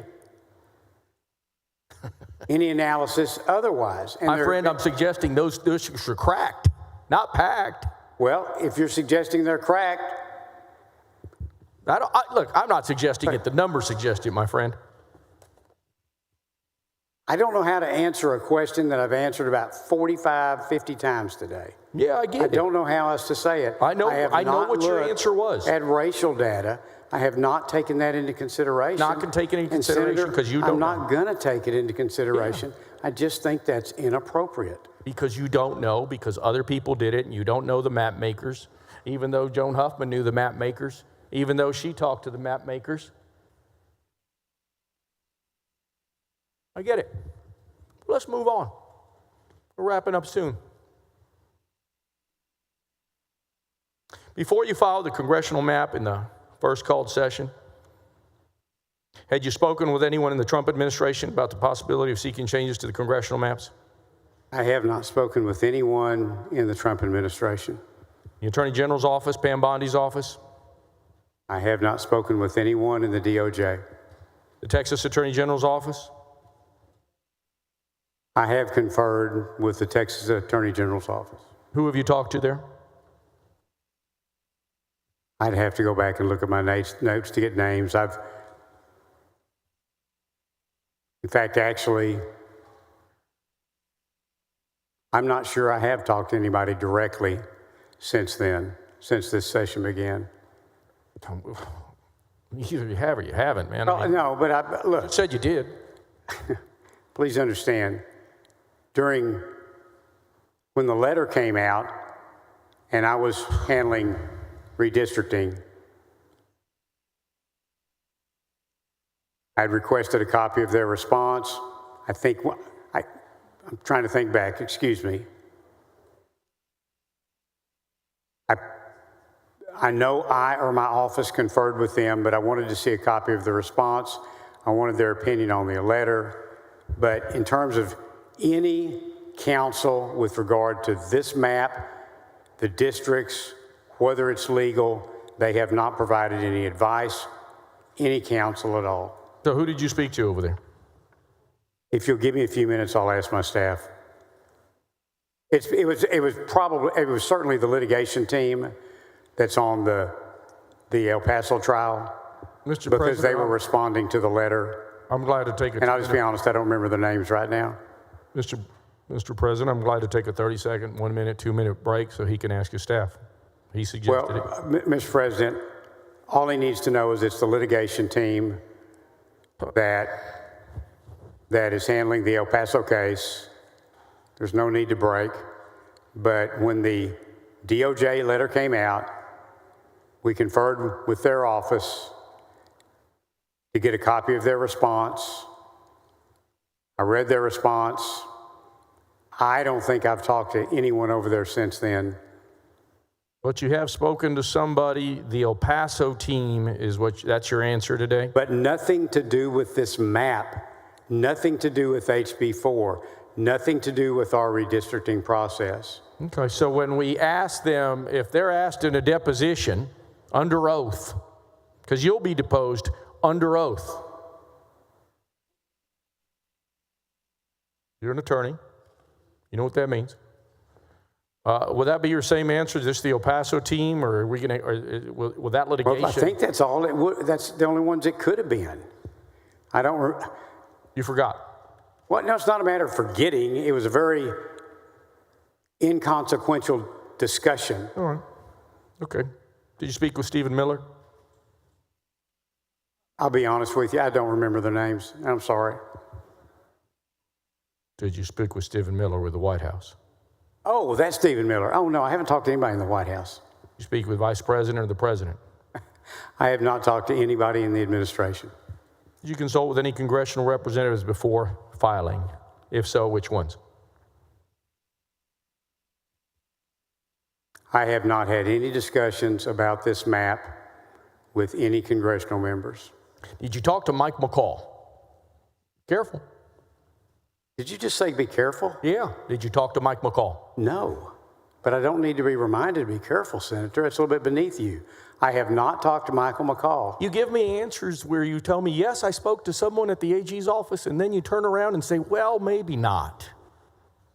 Well, I'm trying to remember conversations over the last 8 weeks, and I've talked to a lot of people. I'm trying to answer you honestly.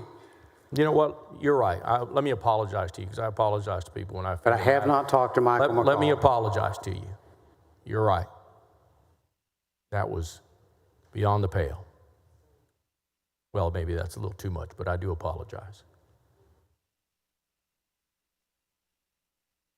Speak to Adam Kincaid at all? Yes. You did speak with Adam Kincaid. Tell us about what that conversation was like.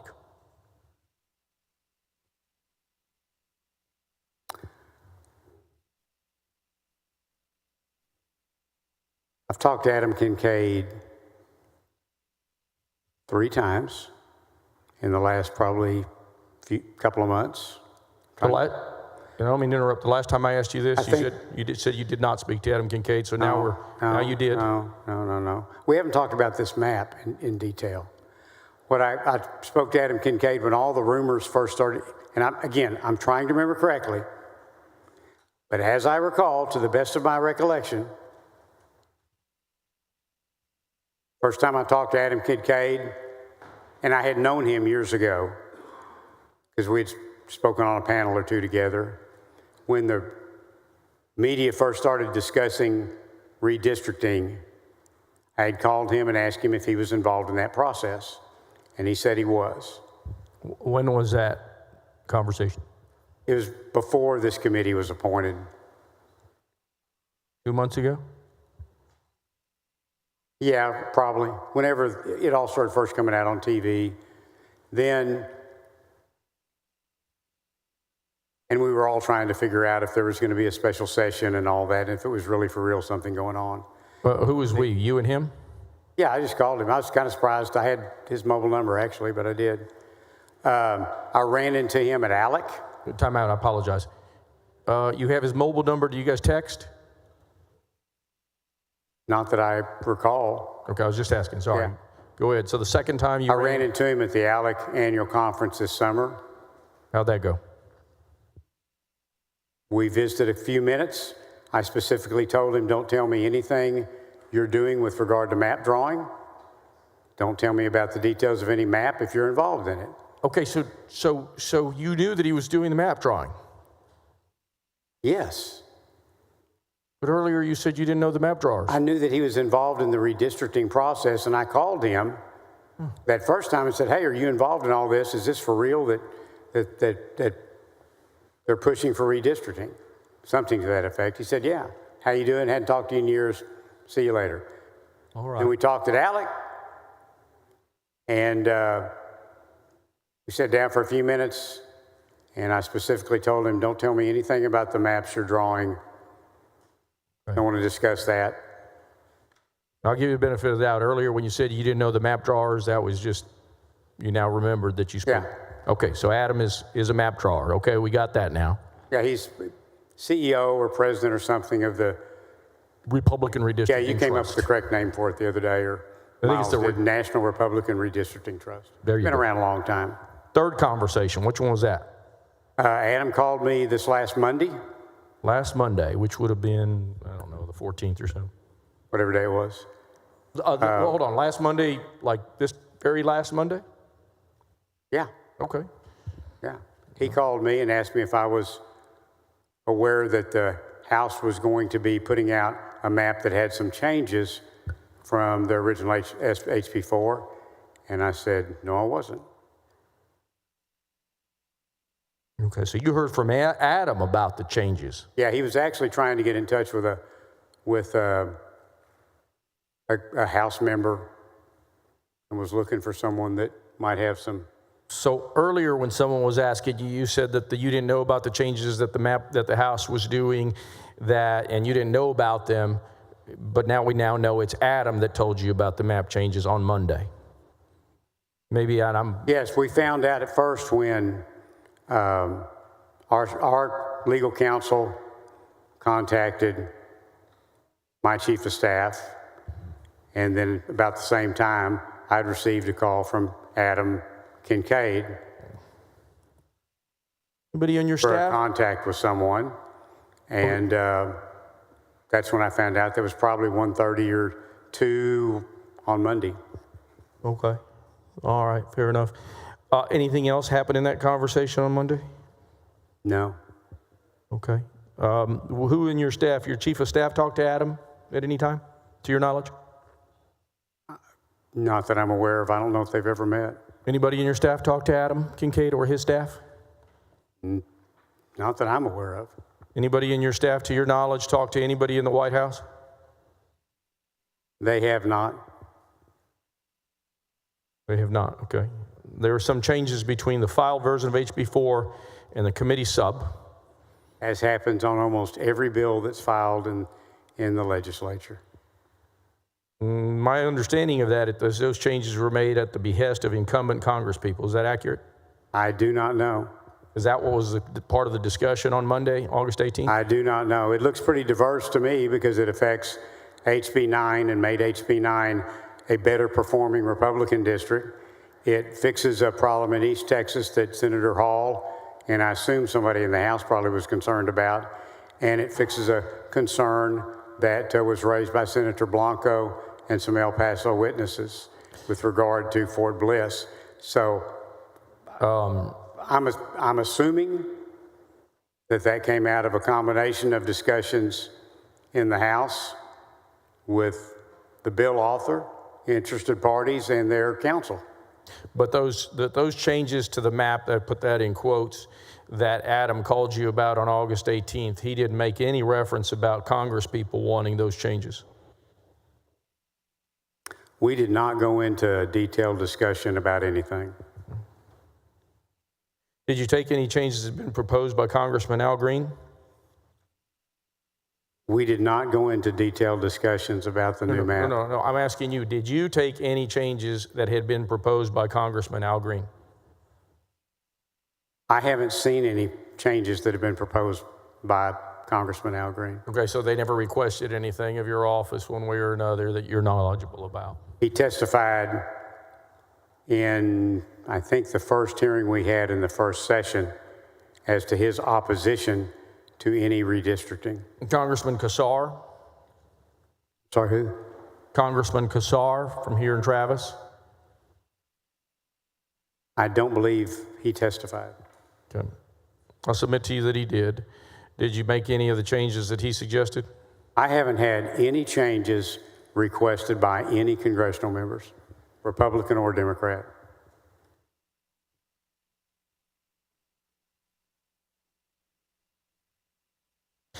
We went over this before. If a court decides that there was some racial considerations that were wrongly made, whether here by you or your staff or over there in the House of Representatives, I think Representative, oh gosh, my old desk mate, Hunter, he's acknowledged that perhaps there were. If there's a legal problem with this bill, it's because you made a mistake or because they made a mistake. I mean, you're accountable. We talked about that, in other words. Are you responsible for this bill? It is a bill that I filed. If the court finds that it's illegal to pack African Americans into CD30 or CD18 because they're already performing African American districts, then you are responsible for that choice, correct? I can't respond to hypotheticals. I don't think they will find that this map violates the law.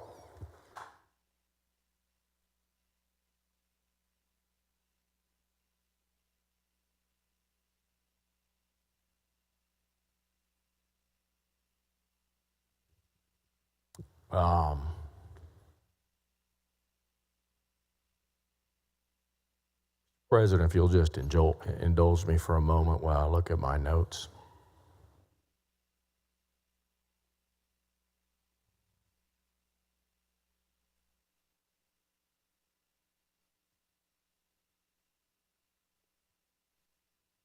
as I skip around, you know we do this. You've done this when you're in trial and you have the notes, and when you're in law school, you take your big yellow pad, or at least this is the way I do it, the way I kind of think. And I know most people think I don't. I take a pad and I do a line in the middle. Do you do that? No. Yeah, I do answers on one side from the witness, and then my themes on the other side.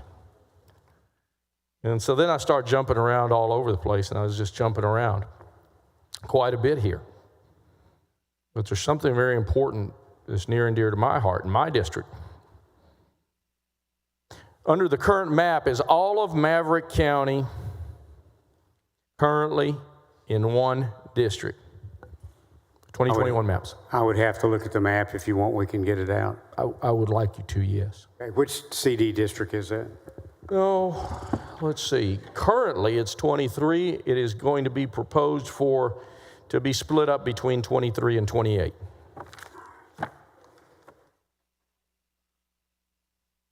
I'm almost done.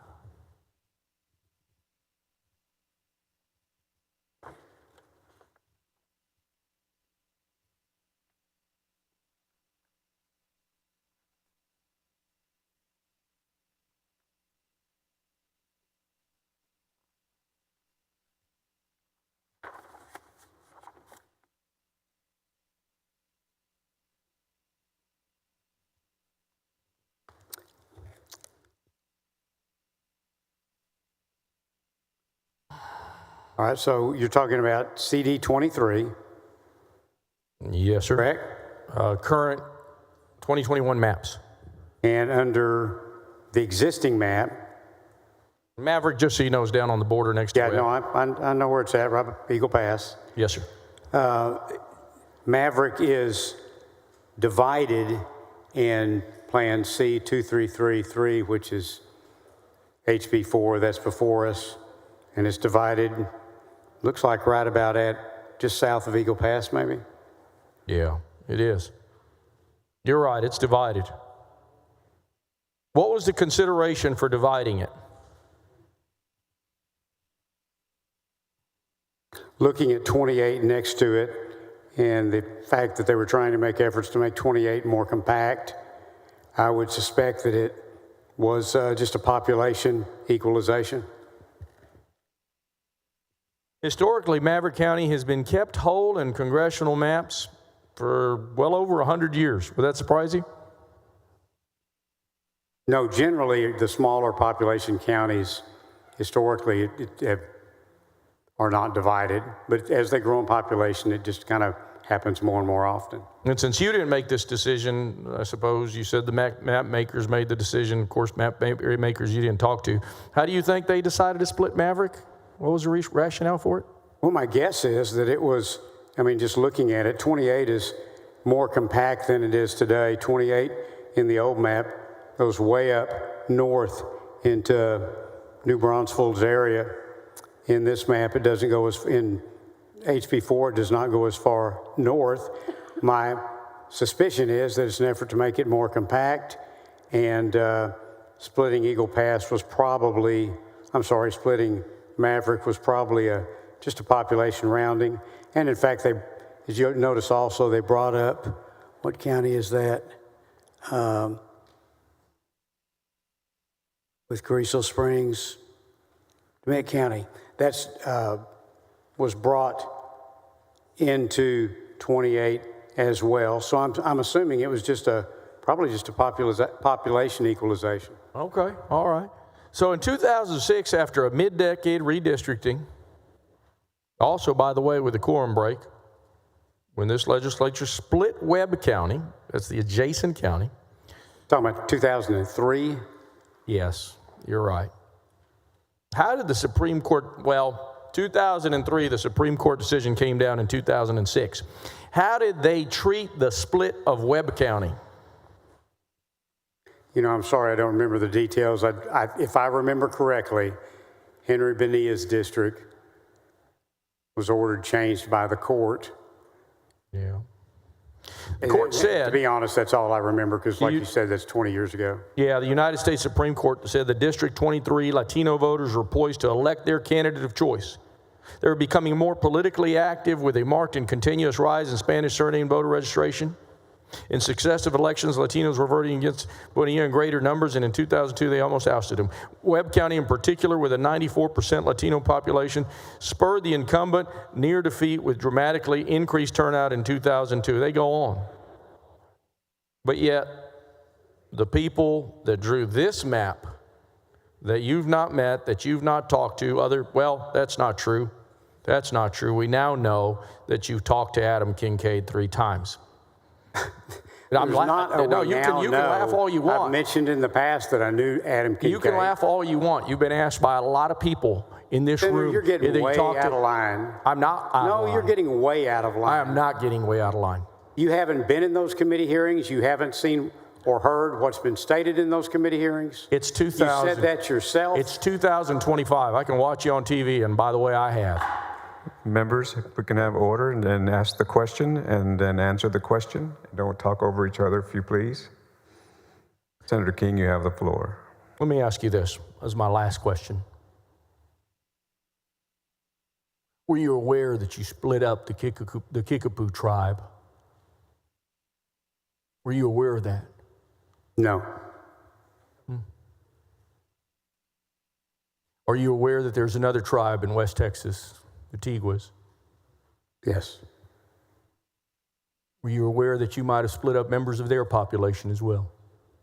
Are you aware of all the counties that are split up in the current map in North Texas? Oh, I'm aware that. Point is, I'm aware that not only did you do that, I'm aware that this map splits up 444 voter precincts at the block level solely to get at racial bias. That's what I'm aware of. Thank you, Mr. President. Mr. President. Senator King, you recognize.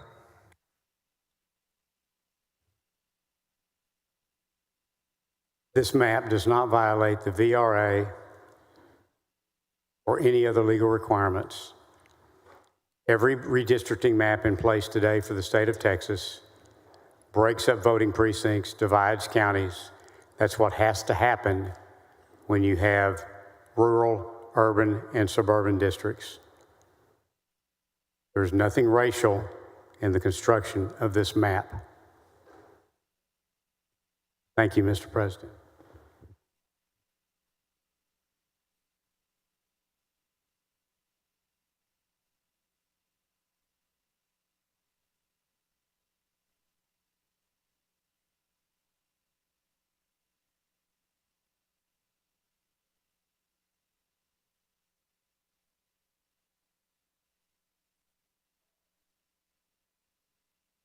Members of the Senate will stand at ease for 5 minutes.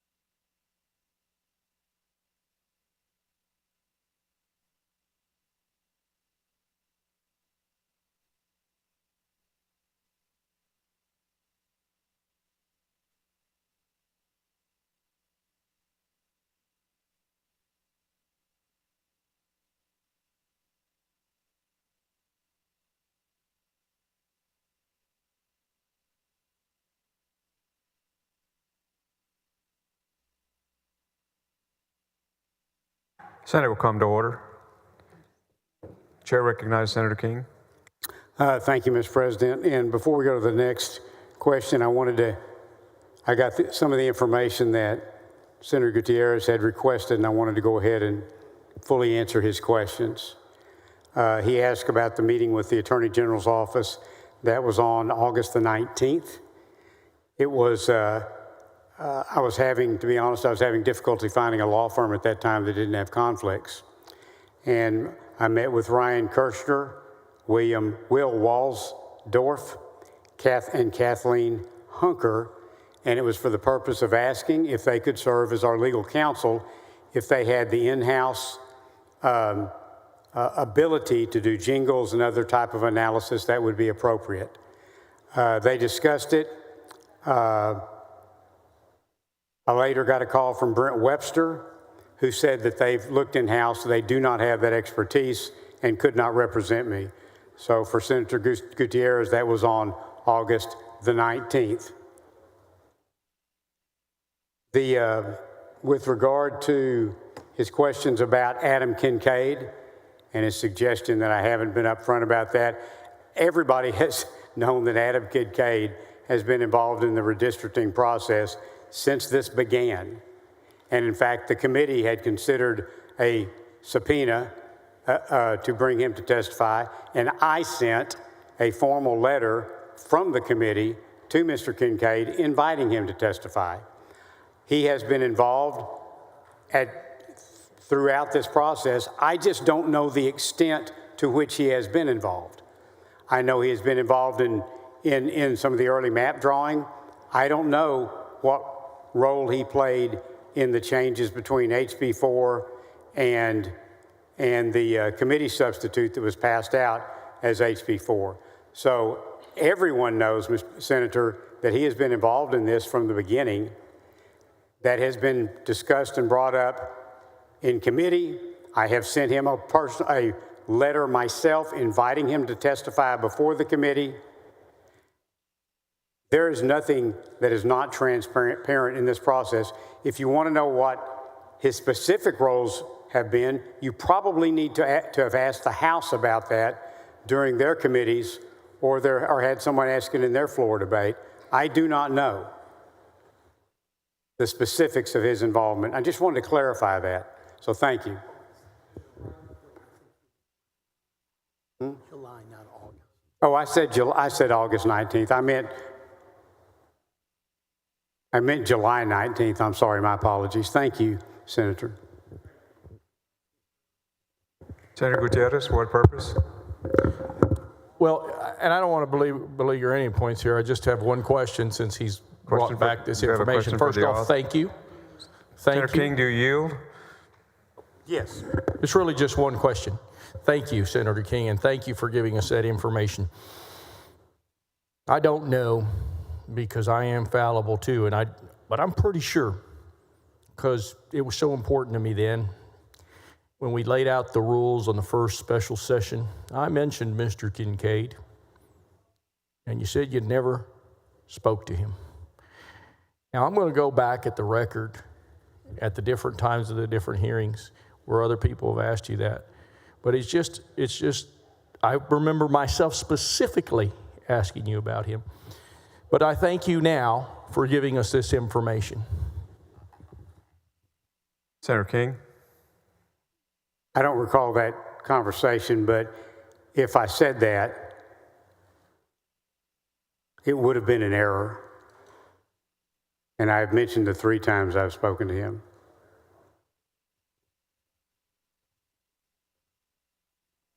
Chair recognizes Senator Eckhart. For what purpose? To ask questions of the author. Senator King, do you yield? Certainly. Thank you so much, Senator King. Back when we were discussing the rules in the first special, we discussed your hiring of a law firm. Do you recall telling this body who you anticipated the law firm would be representing? I probably said they would be representing me as the chair of the committee. Do you remember answering a question about whether or not the law firm would be representing you as the chair of the committee or you as a Republican. I don't recall the question. I know at that point we were just setting up the committee and there were a lot of questions at that point, but I assume I would have said that the law firm would be representing me. Now, if I wasn't sure at that time, I may have answered a little more vaguely, but that's the way it has worked out. So Contract was with me. does Baker Hofstetler represent you in your individual capacity? No, in my capacity as the chair of the committee. So you have stated your 3 goals for this redistricting. Would you again restate them? I know it's repetitive. Sure. The first goal was that it be a legal map, be able to withstand legal muster, that it be legal and with regard to all applicable law. Second, that it improve the performance, improve Republican performance of Republican candidates for congressional office. And the third, which actually came up during the hearings, was that it would improve compactness. And of those 3 goals, rank them in order. Well, I really put them in order then. The first one was that it be legal, because there's no value in doing this if it's not to begin with, and we certainly don't want to do anything that's illegal. So the most important is that it be legal. The second, that it accomplished the objective of creating some congressional districts that would lean more Republican than the current map. And the third was that we could, if we could, try to improve the compactness quota. And in fact, you can't make this map lean maximally Republican and have it be legal, correct? I actually don't know the answer to that. I haven't tried to do it. Sure you do.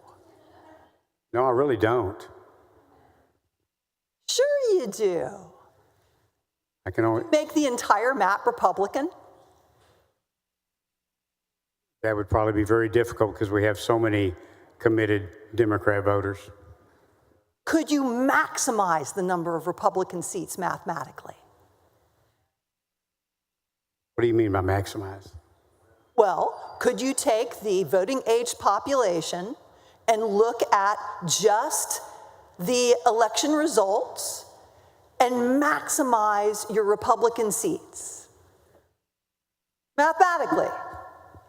You could probably try to create more seats that lean Republican, but because we have a large number of Democrat voters in the states, you would probably make those new districts thinner and thinner and thinner, and it would be less likely that they would actually elect a Republican. But if you were to mathematically maximize your number of Republican seats, you would almost certainly run afoul of the Voting Rights Act, correct? I've never thought about that. I don't know how to create any more Republican seats without making the seats we have drawn. These 5 new seats, these are very competitive seats. I'm not sure Republicans are going to win them. And we're going to talk about how competitive those seats are. If you tried to make it 10, they'd be I'm asking thinner. the questions, so. You're right, you're asking them, but I'm trying to answer them, so. I don't think it was responsive for you to tell me how many competitive seats there are. What I asked you was, you could maximize the number of Republican seats mathematically, but you are constrained by the Voting Rights Act in doing so, correct? I've actually never thought through that. I'm not sure that's a valid question. So I don't know the answer to that hypothetical. It is your contention that the 2021 maps that are currently in litigation are legal under the VRA, correct? I haven't personally seen anything that suggests otherwise. Why didn't you use the same law firm that Senator Huffman used in drawing those maps, which you have not seen any reason to believe are infirm under the Voting Rights Act? Which law firm was that? I don't recall, actually, but it was not Baker Hofstetler. We interviewed a number of them that, and they had already been hired by other parties, the House and others. And I don't know whether I interviewed who she used or not. It never crossed your mind, though, to use the same law firm that drew the maps that you believe are not questionable under the VRA?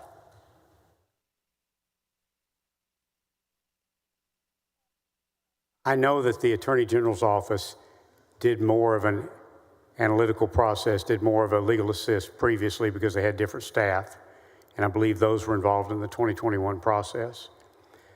I know I was looking for a firm that could do everything, that could provide the legal counsel as well as to do the statistical, the jingles analysis, that type of thing.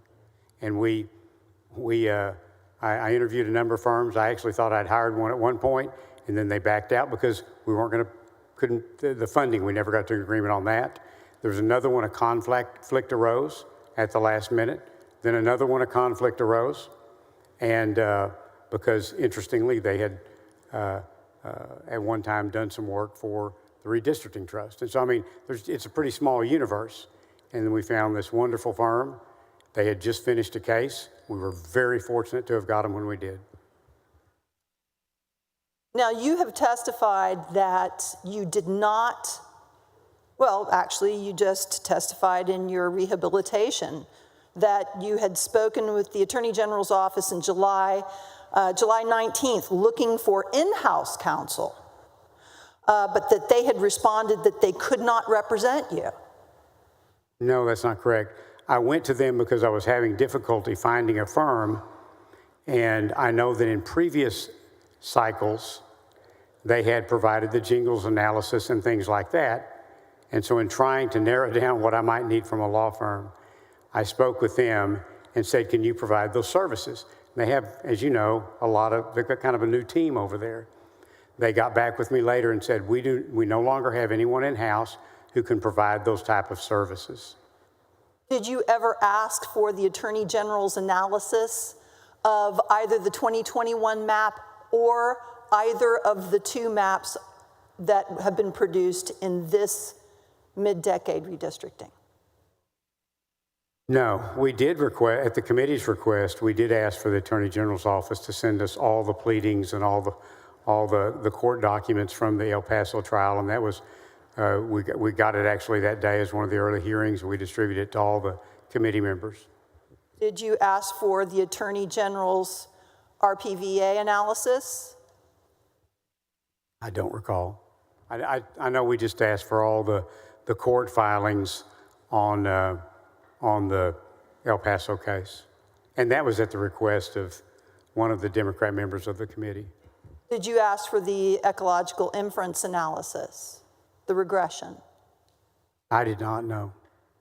But you're aware that RPVA and EI are standard analyses. And that may have been part of what they produced for us.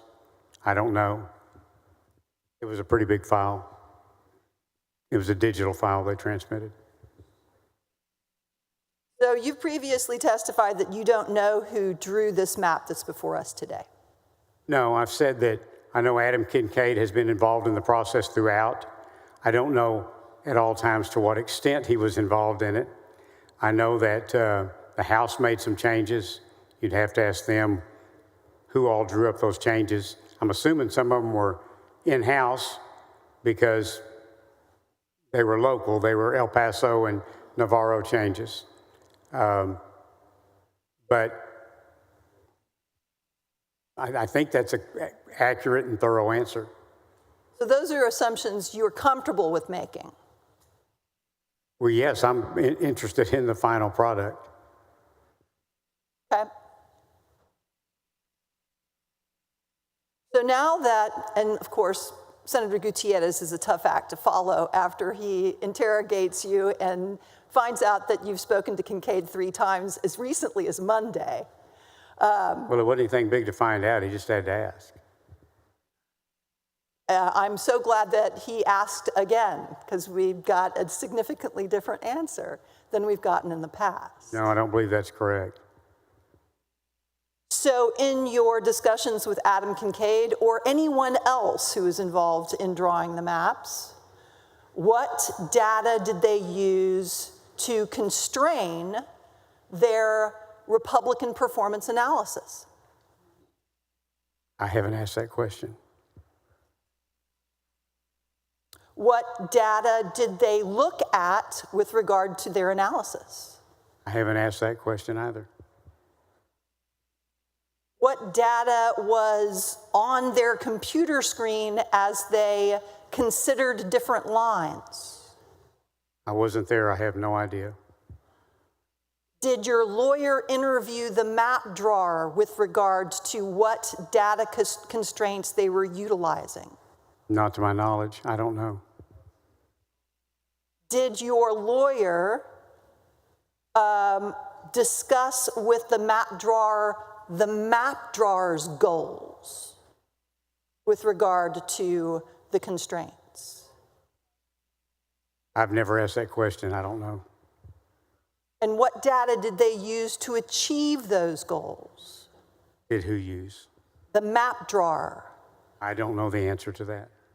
Did you tell your law firm that your 3 goals were Republican performance, legality, and compactness, or did they tell you those were the goals? I told them that those were my goals.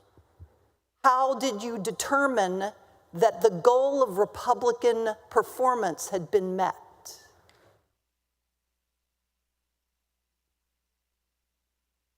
When I reviewed HB 4, and it had 5 new districts that leaned Republican, and that didn't lean a great distance Republican, but leaned Republican, I considered that to be a worthy goal. So the 5 seats was the goal that was set for you, yes? Nobody has ever told me, Phil, we want to get X number of seats, ever. Did you ever read in the newspaper that Donald Trump had a goal of getting 5 new Republican seats out of the Texas map? I am aware of that. Isn't it a coincidence that it would be his goal and your goal to get exactly 5? All I can tell you is I have not talked to the president or anybody in his administration. When I looked at HB 5, my personal conclusion was, as I looked at the partisan performance of both parties, I would have been concerned to try to take it any thinner in creating additional districts. So how did you determine that your goal, that the map was legal, was met? Because I employed counsel that we had a lot of confidence in, based on their experience. After interviews with them, after looking at their team's resumes, looking at all they had done, I felt like I could have complete confidence in them. And I asked them to look at each map that we were looking at as session 1 and 2 progressed and tell me whether or not they believed that it met all requirements of the law. And I have relied upon that counsel. So you are relying upon their word that the map is legal? As any attorney's opinion, I'm relying upon their legal opinion. And how did you determine that the goal of compactness was met? Well, compactness is never completely met because of the size of our state and the fact that we have so many dense urban areas and so many rural areas that are not dense. So you're always going to have maps that are drawn oddly, but there are a couple of well-established measurements for determining compactness, and using those, they determined that several districts in HB 4 were more compact than the same districts under the 2021 map. So that leads me to believe that the map is more compact today than the existing map. So did you look at case law for legal tests regarding compactness? Well, I'm aware through counsel of the standard tests that are used for proving up compactness in court, and those are the measures that they used to compare the existing district to the proposed district. Are you saying that you are relying on their word that the goal of compactness has been met? Yeah, I'm relying on their report to me of their analysis of those districts. And I went over those districts specifically when I was doing the early layout. So I'd like to look at Travis County just for a moment, because that's the county I know best.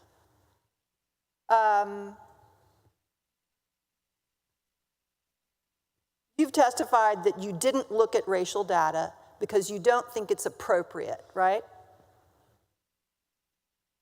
Yes, and because I think that when your goal is partisan performance, that's what you look at. It's just a lot simpler to look at where Republicans are and where Democrats are. I think you specifically said, though, you didn't believe that looking at racial data was appropriate. No, because it makes things very complex, because the law is very complex, and robust, I think, is the term I used. And it's very simple to look at what is very well-established protocol for drawing maps, which is partisan performance. You also have testified that you didn't look at CVAP, Citizen Voter Age Population. I did not look at those estimates. And why did you not look at CVAP? Well, because CVAP is very problematic because it is not true census data. It is an annual estimate, and we're required to draw the maps based on the 2020 census data. So it was your belief that you specifically should not look at CVAP or at racial data, that it would be wrong for you to look at CVAP or racial data? Now, upon advice of counsel, yes. And this was advice of Baker Hofstetler, that you should not look at racial data or CVAP? Yes. But Baker Hofstetler looked at racial data and CVAP, right? You have to look at that to make a Jingles analysis and do other determinations. So when they were looking at Republican performance, did they look at presidential performance or senatorial U.S. Senate elections performance? I think primarily presidential. Did they look at it at the district level, the precinct level, or the census tract level? Really, I think they looked at the voting results primarily for the 2024 election. But did they look at the voting results at the district level, the precinct level, or the census tract level? Or all three? I don't know the answer to that. Did they look at the racial demography of the results by district, precinct, or census? I don't know the answer to that. Now, you have presumed that some changes were made between Hunter's initial map and the next map, which you adopted, correct? Well, I'm not presuming. It's self-evident. The first map is different from the second map. But you've made some presumptions as to why. Yes, I haven't inquired of Chairman Hunter as to why, but I'm guessing they had somebody that wanted the El Paso change, as we had already told them we were fine with. They wanted, somebody wanted the Navarro change, I'm assuming over there, maybe Cody Harris, it's his district, I think. And all I can tell you is that CD9 performs as a Republican district better now than it did under the filed HB4. And you feel comfortable making those presumptions as to why the map changed? I don't have to make any presumptions. I'm just looking at the map that was sent over by the House and evaluating it, and it meets all three of my goals: that it be legal, that it hopefully elect more Republicans, and that it improve compactness. I don't have to make any assumptions, presumptions, or guesses or anything. I can look at the map, and the map speaks for itself. But you have made presumptions about why it changed, and you're comfortable with that? Well, I mean, common sense tells you that since we had testimony about moving Bliss back into 16, they probably had to. And since Bob Hall had at one time even prepared a floor amendment to combine Navarro, Cody Harris or somebody was probably doing the same thing that represents East Texas. So that's just kind of common sense. I agree. And looking at CD9's improved performance, I'm assuming that someone looked at it and thought, hey, we can make it a better Republican performing district if we move it into Liberty County. Isn't it also common sense to presume that race was a necessary constraint in drawing these maps? I think, well, without question, compliance with the VRA and the Constitution as a whole was an overriding requirement for creating a legal map. What was the specific purpose in creating a CD 35 with a Hispanic citizen voting age population of 51.6%? I haven't looked at that racial data, so I can't answer that. Sure you can. What was the purpose of a Hispanic district at 51.6%? I've already answered that. Is your answer that you don't know? Yes. So you don't know why the population, the Hispanic population in that district, which is currently at higher than 51.6%, went down to 51.6%? No, I haven't looked at any racial data. But your law firm and whoever drew the map did, correct? They did whatever was appropriate to determine if the map complied with the VRA and other applicable law. So your testimony is it would not be appropriate for you to look at race, but it was appropriate for the law firm and the map drawer to look at race. To be able to report to me that the map would withstand court review, it would have been necessary for them to do a jingles and other similar analyses. What role did the metric of Hispanic citizen voting age population play in the creation of this new CD 35? Again, I haven't looked at racial data. I can't answer that.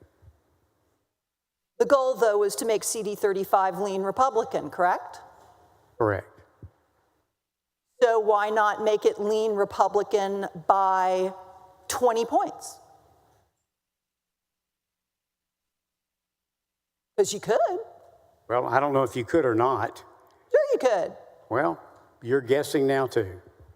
No, actually I'm not. Why didn't you make it lean more Republican? What made you stop at 51.6% Hispanic? Again, I haven't drawn this map. I have adopted this map as mine when it came over from the House as passed. It meets my three goals. I'm presenting it to the body. It's the body's choice whether or not this becomes law, whether or not it becomes the next map.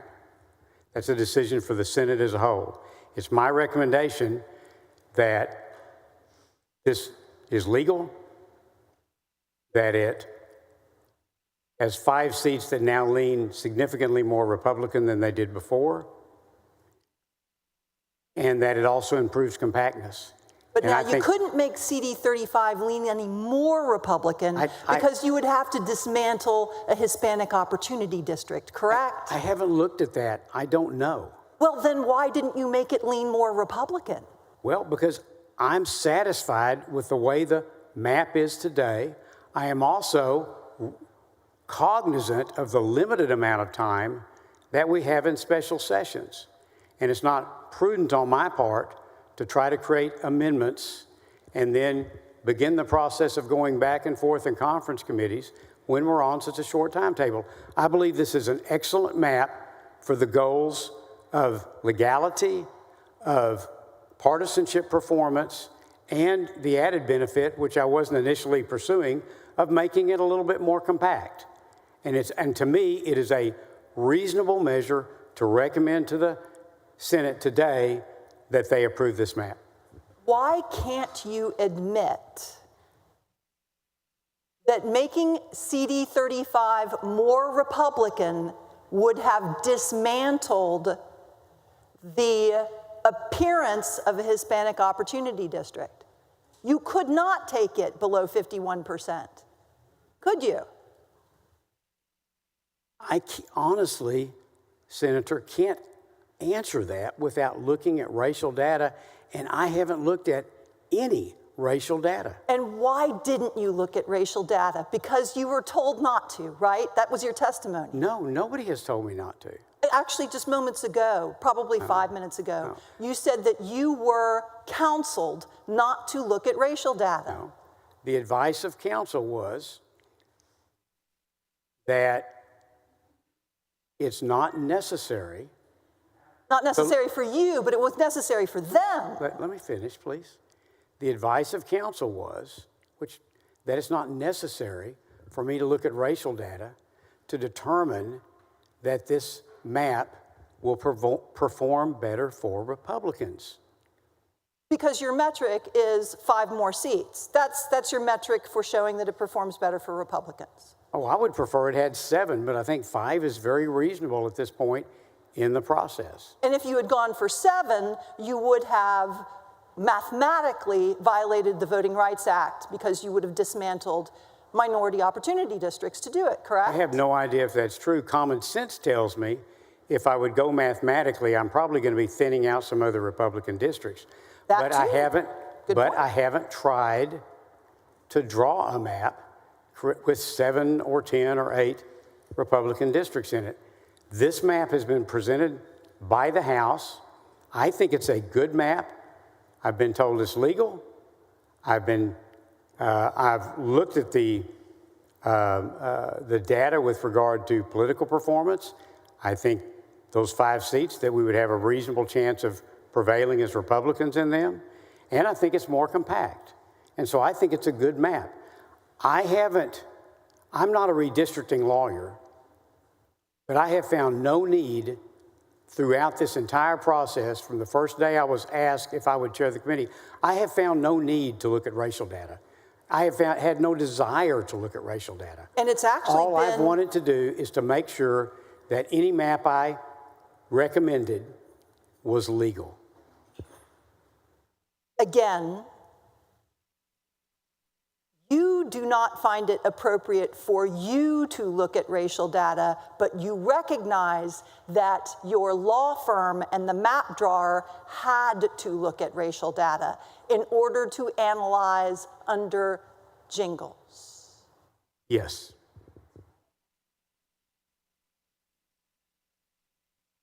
Now, with regard to compactness, you are aware that about 1/3 of Travis County's population is Latino, correct? I have not looked at that, but I certainly take your word. And you're aware that Travis County on the whole is just under 50% white population, correct? If you say so, then it certainly is. And that it has historic communities of both Latino and Black citizenry in its eastern edge, and some coalition and crossover district precincts in its northern edge, correct? I'm not aware of that, but if you say so, I'll take your word.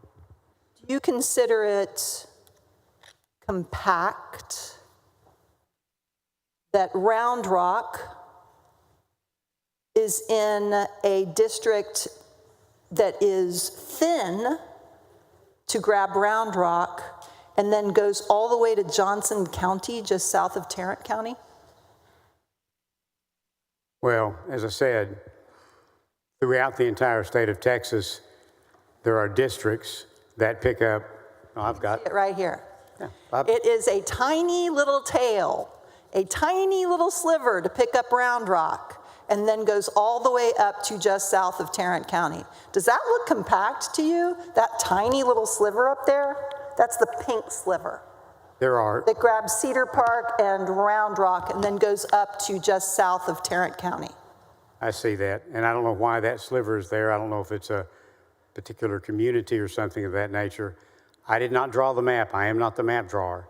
But what I will tell you is, if you look at the current map, including the House and Senate maps, all across the state, you find where you have to reach into urban areas, grab population, and move those into more urban and suburban areas to get the population that's required for one person, one vote. And would you think that the more racially diverse population paired with the majority white rural population is the reason for that?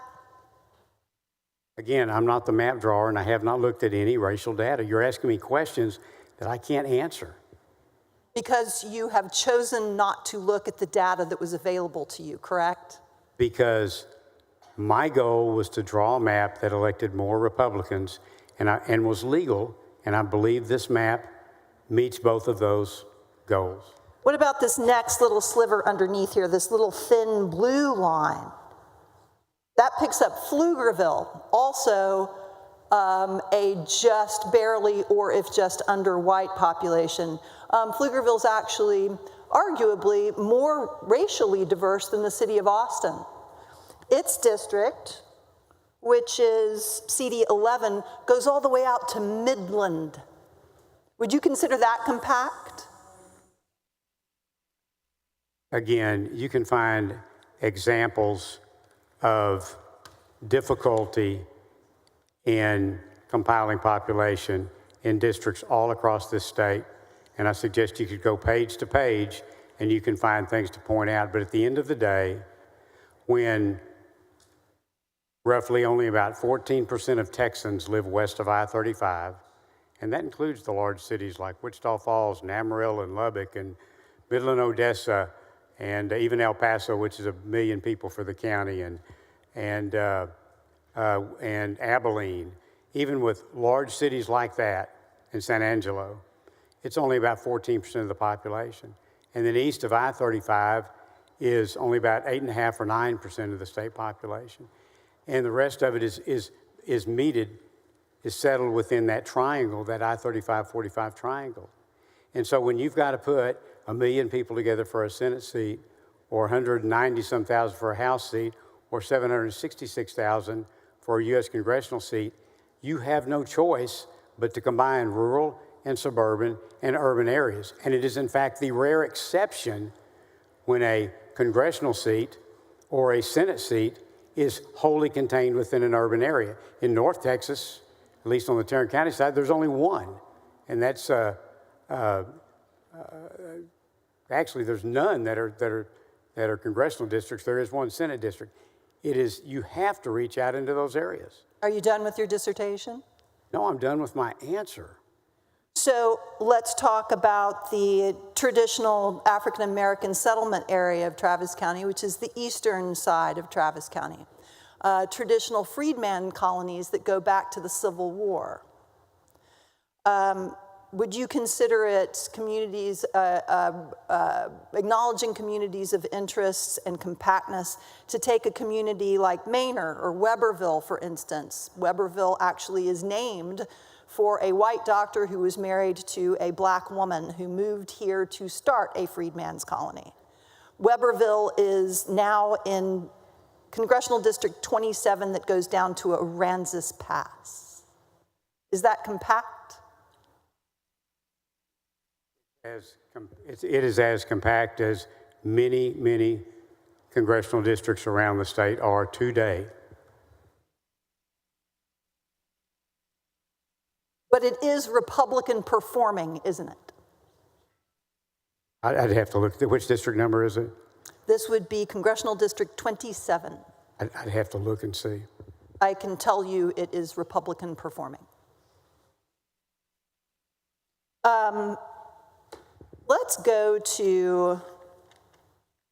Let's go specifically to the issue that you don't feel it's appropriate for you to look at racial data, which is available to you. But your lawyer and the map drawer had to look at racial data, which you agree with, correct? I don't know what the map drawer looked at. You do know that the map drawer looked at racial data. No, you're wanting me to answer you accurately, Senator, and I don't know what they looked at. I know what I have looked at. You said that you and your attorneys reviewed these maps in light of Jingles factors, did you not? I said that I instructed my legal counsel to review this map in light of all applicable redistricting law, and Jingles is one of the standard tests, right? And you know that Jingles requires an analysis of the racial performance of these districts. Yes. So What? you must concede, that your lawyers and the map drawer looked at race to draw these maps. I can't testify to what somebody did, the map drawer, that I haven't talked to or asked what they did. If you are confident it's legal under Jingles, you must concede that they looked at Senator, race. you're asking me to make jumps that I'm just not going to make. I haven't asked the map Court drawer. specified three Now you're interrupting preconditions that a me. minority group must prove to succeed on a vote dilution claim. Members, a reminder, this is not a courtroom, and then that we ask the questions. I am quoting Jingles. If Senator, I'm not, Senator, we one at a time, if you please. Ask the questions and the other senator will respond, and we'll keep it nice and civil. Senator Eckhart, First, you're recognized, Senator Eckhart. the minority group must be able to demonstrate that it is a sufficiently large and geographically compact to constitute a majority in a reasonably configured single-member district.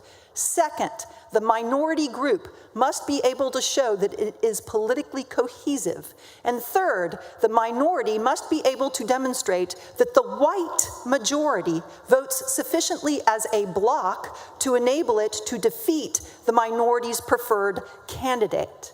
How would one determine if the Jingles test had been met, if the law firm and the map drawer didn't look at race? I'm trying to answer you accurately, and you're asking me to make statements that I don't know. I have no personal knowledge of what, and I'm assuming there may have been multiple map drawers. I don't know. But I have no personal knowledge of what any of the map drawers looked at. I could guess, but I'm not going to tell you unless I know. But you have Please let me finish. I do know that my legal counsel would have had to look at Jingles. You read through the three elements of Jingles. I do know that they would have had to use that and the underlying data that goes with that to be able to come back to me and say, this map is legal.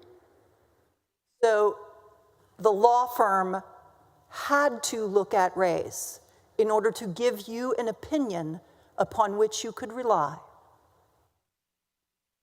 They would have had to follow whatever protocol is required by Jingles, which obviously that includes looking at a broad range of data, and racial is part of it, sure.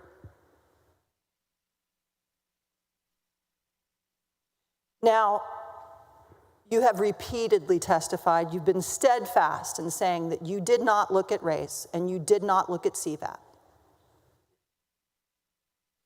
The map and the spreadsheets on our desk this morning when we walked in include CVAP. But you didn't look at them, No, and you never have looked at CVAP. never. And I didn't prepare those documents either. Earlier, you said that Representative Hunter drew the map, and you liked the map, and so you are now sponsoring it. Sorry, would you repeat that? That Representative Hunter drew the map, that you liked the map, the new one, as it was adjusted, and then you adopted it and are sponsoring it today. I don't know if Representative Hunter, I doubt he physically drew the map. And you've testified that you didn't see the map that's before us today until the 18th. Or say that again. You testified earlier today that you had not seen the map that's before us today until it was made available to the public at the hearing in the House on the 18th. Yes, I actually don't think that was the first day it was available, yes. And you did not see it before then. No. Now, you have testified both that, And actually, this isn't testimony, this is Q&A on the Senate floor. you have shared with us that your first knowledge of the map that's before us today was when the lawyers in the House sent it to your chief of staff on the 18th. I don't think they sent it. I think that they called my chief and said, we just got a call from the House counsel and be aware there's going to be an amended map put out. And you have also shared with us that Adam called you and said there were differences in the map. Yes. Interestingly, at the same time. Coincidentally? I have no idea. I just thought it was interesting that he called at the same time, because when I hung up, I picked up my phone to call my chief of staff and said, are you aware of any new map? And she said, you just got a call. He just wanted to give you a heads up? No, he was actually looking for a contact with someone with the House. Did you watch the House hearing? I listened to a little bit of it, but it was sporadic. Did you hear the portion where... In fact, let me correct that. I'm not sure I listened to any of the hearing. The hearing on Monday, when they laid it out, yes, I listened to parts of it. And did you listen to any of the floor layout on Wednesday? Very, very little. I was busy both those days, and I just kind of flipped it on a few times and flipped it off. During the committee hearing, as well as during the floor layout, Representative Hunter repeatedly refers to the CVAP, the Hispanic CVAP and the Black CVAP. Okay.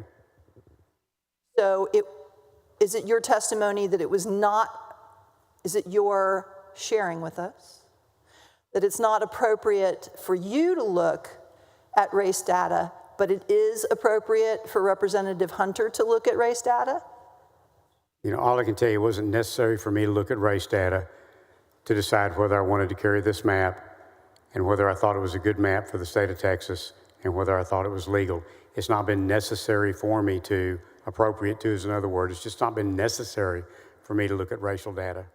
But it was somehow necessary for your colleague in the House to look at it, Representative Hunter? You know, I can't answer for him, and you need to ask him questions like that. But for me, you know, once a map is drawn, I felt like my job was to make sure it was a legal map. I very simply had our legal counsel review it. They came back and said, yes, it is legal. And then I looked at what districts it enhanced from a partisan perspective. It enhances these 5. And then, oh, by the way, the changes they made improve compactness. How many maps did you ask your law firm to scrub? I looked at each one that the House initially filed. How many was that?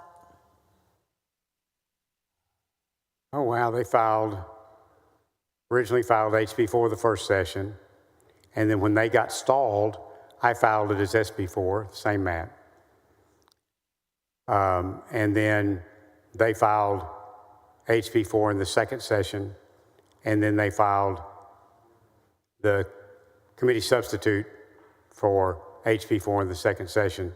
So I guess it was technically 3 maps.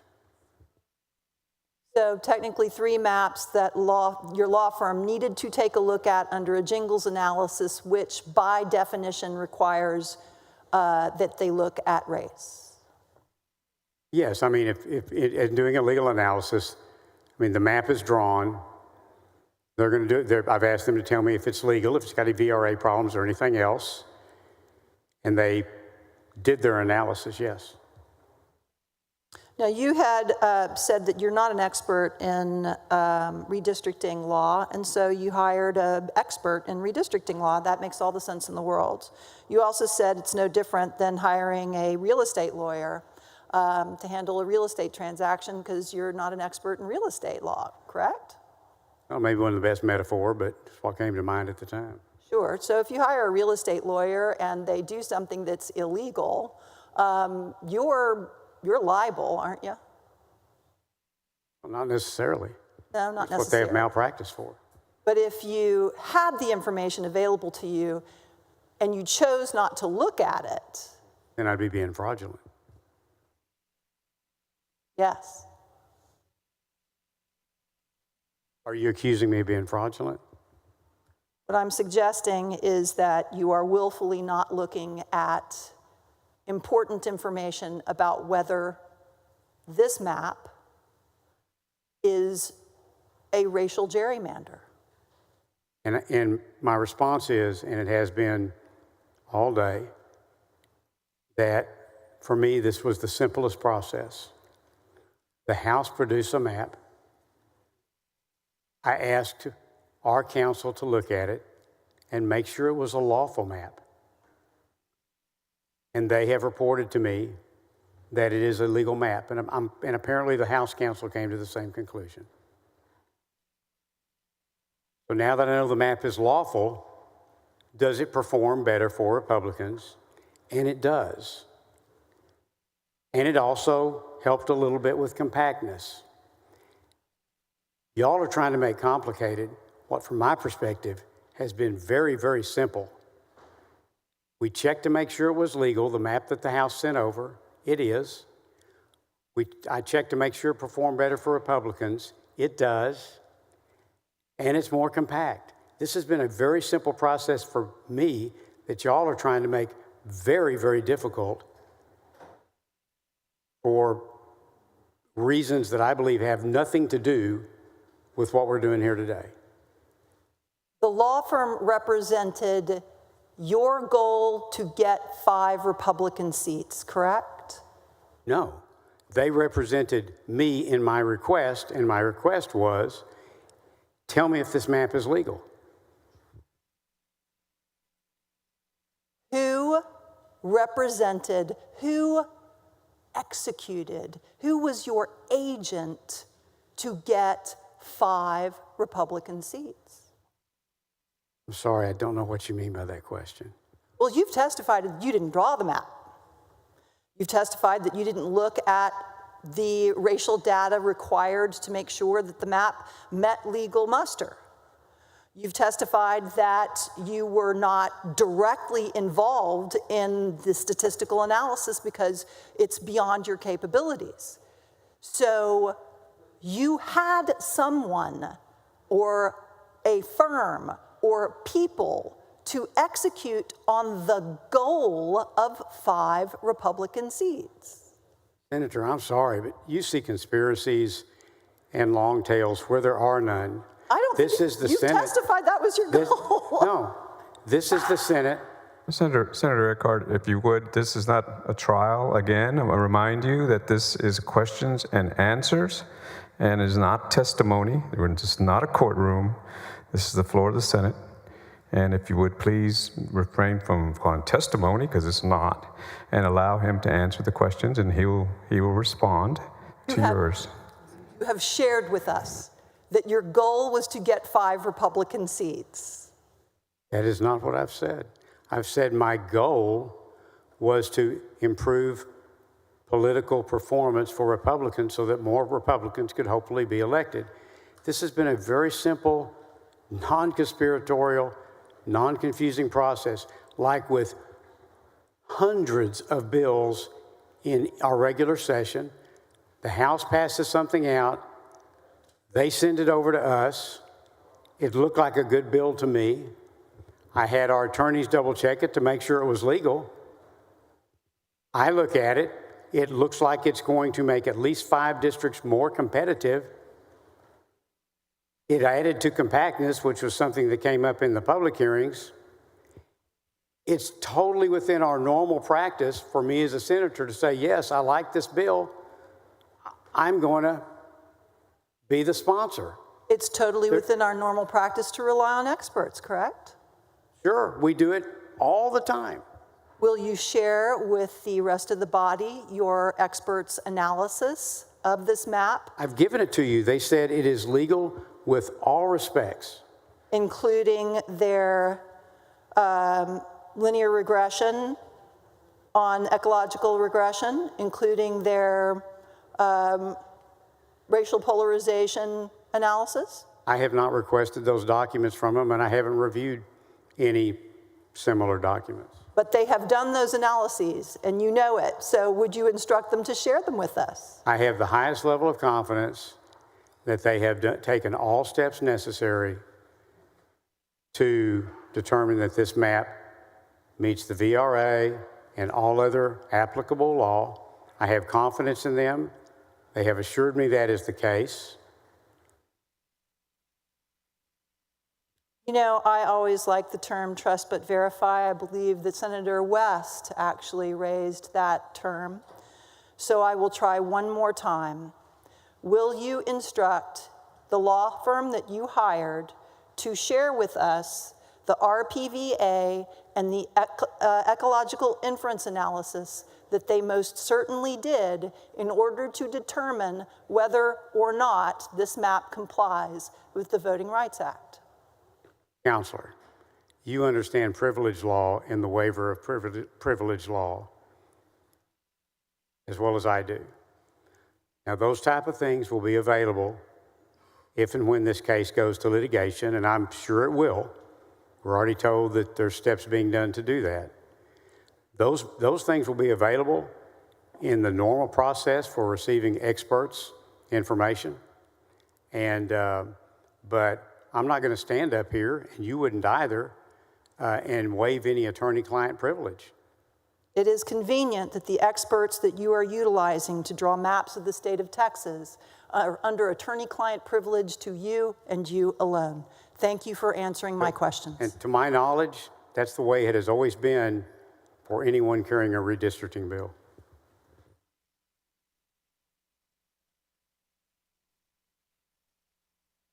Senator Miles, for what purpose? Just a point of clarification with the chairman. Senator King, do you yield? Yes. Thank you. Mr. Chairman, you recall, I'm assuming now that you recall being asked if you knew or ever talked to Adam Kincaid in our hearings. Is that correct? Do you recall I know we've those? talked about Adam Kincaid several times in the hearings. Right. And do you recall your answer when you were asked if you knew or talked to Adam Kincaid? And I'm assuming that's why you're telling, well, do you recall your answer? I've been asked no, I don't recall any specific. I can tell you that to the best of my recollection today, I think he and I have talked 3 times. So you have talked to Adam Kincaid? Yes, I said that earlier today. And what's your most recent time you've talked to Adam Kincaid? Last Monday, he called me looking for a contact. Last Monday. Okay. So that's because we were asked, you were asked multiple times in the committee. So. And you volunteered the fact that you never talked to Adam Kincaid. I don't think I've said anything incorrect in the hearing. If I have had, it was an error. Okay. Thank you for the clarification, Mr. Chairman, that you have Thank you. And spoken I to. went over those 3 occasions, That you, sir, with Senator Gutierrez a few moments ago. thank you for that clarification, Mr. Chairman.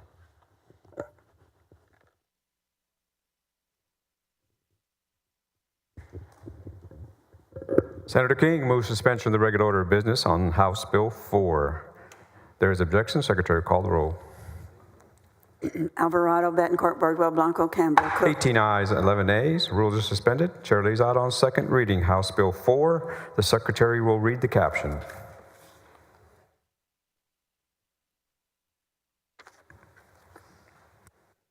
House Bill 4, relating to the composition of the districts for the election of members of the United States House of Representatives from the state of Texas.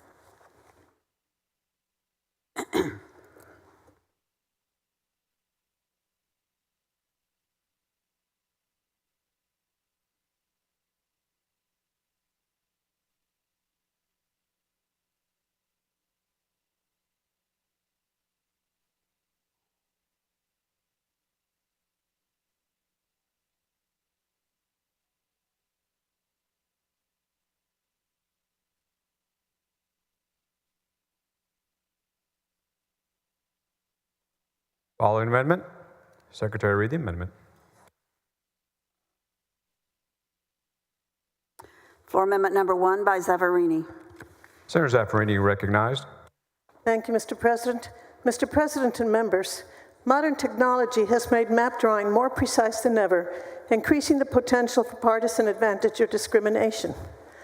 These advances also provide an opportunity for an independent redistricting commission to leverage data and tools to create fairer, more equitable maps that better reflect Texas communities. This amendment would establish a bipartisan Texas Redistricting Commission and transfer responsibilities for redistricting congressional districts from the legislature to the commission. The commission would comprise 2 members chosen by House Democrats, 2 by House Republicans, 2 by Senate Democrats, 2 by Senate Republicans, and 1 independent member chosen by those 8. Members would serve 3-year terms beginning February 1st of the year following the census. The commission would meet the first business day in February following the census year and could vote to terminate their terms early and dissolve following the adoption of all redistricting plans.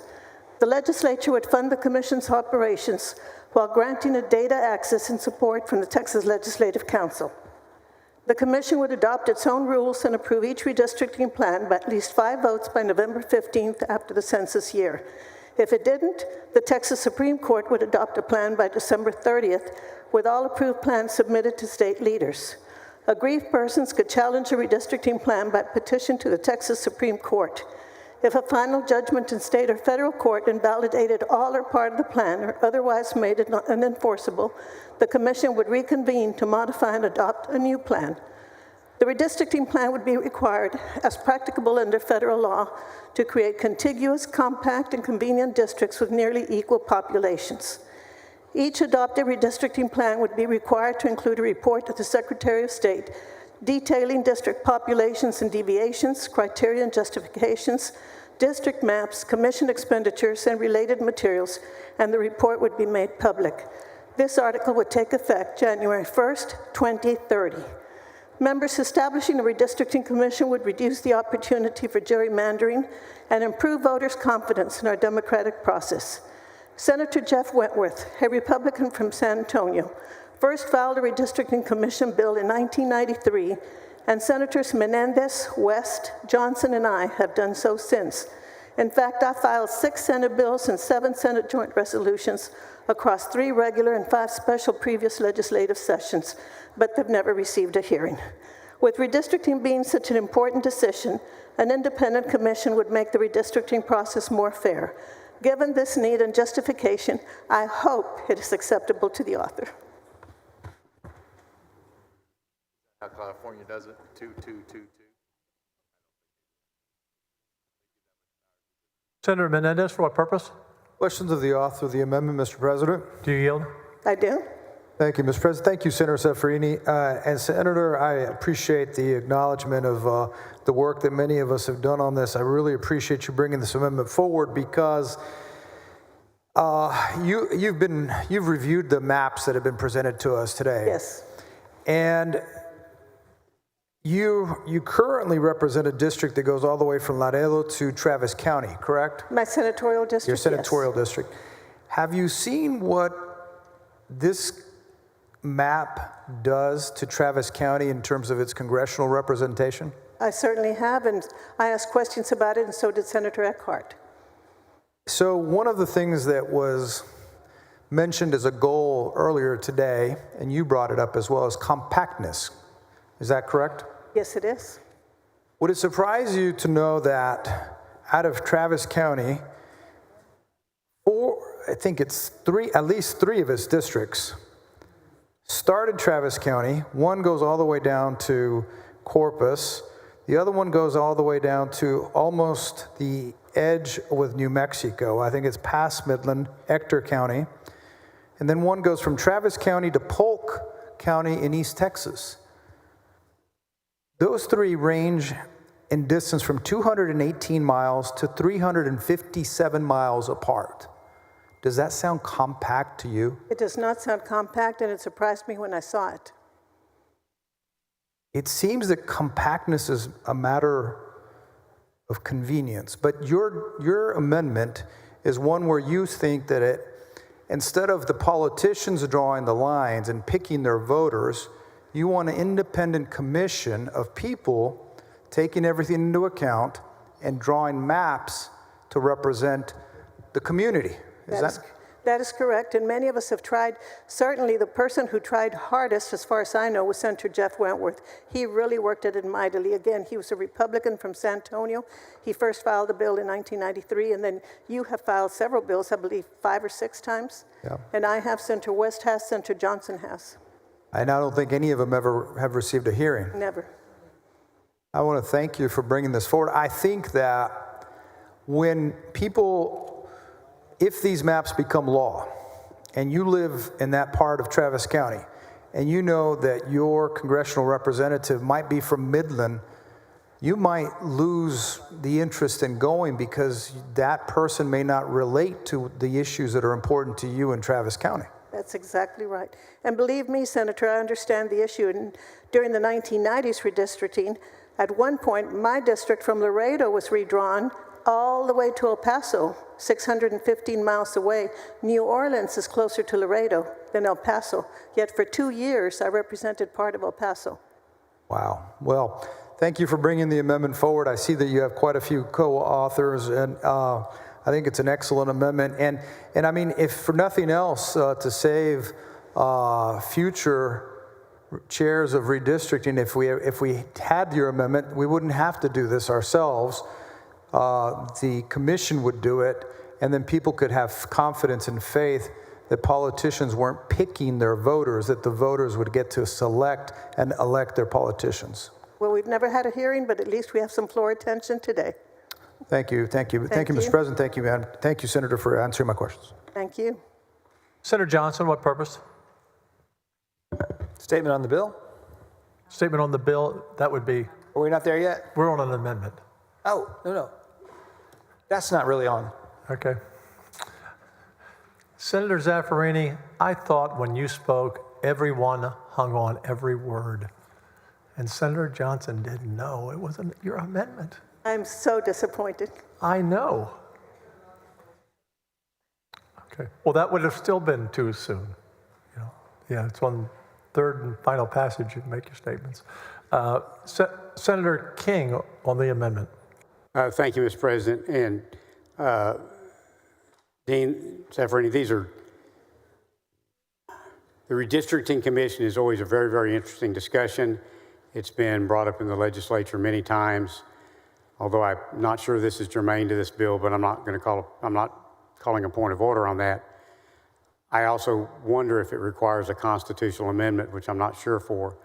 But the larger question is that this is a really substantial change in how Texas operates.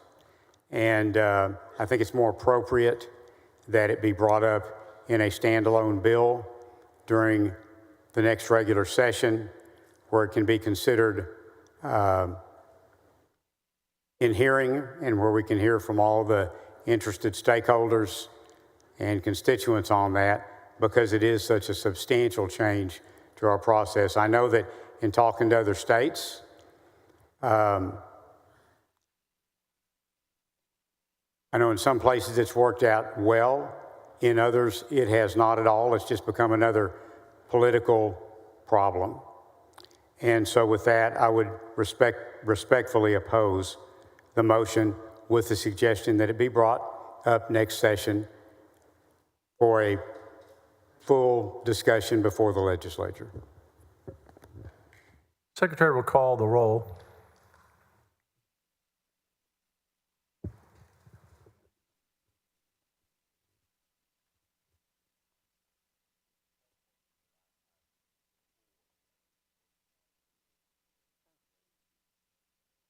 Secretary will call the roll when ready.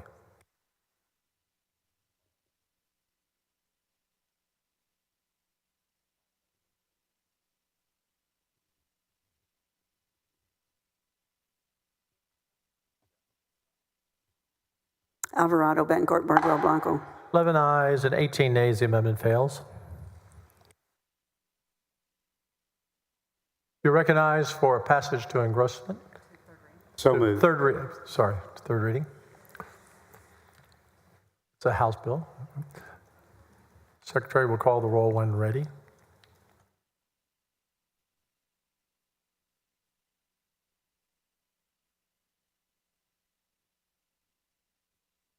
Alvarado, Betancourt, Bardwell, Blanco, Campbell. 18 ayes, 11 nays, the bill passes the third reading. We'll hold there. Thank you, Mr. President. Thank you, members, for the long day. Thankfully, not snarkily. Thank you for being patient with me.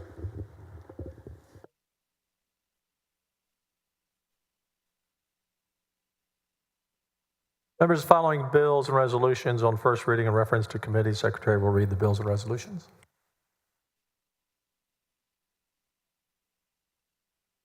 House Bill 1 relating to youth camp and campground emergency preparedness to the Select Committee on Disaster Preparedness and Flooding. House Bill 3 relating to the inoperability of emergency communication equipment and infrastructure in this state to the Select Committee on Disaster Preparedness and Flooding. House Bill 20 relating to certain measures to prevent and reduce fraudulent charitable solicitations and theft during disasters to the Select Committee on Disaster Preparedness and Flooding. House Bill 22 relating to the authority of the Comptroller to provide funding for the deployment and operation of certain emergency communication equipment to the Select Committee on Disaster Preparedness and Flooding.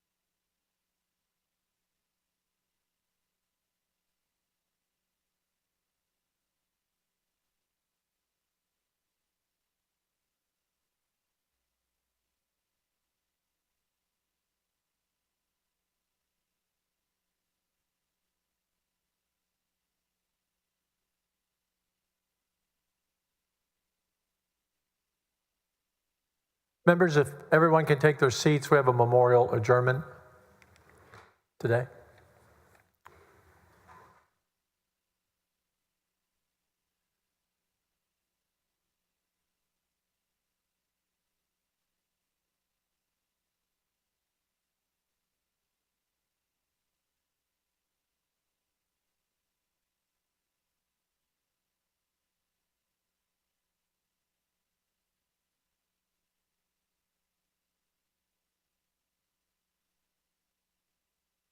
The chair recognizes Dean of the Senate for a highly privileged motion. Thank you, Mr. President. Mr. President, members, before I move to adjourn for the day to reconvene later, I yield to Senator King for a memorial statement. Senator King. Thank you. I have a very, very dear friend whose funeral is today, and I was unable to make the gathering, the celebration of his life, because we're all here today.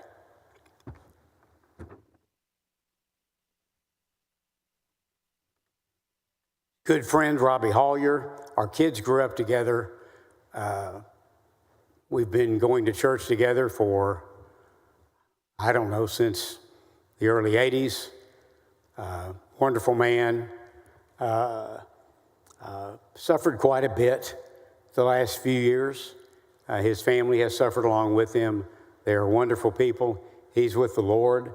I couldn't be here today, but I thought it would be a neat thing if I could tell his family that we adjourn today in the memory of Robbie Hollier. Thank you, Senator. Senator Zaffirini. Thank you, Mr. President. Mr. President and members, I move that the Senate adjourn until 5:45 today, August 22nd, in memory of Robert Hollier, constituent of Senator King. Any objection? Hearing none. The Senate stands adjourned until 5:45. Thank you, members.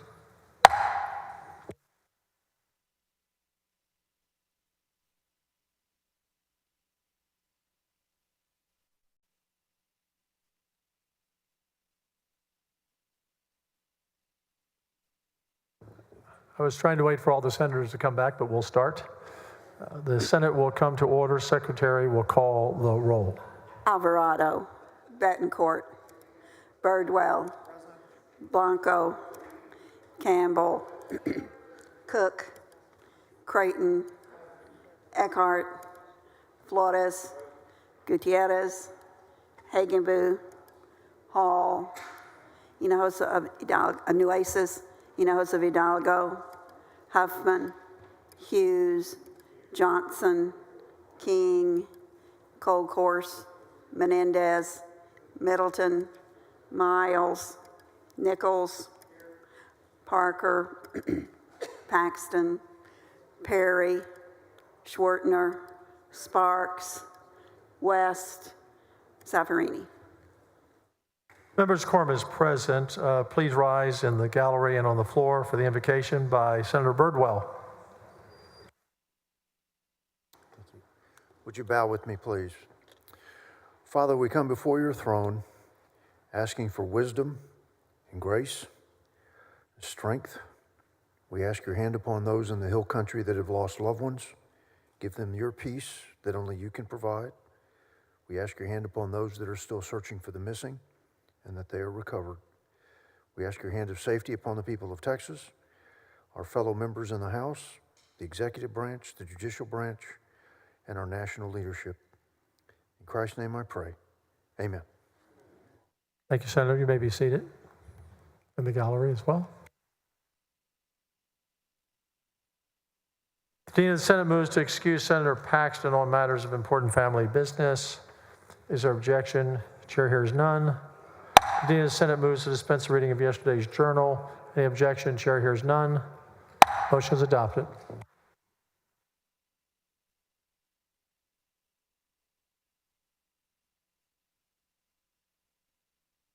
Members, if there's no objection, I'd like to postpone the reading and referral of bills and resolutions until the end of today's calendar. Hearing no objection, motion is adopted.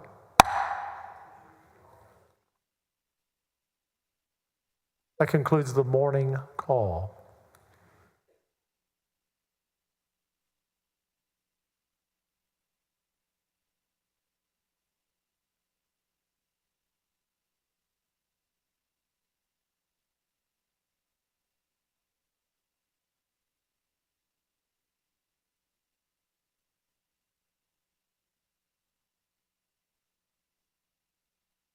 Senator King, you're recognized for a motion to suspend the regular order of business on House Bill 4.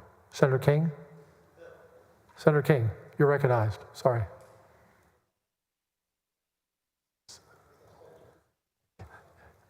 Yeah, I know it's been a long day. Sorry. You're not quite finished yet. I had to catch up with myself there. I moved to suspend the regular order of business on House Bill 4. Secretary will call the roll. Alvarado, Bettencourt, Birdwell, Blanco, Campbell, Cook, Creighton. 18 ayes, 11 nays, rules are suspended. Chair lays out on third reading House Bill 4. The Secretary will read the caption. House Bill 4, relating the composition of the districts for the election of members of the United States House of Representatives from the state of Texas. Members, it is now the time for third reading speeches. Senator Zaffarini, you're recognized. Thank you, Mr. President. Mr. President and members, I rise in strong opposition to House Bill 4, the unfair, untimely congressional redistricting plan. In 2023, members, the U.S. Supreme Court ruled in Allen versus Milligan that Alabama's congressional map violated Section 2 of the Voting Rights Act because it denied black voters the opportunity to elect a second candidate of their choice when warranted by population growth and demographic patterns.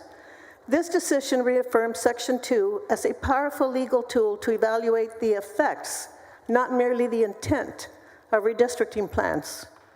Despite clear evidence of minority population growth and shifting demographics, House Bill 4 reflects the same failure by denying minority populations a fair opportunity to elect candidates of our choice. In this whirlwind of criticism and controversy, I believe we agree about the facts. First, that the current congressional map based on then current census data was approved in 2021 unanimously by 18 Republican senators, with 13 Democratic senators unanimously voting against it. Second, that during these special sessions, 12 Republican senators who voted for it unanimously at that time have changed your position and today unanimously seek to replace it with a map based on now 5-year-old census data, while 10 Democratic senators who unanimously opposed it then remain consistent in our opposition and unanimously oppose it even more vehemently now. Third, that while congressional redistricting has taken center stage during 2 special sessions called by Governor Greg Abbott and has been prioritized over the immensely critical issue of the day, flooding and disaster preparedness, it never was considered during our regular session that ended in June. That begs the question, why now? It prompts the answer, because the billionaire party bosses commanded it. Fourth, that the governor will call as many special sessions as needed until a congressional redistricting plan is adopted and will use whatever he calls every bullet in his belt to prevail, including moving the election date, finding and arresting legislators, declaring vacancies in the legislature, and calling upon the federal government and the judiciary to hearken to his side. Fifth, that the legal battle regarding the 2021 congressional redistricting lawsuit rages unresolved in El Paso federal court, and that this 2025 redistricting effort is headed for the courtroom. So I agree with the Democratic lawyers who believe that if HB 4 is going to pass anyway, the sooner we can get to court, the better, and the greater the likelihood we can get relief before the election. You have to wonder, how can Republicans adopt a redistricting plan in 2021 and then defend it vigorously in court since then, only to denigrate it in 2025 and try to replace it? Frankly, surely there are incumbent Republican members of Congress who wonder that too. Fourth, we agree that none of us wants to be here doing this at this time. Redistricting is such a partisan issue that it is best addressed every decade after the census data are released. In states across the country, minority parties will accuse majority parties of gerrymandering for political advantages. In Texas, the minority accusations were proven right. The NAACP, MALDEF, and the Democratic Party have prevailed in 5 congressional lawsuits filed in federal court through 2024. I am convinced that if justice prevails in the U.S. Supreme Court, Democrats and minorities will prevail in contesting the 2021 and the 2025 plans. That's a big if. Democratic senators oppose House Bill 4, not only because it disregards the growth and diversity of our state, but also because it further erodes the strength of minority districts, diminishing our ability to elect candidates of our choice and silencing voices that deserve to be heard.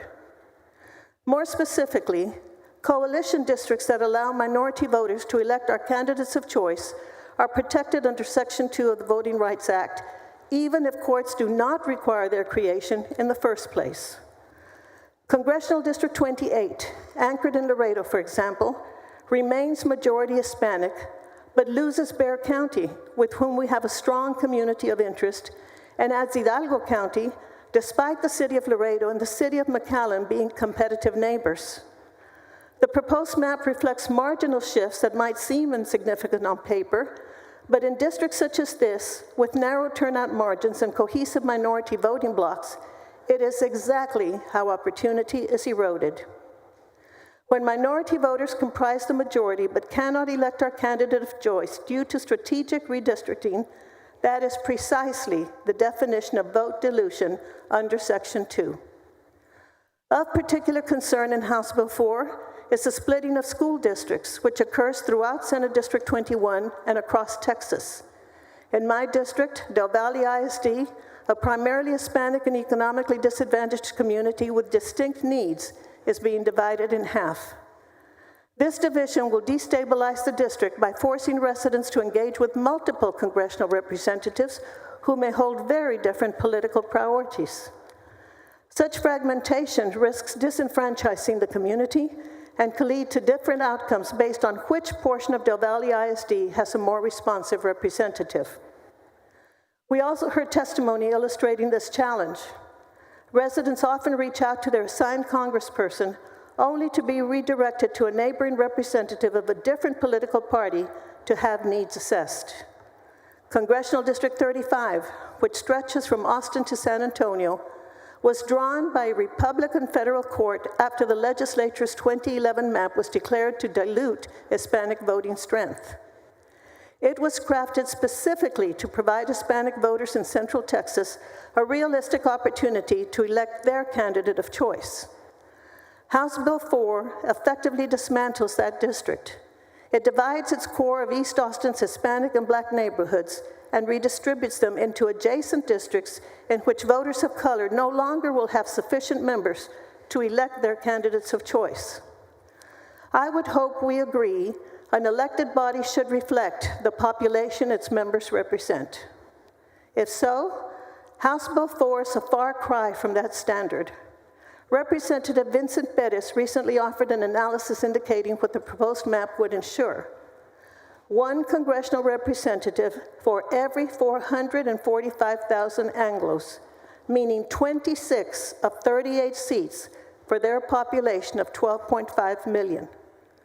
One congressional representative for every 1.5 million Hispanics, meaning 8 seats for our population of 12 million. One congressional representative for every 2 million African Americans, meaning 2 seats for their population of 4 million, and Asian Americans would have 0 representation in the delegation despite their population of 1.6 million. That means Anglos who comprise 40% of the population would hold 68% of the delegation. Hispanics who comprise 40% of the population would hold 21% of the delegation. African Americans, who are 13%, would hold 5%, and Asian Americans, who comprise 5%, would hold none. Under this proposal, an Hispanic Texan has 1/3 the political value of an Anglo-Texan. From my perspective, as a Texan of Mexican, Spanish, Sephardic Jew, and Greek descent with an Italian last name, it is glaring that Hispanics comprise 40% of the population and should hold 15 of 38 seats, but under House Bill 4 could elect only 21% of the delegation, only 8 of 38. 3 of those districts, Congressional District 28, 15, and 34, are drawn in a way that makes them less effective at producing electoral outcomes consistent with the preferences of Hispanic voters. This is not proportionality, which admittedly the law does not require, but it is evidence of systematic underrepresentation, especially when combined with data indicating cohesive voting patterns, racially and ethnically polarized elections, and strategic redistricting choices that undermine voter influence. Clearly, House Bill 4 negatively would impact minorities' ability to elect candidates of our choice, including in South and Central Texas, which I represent. Its consequences are as deeply profound as they are exceedingly concerning, particularly within a legal framework that prohibits voting changes that result in minority voters having fewer opportunities than others to elect representatives of our choice. The proposed map dismantles effective minority opportunity districts, reduces the influence of cohesive voting blocks, and retreats from the progress made under decades of court oversight and community advocacy. It also fails the test of fairness. It fails the test of Section 2, and it fails the people of Texas. The Texas Senate used to be known as the most deliberative body in the world. Those days are over.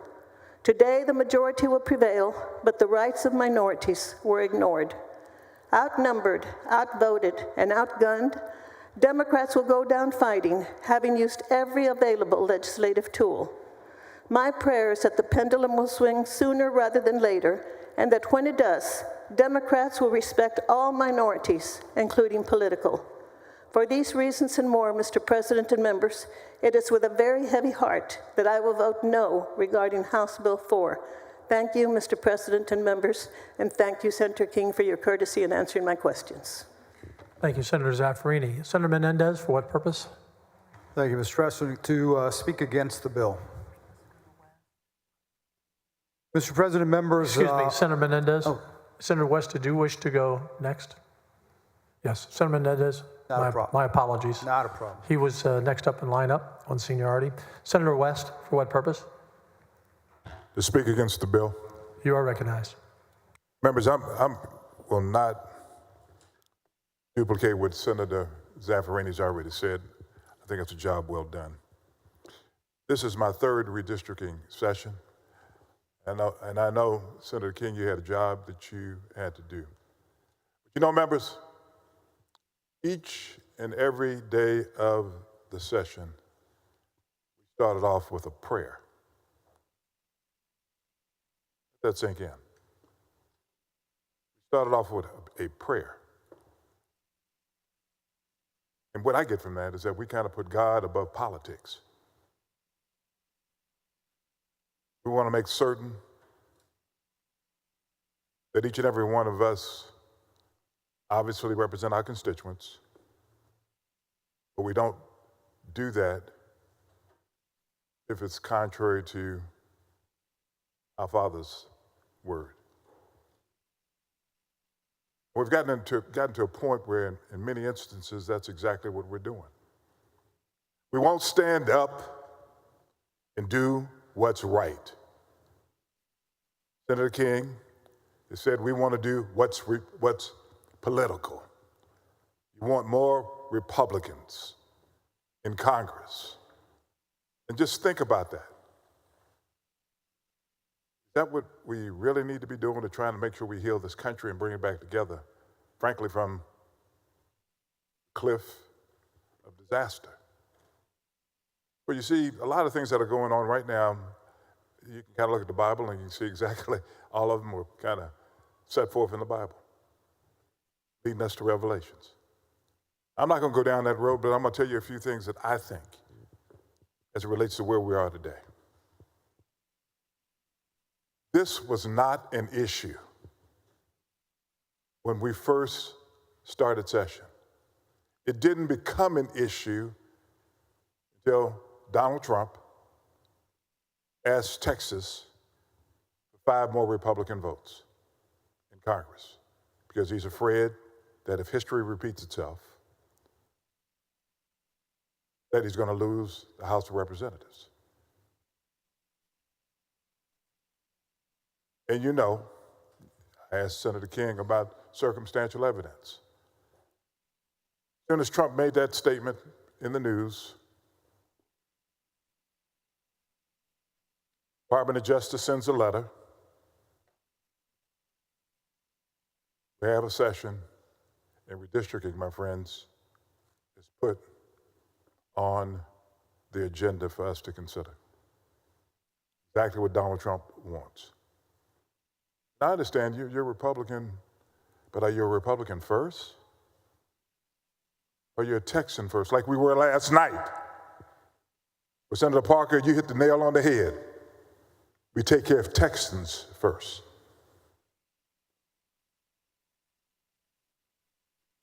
Our Attorney General. Well, let me back up a little bit. We're in court right now with the 2021 map. Senator Huffman was the chair of the committee. Senator Huffman has testified over and over again. Yes, we are contesting that particular map. The Attorney General was supportive of Senator Huffman's statement about it being race blind. You have an Attorney General that has made a living off of suing the federal government. For some strange reason, as it relates to this issue, he can't find the will to do that. Why? Because of Donald Trump. When you begin to look at where we are right now, African Americans. I pointed to this portrait over here on this wall. You know what it represents. Senator Miles and I have to consistently be confronted with this every time we come in here because of that history. You know what the history is of this state. You know discrimination still exists in this state, maybe not as much as it used to be. If we are indeed Christians, we're supposed to be looking out for our fellow man on a consistent basis. African Americans have finally been able to get 4 congressional seats in this state. We're going to have a population of some 50 million people by the year 2040. We have, 38 congresspersons? 4 African Americans? And what's getting ready to happen? When this map passes, you will have said, it's not about our brother's keeper. It's not about making certain that we do what's fair, that we do what's politically expedient. Yet still we pray each and every day that we're here.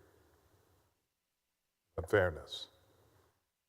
If you feel that what we're doing is fair deep in your heart, then go ahead and put politics over what you have said and profess as a Christian. Why is it that when people, ethnic minorities in this state, which frankly is the majority, groups now start making strides consistent with the American dream, all, in many instances, professing to be Christians, but in all instances, professing to be Texans, putting Texas first. We do it along with our Anglo brothers and sisters each and every day, because we're proud to be Texans. But in political games, for some reason, ethnic minorities end up being pawns. You know what the numbers look like in terms of the census, 2020.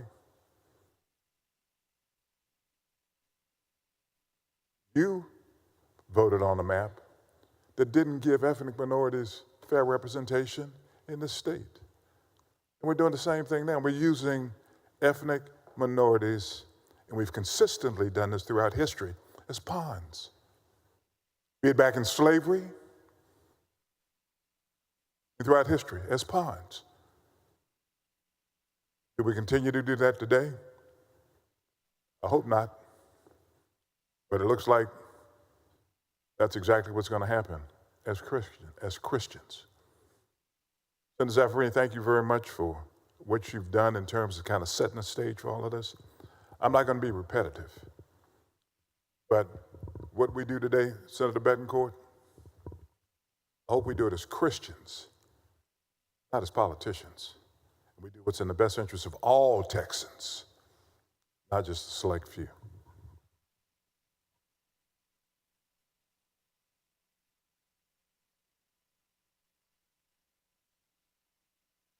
Senator Hinojosa?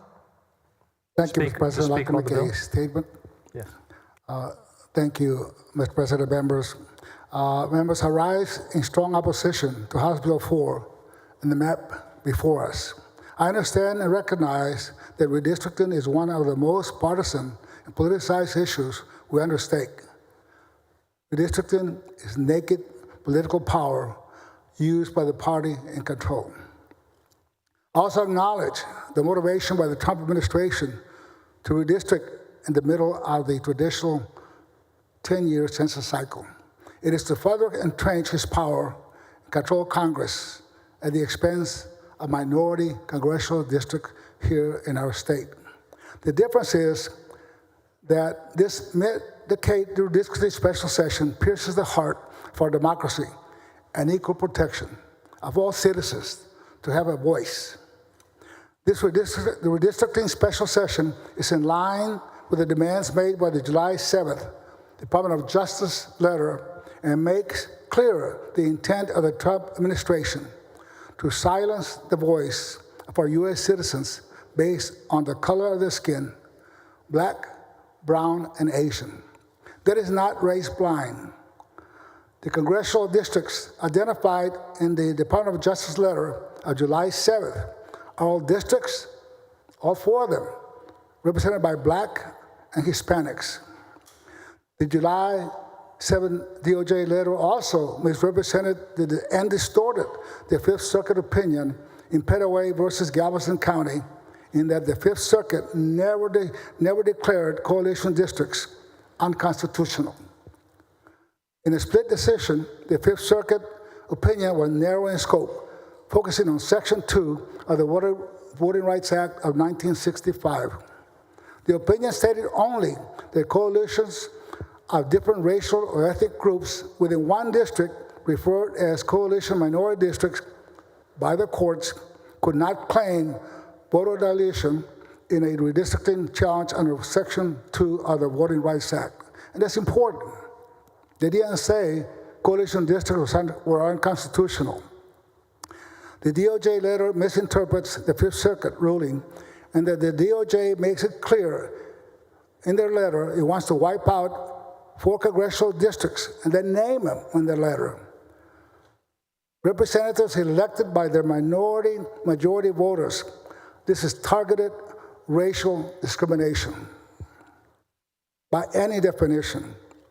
The DOJ researched the racial makeup of districts in Texas and identified 3 districts in which black and Hispanics were voters working together to constitute a majority, and 1 district in which Hispanic voters constitute a majority.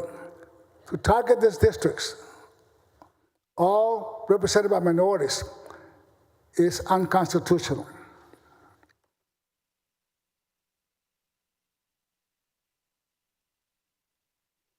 As you notice, the Trump administration did not target any of the Republican congressional districts.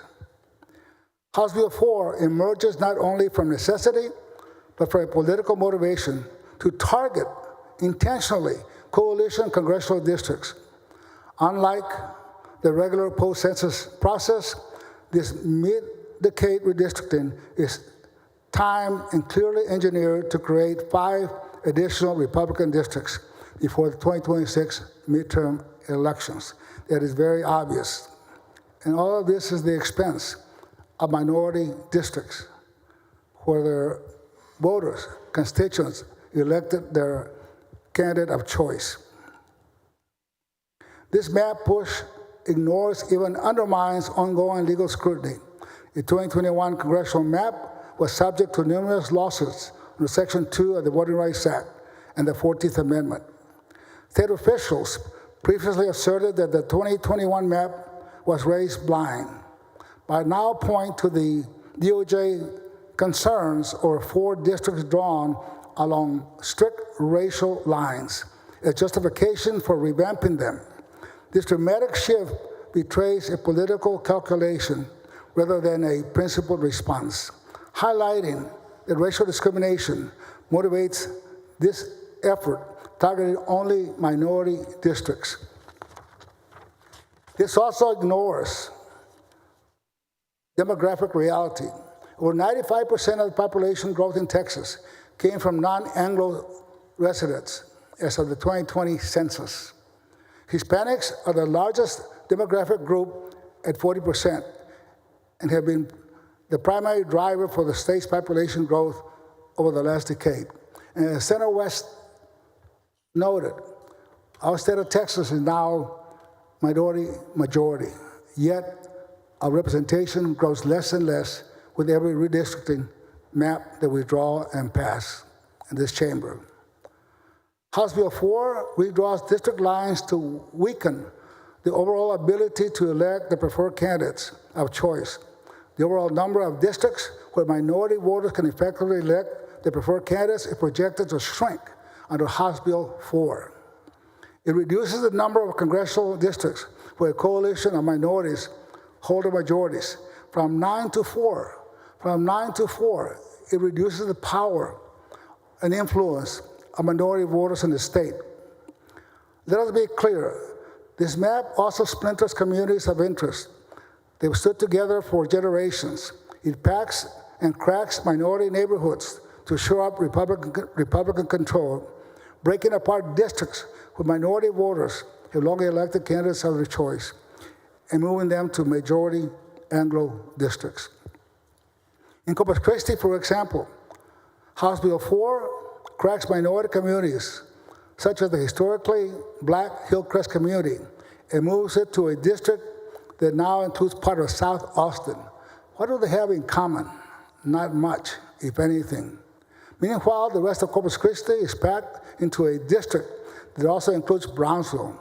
A unified coastal community is broken apart, no longer connected to economic drivers such as the Port of Corpus Christi and the Corpus Christi Army Depot.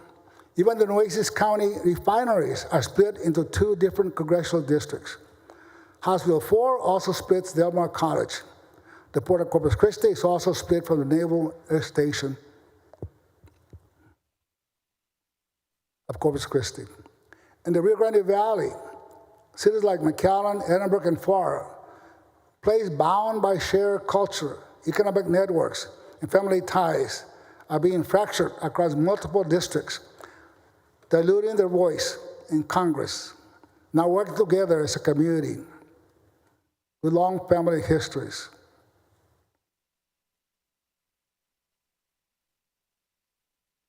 The cities of McAllen and Edinburgh, with a long history of working together under a single congressional district, are no longer together. This is not fair representation.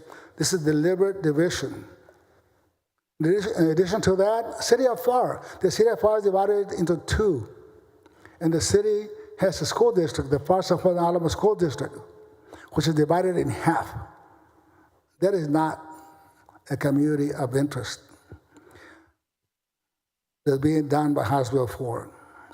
The Voting Rights Act of 1965 and the United States Constitution require maps to protect communities of interest and give every Texan an equal voice. Yet, this plan does not do that. It does the opposite. At its core, this plan violates the basic principles of fair representation in a true democracy and deepens mistrust in our democratic institutions. Voters should choose the representatives.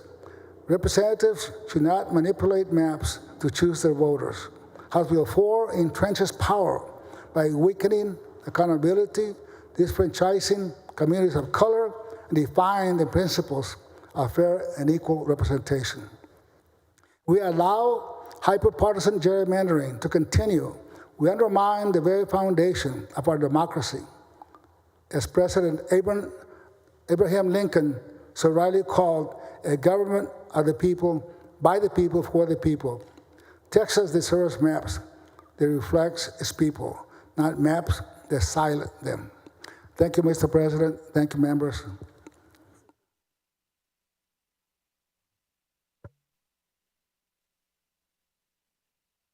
Senator Menendez, you're now recognized to speak on the final passage. Thank you, Mr. President. Thank you, members. I want to thank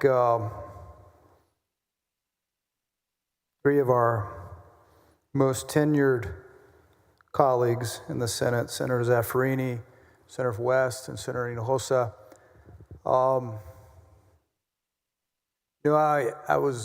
My father, if he was with us, he'd be 102 this year.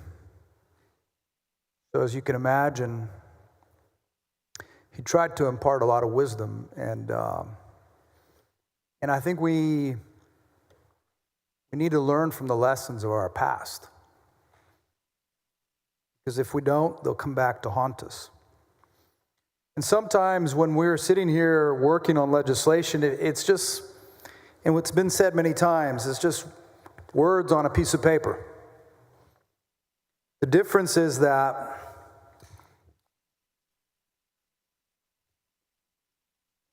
this map's going to affect people's lives. You know, there's a reason why so many people flock to this country and have for years. In the Declaration of Independence, when Thomas Jefferson wrote, "We hold these truths to be self-evident, that all men are created equal, that they are endowed by their Creator with certain unalienable rights, that among these are life, liberty, and the pursuit of happiness, that to secure these rights, governments are instituted among men, deriving their just powers from the consent of the governed." This bill, these maps reduce the consent of the governed. The people, especially those who live in these racially gerrymandered districts. In these founding documents, Americans were promised a better and more just future. I feel that we have strayed very far. This letter that I hold in my hand right here is the letter that many have referred to, dated July the 7th. At the very top, it says U.S. Department of Justice, Civil Rights Division, Office of the Attorney General. Addressed to Greg Abbott, Office of the Governor, and Ken Paxton. The part I'm going to read to you is just where it says, as stated below, congressional districts Texas 9, 18, 29, and 33 currently constitute unconstitutional coalition districts, and we urge the state of Texas to rectify these race-based considerations from these specific districts. Race-based. So the Department of Justice writes this letter to the governor on July the 7th. On July the 9th, Governor Abbott issues a proclamation where it says, legislation that provides a revised congressional redistricting plan in light of constitutional concerns raised by the U.S. Department of Justice. What constitutional concerns? The ones that say that these coalition districts are race-based. I find it difficult to understand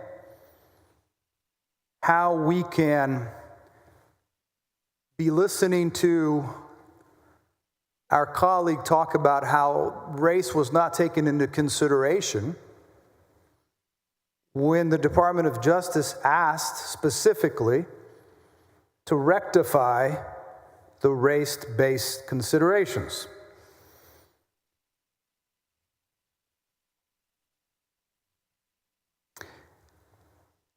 And then we ask ourselves sometimes as public servants, why do people not vote? Why is the voter turnout so low? What's happening?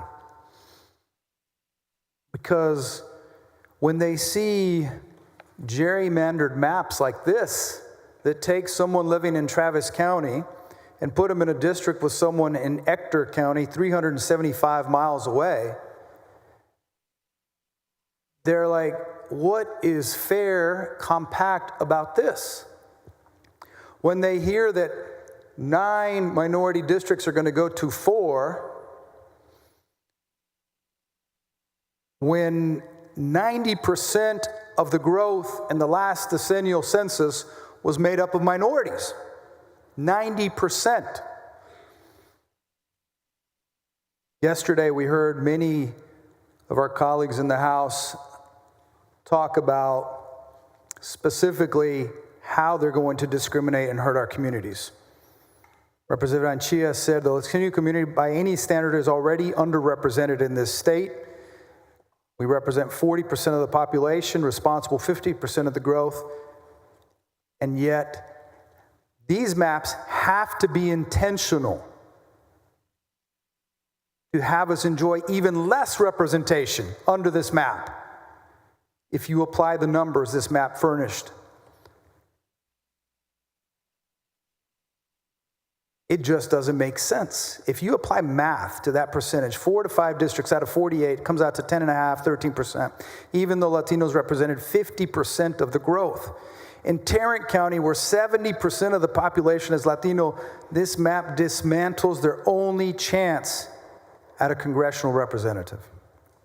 In Dallas County, millions of Latinos have waited over a decade to have an opportunity to elect a Dallas County neighbor of their choice. This map denies that opportunity. Working class families are paired with faraway suburbs that have nothing in common. In my hometown in San Antonio, a performing 60% plus Latino congressional seat disappears, gone, with no explanation. This map is not democratic or representative.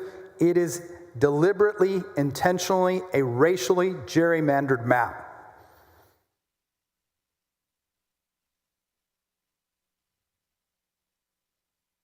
Senator Zaffirini covered a lot of the stats that were covered by the next representative, and I'm not going to be repetitive.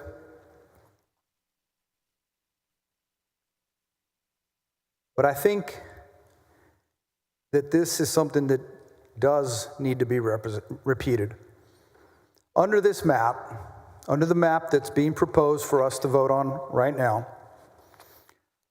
white Texans will receive 1 member of Congress for every 445,000 residents.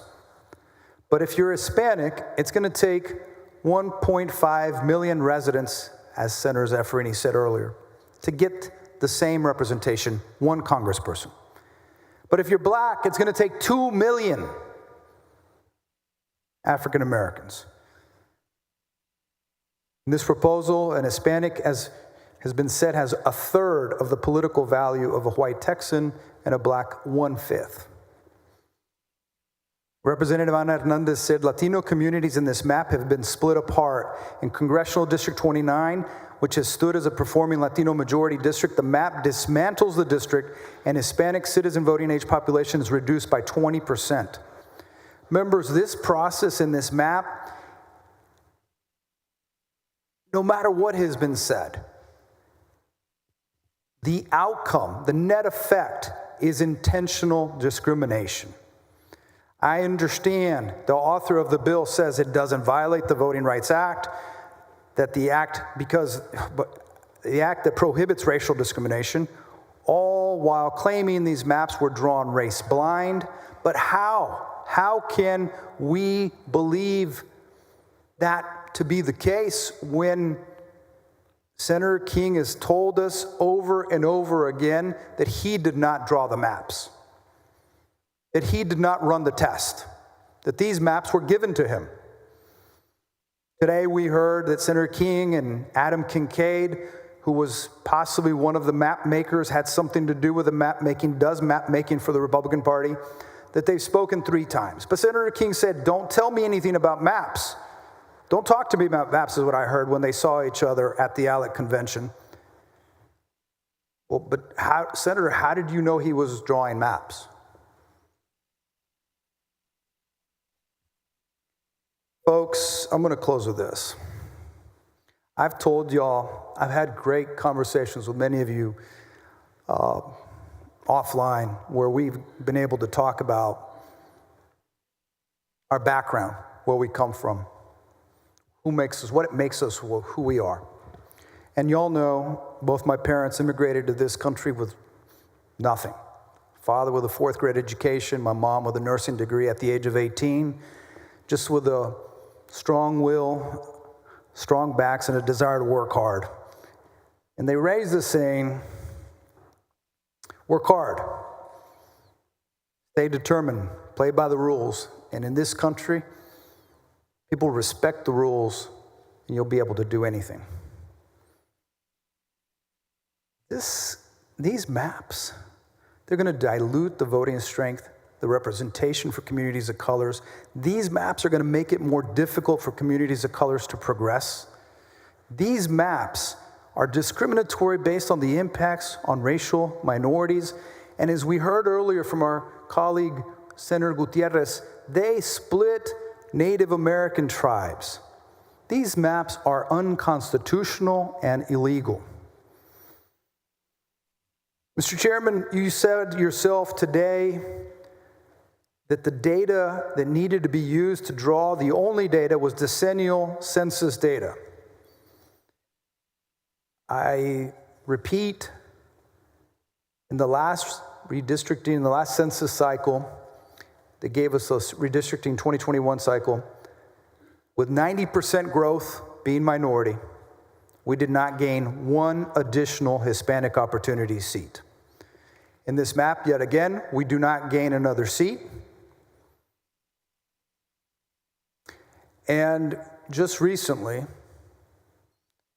as the Supreme Court is getting ready to debate and entertain some of the issues that are occurring, here we go. There's case law that holds that a good faith presumption applies to congressional maps when they are originally drawn by the Texas legislature after a decennial census. In a mid-decade redistricting such as this, the good faith presumption may not apply because the Texas legislature redrew majority-minority districts after it was made aware that the law regarding majority-minority districts is unsettled, and the constitutionality of the majority-minority districts is being currently considered by the U.S. Supreme Court in Louisiana versus Calais. The legislature will be acting in bad faith, dismantling existing majority-minority districts and creating new ones, knowing the constitutionality of those districts has yet to be decided by the Supreme Court. Members, as I read earlier in our Declaration of Independence, this country was meant to derive its just powers from the consent of the governed. Our democracy has been strong for a long time, but I worry about the future. This has gone too far. Why? Because it's the right of the people to govern it. I'm asking everyone that's watching, please do not give up, get involved, even though the odds are going to be potentially actively stacked against you. You have to show up. You have to show up every time. You have to vote because our government is representative of our communities. Today, just like our country, the Texas Senate, I feel like with these maps that talk about fairness, legality, compactness, yet you have Travis County sliced and diced like a pizza, Tarrant and Dallas and Harris. Harris, I think I counted 9 congressional districts in one county. 9. Bits and pieces, just grabbing the people they wanted for certain districts.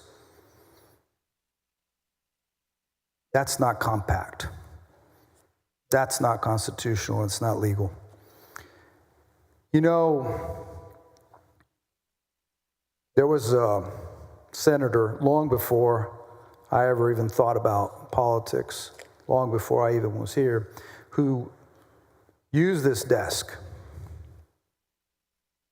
who fought segregationist laws, who fought anything he felt was against fair and equal representation for his communities. And that senator went on to be a U.S. congressman. And in San Antonio, Congressman Henry B. Gonzalez, whose portrait is hanging back there, he used this desk.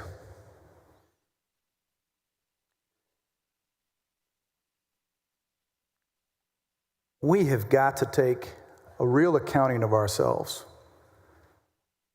Because, folks, what do we gain? If your party picks up 5 seats here, what do you gain? But if you make the people of Texas lose faith in their government, what do you really gain? I implore you to vote no against this flawed map. Thank you, members and Mr. President.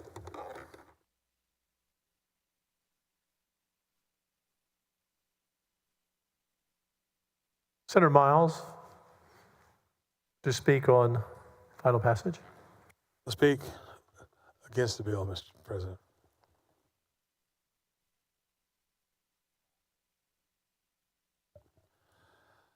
You know, by now, I would think that all of you in this chamber know that I don't say much. But when I do speak, I mean what I say, and I say what I mean. From the moment I was appointed to this committee, Chairman King, I've been very clear, and I've made it very clear to all of you that I was going to expose this process for what it truly is. You know, we talk about decorum in this chamber, but there is no decorum to be had when you're being oppressed and the voices of your community, black and brown communities, are being suppressed. I've served in this legislature since 2007, elected by my peers in my community. I'm a senator, and I enjoy being a senator. But I will always be a black man first. In every session, I come to this floor and I tell you about these policies, from CRT to DEI to now this election bill and this redistricting bill. How much harm it will cause. And every time I hear from my Republican colleagues in this chamber, they tell me I'm wrong about it. They tell me I'm wrong. And every morning, I wake up to a life. Every morning of pain for my people. If it's from CRT to DEI to the election process. So let me be clear. This map from HB to SB and back to committee substitute is just plain racist. This map is disrespectful, it is deplorable, it is discriminatory. And the actions of ramming it through the process is devious, damaging, and downright despicable. The Republican leadership followed through with the president's plan, aided by the Department of Justice, putting out a hit list for congressional seats in the black and brown communities of Texas. This plan seeks to discriminate against people of color and steal congressional seats. And yes, I mean steal. When you take what doesn't belong to you, it's called stealing.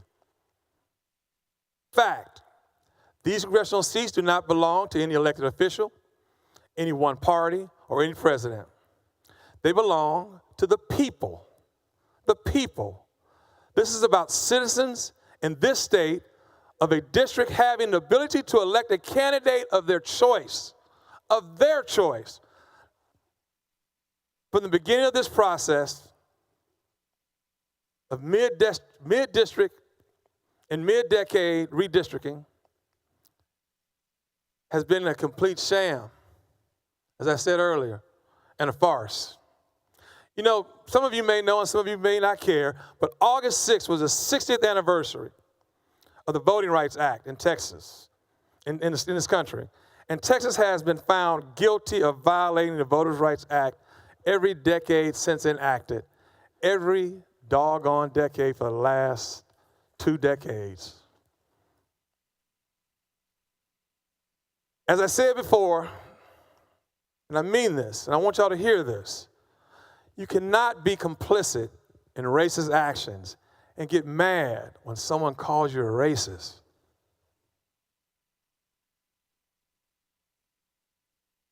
You can no longer hide the racism of your party. Once more, we face a map that does not reflect the truth of Texas, but instead manipulates and whitewashes it. They call it redistricting, but let's be clear, it's rigged districting. When you imbalance the voting of the guarantee one result, that's not democracy, that's rigging. And when you rig, the people's choice is taken away. Texas is the home of the largest black population in the United States. That should mean something and how these maps are drawn. But instead of recognizing that, that's the reality, this map seeks to bury it. It takes the voices of black Texans, splits them up, dilutes them, packs them, cracks them, and erodes black voices in this state.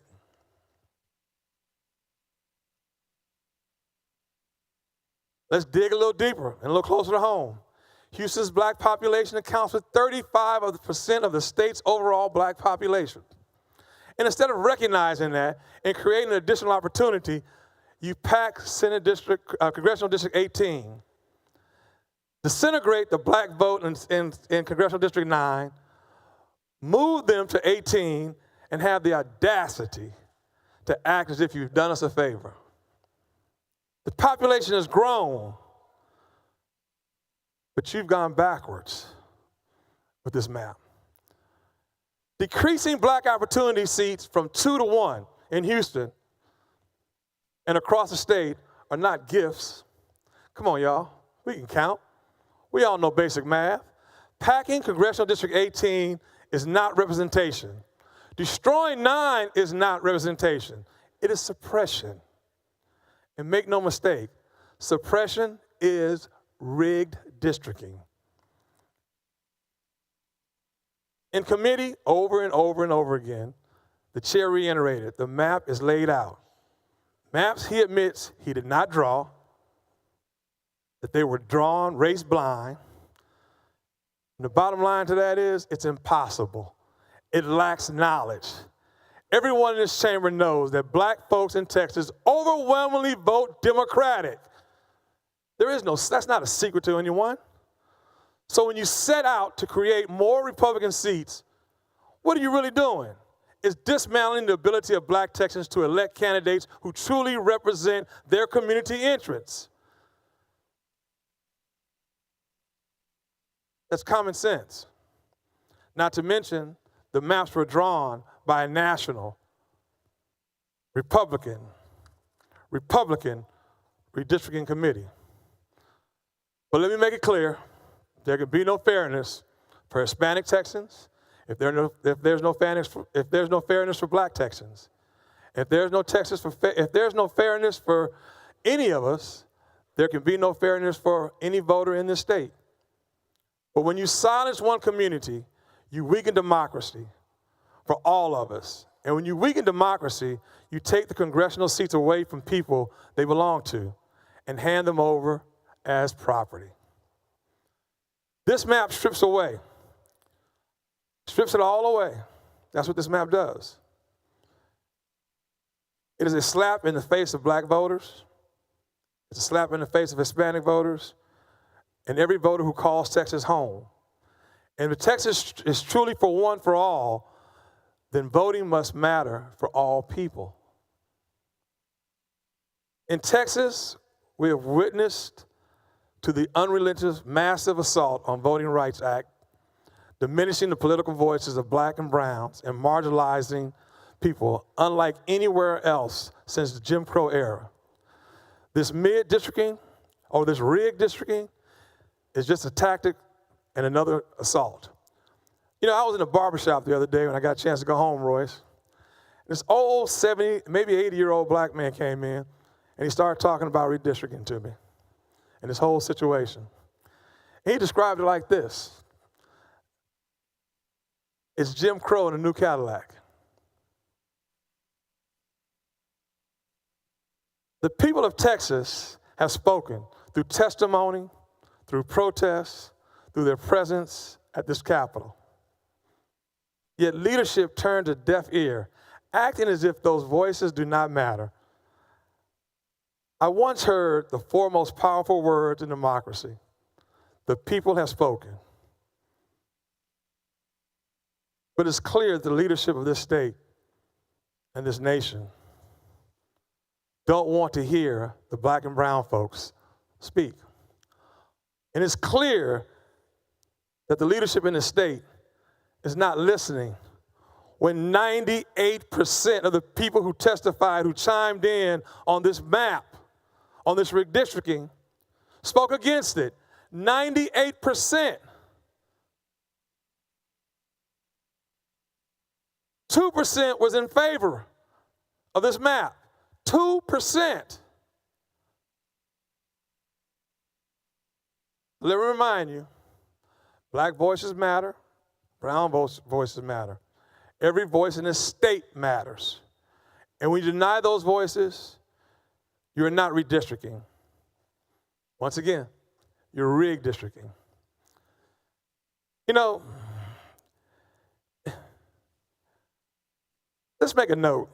Whenever an issue of equality and rights, such as this map, comes up in Republicans, they often try to justify their action by saying, well, the Democratic Party was a party of oppression, and the Republican Party freed the slaves. Okay, thank you. But that's not an excuse. You cannot justify the unjustifiable. The Republican Party has become the party of oppression, and you are now the party of disenfranchising.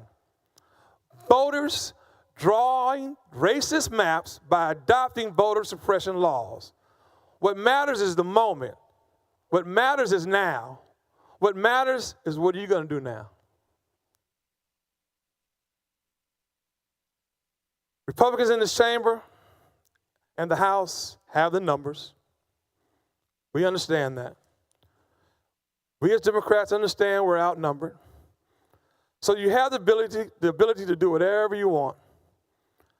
But I ask this, just because you can do something, does it mean you should do something? Lastly, if you allow me, let me speak to everyone in the sound of my voice, watching from the gallery or streaming online. This rigged districting is just another evil tactic to keep us from exercising our constitutional right of voting. Yes, the Republicans have stacked the deck, and this abomination is going to pass, but do not give up. Trump and the Republicans want us to be discouraged and dismayed. They want to give you a reason to stay at home on election day, but please don't. This is my call to arms. Your vote is your weapon. So show them that we can fight and fight back. Show them that we can get down. Show them that their voices in black and brown marginalized communities cannot be silenced. Vote in spite of. Vote because of. Vote because of or in spite of this evil map. Don't give them what they want. Spread the truth. Prepare for 2026 and beyond. Be the hurdle in their way. Take yourself and your neighbor, your friend, and get to the ballot box. We need to mobilize, prepare for the battle. Show Trump and Republicans how Texas, here in Texas, we really get down. Show them who you are, and more importantly, show them whose you are. This is redistricting. Coined, rigged districting. We must keep our faith. keep our fight.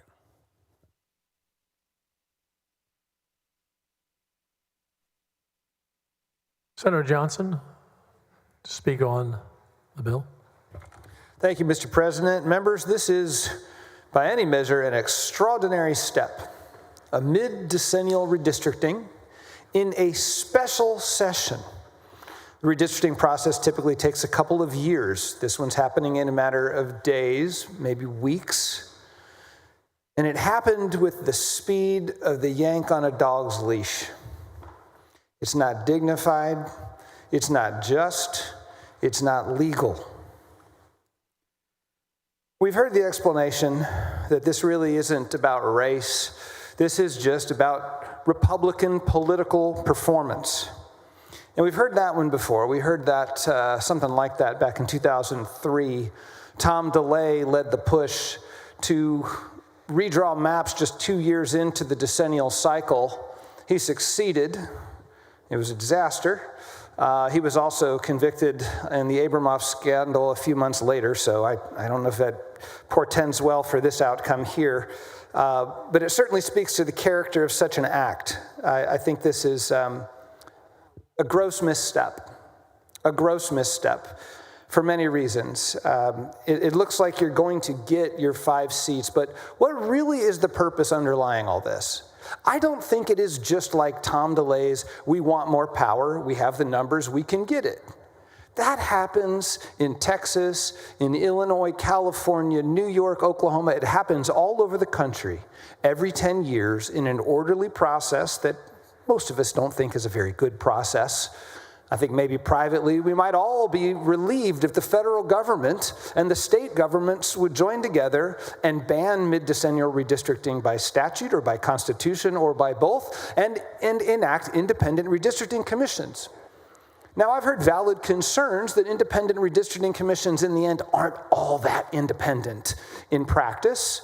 And there's probably something to that. It's pretty difficult to cleanse a human being of all partisan leanings whatsoever, particularly if you're in a state that has a bent one way or another. But here's one thing for sure that wouldn't be happening if we had independent redistricting commissions. We wouldn't be doing it. We'd be figuring out what we're going to do with THC or flooding or property tax or the other things that we probably ought to be doing during a regular session instead of during a special session, so we could use the interim for the less partisan, less flashbulby process of figuring out what kind of policy we ought to pursue when we get here for our 140-day sprints. But that's not where we are right now. And so I ask you, as you embark on this process, which my colleagues have very, very articulately condemned with objective information, you're doing this at what cost? At what cost to public faith in our institutions, in our elections? What cost to faith of the public in not just our elections, but in their participation in the elections, in the outcome of the elections? I think you're undermining our faith in democracy. You're setting off a national gerrymandering. I learned how to pronounce that correctly. Is the legislator from Massachusetts who gave rise to the word gerrymandering, which is how we say it. His name was Gary. So gerrymandering, a nationwide gerrymandering war is now in effect because of us, right? Nobody else was doing this before. And in fact, I'm not going to say us. I'm going to say y'all as the majority. That's a consequence of this. But also think about the consequences to this institution. I talked about this last round. It's an act of compliance. It's passive. It waives any even pretense of that Texas independence of which we're all so proud. It was just a quick suggestion from the president that went to the governor that went to here, and serving up 5 seats in a gerrymandering war and undermining faith in democratic elections. And there's one other piece of damage to this institution and one other piece of undermining faith, and that is participation in the processes that happen in this building. And I'm talking specifically about hearings. Senator Miles brought up the hearings. 98% of people testified against it, 2% in favor. But after 6, 7, 8 hours of grueling questions and answers, Senator King demonstrated impressive stamina. What I didn't hear anywhere in there was any consideration for anything anyone said in hearing. What was the point? Are we dressing this up to try to make it look legitimate? There was no amount of hours of hearings. There were no number of hearings in any number of places geographically dispersed across the state or done virtually that could have legitimized what we're doing here. And my notes just disappeared. So I'll move on to the next part. Those are the damages. That's the cost. And the third thing I want to take up is the damage to the law, or the challenge to the law that we all now face. No one in here is a Voting Rights Act expert, but we all have artificial intelligence to consult and able staffs, and we all have a pretty good grasp that the Voting Rights Act looks not only at the intent to discriminate, which would certainly be avoided if a map is drawn without regard to racial data, but also the Voting Rights Act looks at discriminatory effect, intended or not, including historically throughout the district courts in the country, coalition districts where one or more minority groups is politically cohesive and combined in a district, whether intentionally when the district was drawn or by happenstance. But at the moment that we're standing in, there are districts, 5 of them now targeted, where minority groups, 2 or more, combine in a politically cohesive way to be able to choose the people they wish to put in office. And if they're split up, they will no longer have that ability, the result of which is lower representation by greater proportions of people, which doesn't seem consistent with the democratic ideal. In fact, it's not. It's so flagrantly in contravention of everything the Voting Rights Act has stood for since its enactment that you'd think it was a laydown. Your maps are dead. Now, I hope that is the case. But my feeling and my suspicion is that the plan here by the map drawers in Washington, D.C., and the team of lawyers that thought this stuff up, that assure all of you that these maps comply with the Voting Rights Act, that what they really mean is that these maps comply with what we think the courts might later hold about the Voting Rights Act. That the Fifth Circuit's aberrant view, effectively gutting the Voting Rights Act, will become the view of the United States Supreme Court. I hope not. I hope not. And it makes me sad that we would even attempt to avail of that in the middle of a decade. But here we are.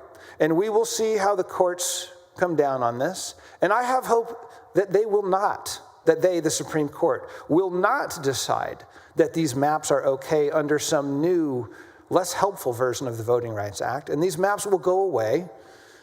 I don't know when. I don't know if it's going to be 1 year or 2 years or 3 years or 5 years. I mean, the judicial recourse isn't all that great either. So I kind of wish we would do things right in the first instance. But we're going to see this play out in the courts. And maybe in response to all of this, in response to the gerrymandering war we've set off around the nation, we will see some federal action banning mid-decennial redistricting. We will see state action and federal action requiring independent redistricting commissions. And maybe that comes as a result of the 26 election wave, when the electorate rises up and says, this is too much. Thank you.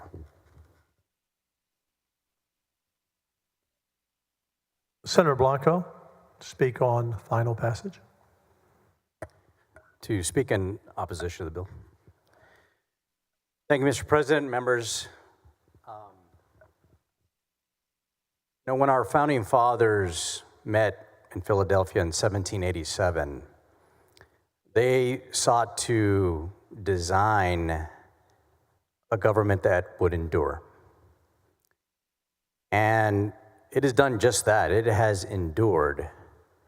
Our government, our country, our form of government, it's that shining light that shining city on a hill. It's a testament to the rest of the world that America is a beacon of freedom, that it represents prosperity, but importantly, democratic ideals. And our founders understood that those constitutional principles and the very legitimacy of our government depended on fair representation of the people. James Madison wrote in Federalist number 52 that the definition of the right of suffrage is very justly regarded as a fundamental article of Republican government. Meaning representation was not a detail, but rather it was a cornerstone.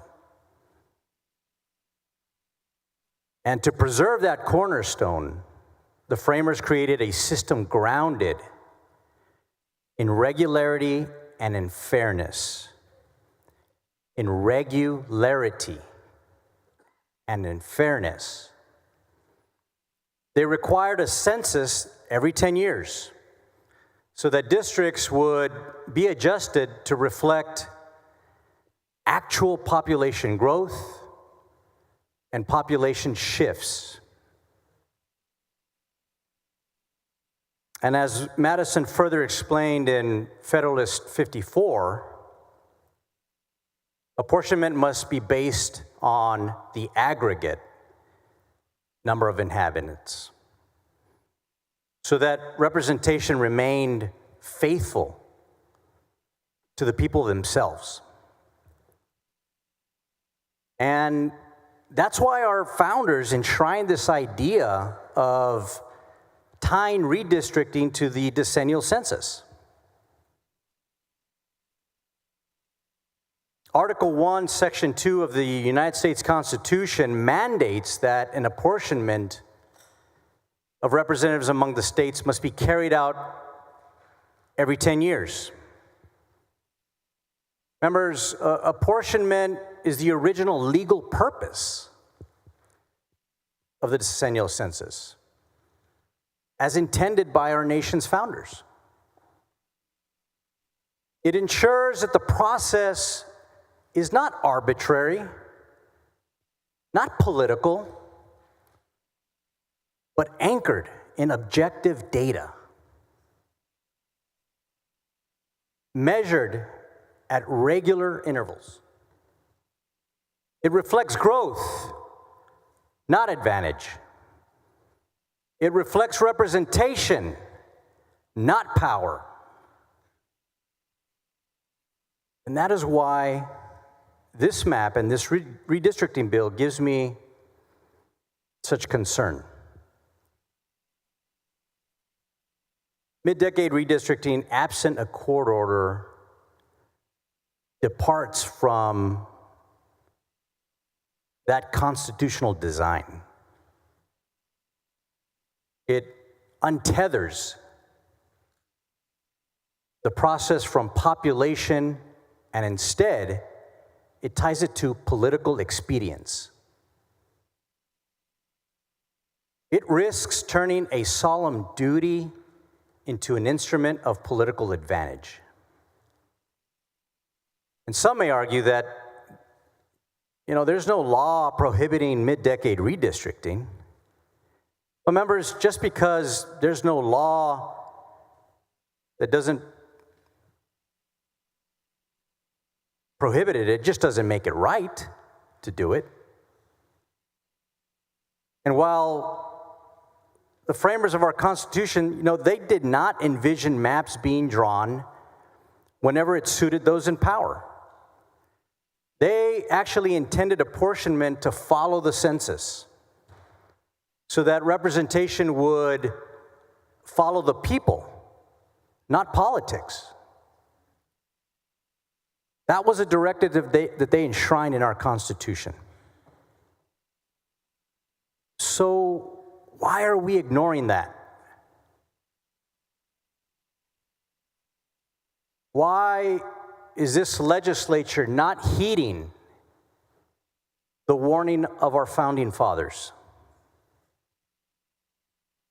Why is Texas bending the knee?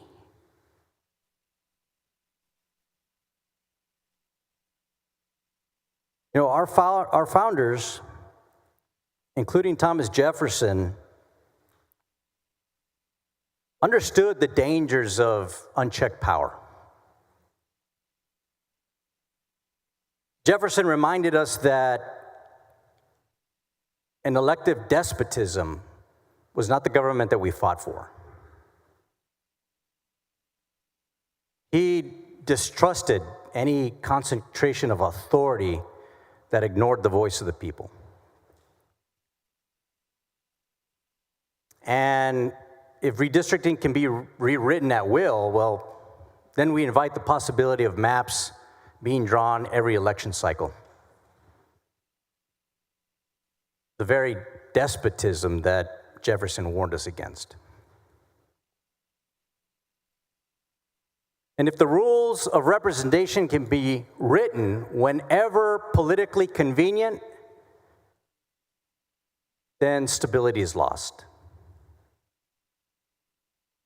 Fairness abandoned. And the people's faith in democracy itself is shaken.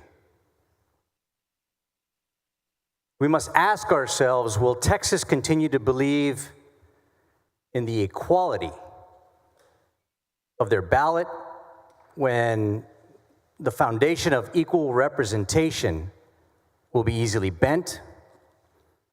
Will they still trust the principle of one person, one vote if that principle is subjected to manipulation at every turn?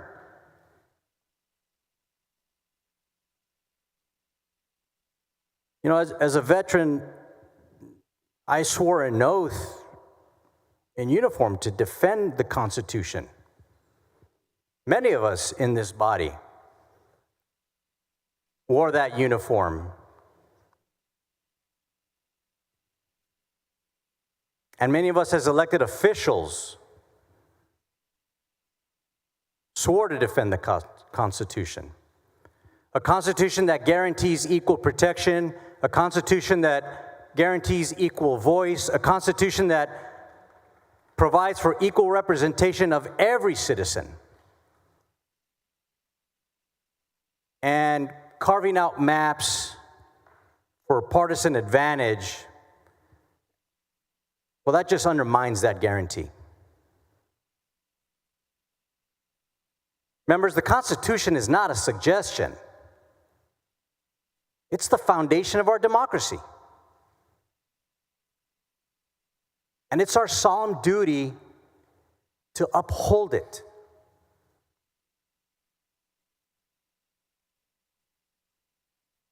You know, history is not only going to record the votes that we take today, it's also going to record whether we honored the vision of those who entrusted us with this responsibility more than 2 centuries ago. For these reasons, and to honor our Constitution, to honor our democracy, and to honor our founding fathers, I'll be voting no on House Bill 4. Thank you, Mr. President.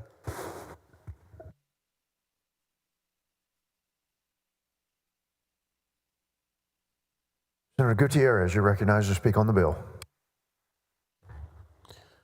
Thank you, Mr. President. Rise at this moment. I wasn't intending to speak. I was asked by my colleagues if I was going to speak, and I really wasn't intending to speak very much because I thought we'd had our moment earlier and we kind of get everything off our chest. But I thought to myself, what do we do if we end up in the courthouse? What do people that have been disenfranchised have to do and show if we get to the courthouse. How do we prove that case? I was listening to my colleague, Senator Miles and Senator West and Senator Menendez, Senator Blanco, and so many others. I sat up in my office, had some dinner, a real quick bite of dinner, and I got inspired by their words. I thought to myself, well, what's this about? I mean, how do we prove this case? What's that binder look like? We talked about it earlier. What's that trial notebook look like? We have to show that the proponents of these maps, Senator King and others, used racial bias in the makeup of these maps. That's really what this is about. That's what all this questioning has been about all day long. The questioning in the House of Representatives was just yesterday. Was it yesterday? Day before? To show that there has been racial bias in the making of the map. So I figured, well, let's start with day one. We have a proclamation in the first session from the governor, and he goes off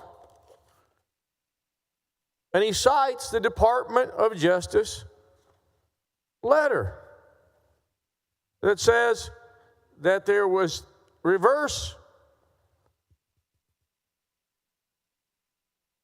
gerrymandering, if you will, race-based considerations from the creation of certain coalition districts in 21. Even though the Attorney General said that there was no race considerations of any sort, even though everybody in this room, every Republican in this room voted for those maps, even though Senator King himself suggested that he was going to vote for those maps because he felt that they were fair, not racially drawn, and within the Voting Rights Act. And so here we are, all of a sudden, with new maps, and now these maps, supposedly, are not racially drawn in any way. The proponent of this bill would have us suggest that he lives in a world of blissful ignorance. Says, I don't know. I didn't look at race data. I relied on my lawyers. I didn't see their analysis. I didn't read their analysis. Even though he got an opinion from them that none of us have seen.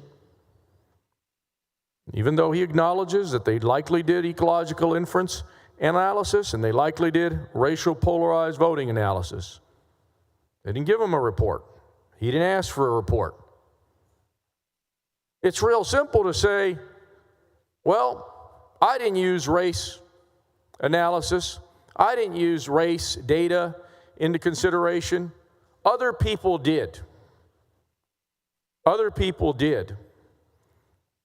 He said, I didn't, over and over again, we've heard for weeks, I don't know who the map makers are. Never met the map makers. We have that on audio tape over and over. Never met the map makers. Don't know who they are. Don't know who the map drawers are. And this might seem like an attack on Senator King, and I don't mean it to be. But the fact is, we've got to find out who the racists are. Now, it's not Senator King. It's the map makers, the people he's never met. Those are the ones that use the race data to pack and crack these districts. I'd love to know who they are. But we find out today that in actuality, he had met one of them. Even though he said over and over again he didn't know, he had not met with him. We find out today that Adam Kincaid was his friend for many years. Talked to him 2 months ago over the phone. Met him at the ALEC Republican Conference. Last call was this Monday. He called him to tell him, hey, we're making changes to the map. Senator King would have us believe that, okay, I got to go. That was the end of that call. Then he says that ask for someone's number. How long was that call? I imagine we'll find out. Imagine that lawsuit. We'll uncover phone records and data. They'll show us how long that call was. We'll see if there's any text there. Somehow, miraculously, districts, almost 7 of them, end up cracked back down to the margins where minorities are just over a 50% threshold. But there was no race data in the offing, according to Senator King. According to Senator King, there's no race data in the offing. So we have the DOJ's letter that shows us that race was a consideration. We have the governor's proclamation that cites the DOJ's letter. We come now to the blissful ignorance that we've heard all day long today. It's the best way to try this case, to not know, to not say. That's what he's told us. It would appear to me that our friend is a great lawyer, a great witness. But it is clear to me also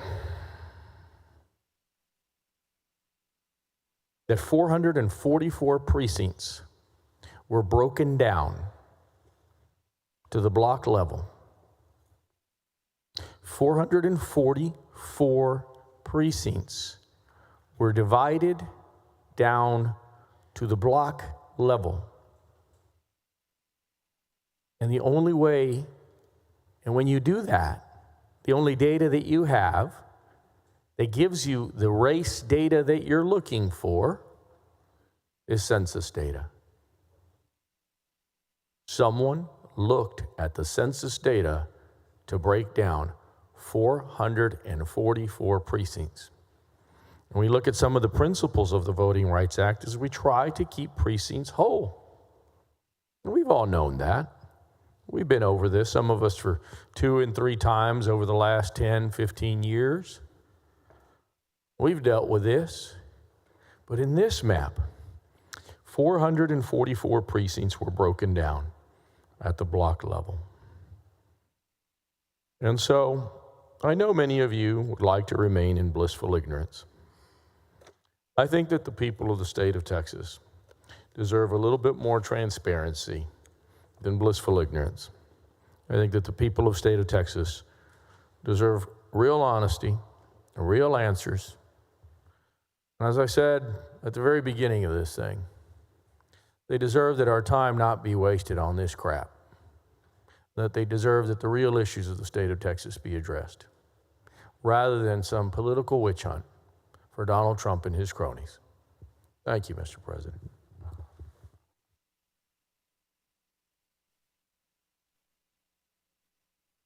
Senator Cook, you're recognized to speak on the bill.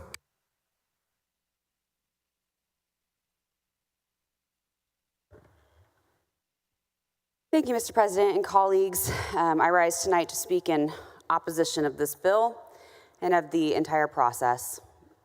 Earlier today, we heard what sounded like just a joke or a quip about adding the word expeditious to the fruits of the Spirit. And I just want to say how disrespectful it is to my constituents, to all of our constituents, when we joke around about how we need to be more expeditious about redrawing all of the congressional lines in the middle of a decade with obvious, serious consequences for Black and brown voters. This process should not be done quickly. It should not be done behind closed doors. It should be done very publicly and with as much warning as a decennial census gives us. There were also comments about when one is sponsoring a House bill, that one does not do one's research or homework or carry that bill as though it's somebody else's baby, which we all know that it is. And so I just want my constituents and the people in this chamber to know that when I pick up a House bill, I do my homework. And I do learn everything that I possibly can about it. And I assure the person for whom I'm carrying it that I am going to care for it the way that I think that they would. I think that's how you get good policy. The concept of one person and one vote is a deeply empathetic concept that centers on human dignity. I truly believe that each one of us is actually a child of God, and that how people feel matters to me. Every single person in this state is just as much a human being as I am, and that's why they deserve to be a part of the processes that shape the change around them. To disrespect that is to disrespect the concept of humanity entirely. And I just want to say how painful it is to watch many of the members in this chamber be completely silent throughout this entire process. But sometimes when there's moments off the mic, there's a little bit of honesty about how broken this is, how unnecessary it is, how really no Texans are asking for this.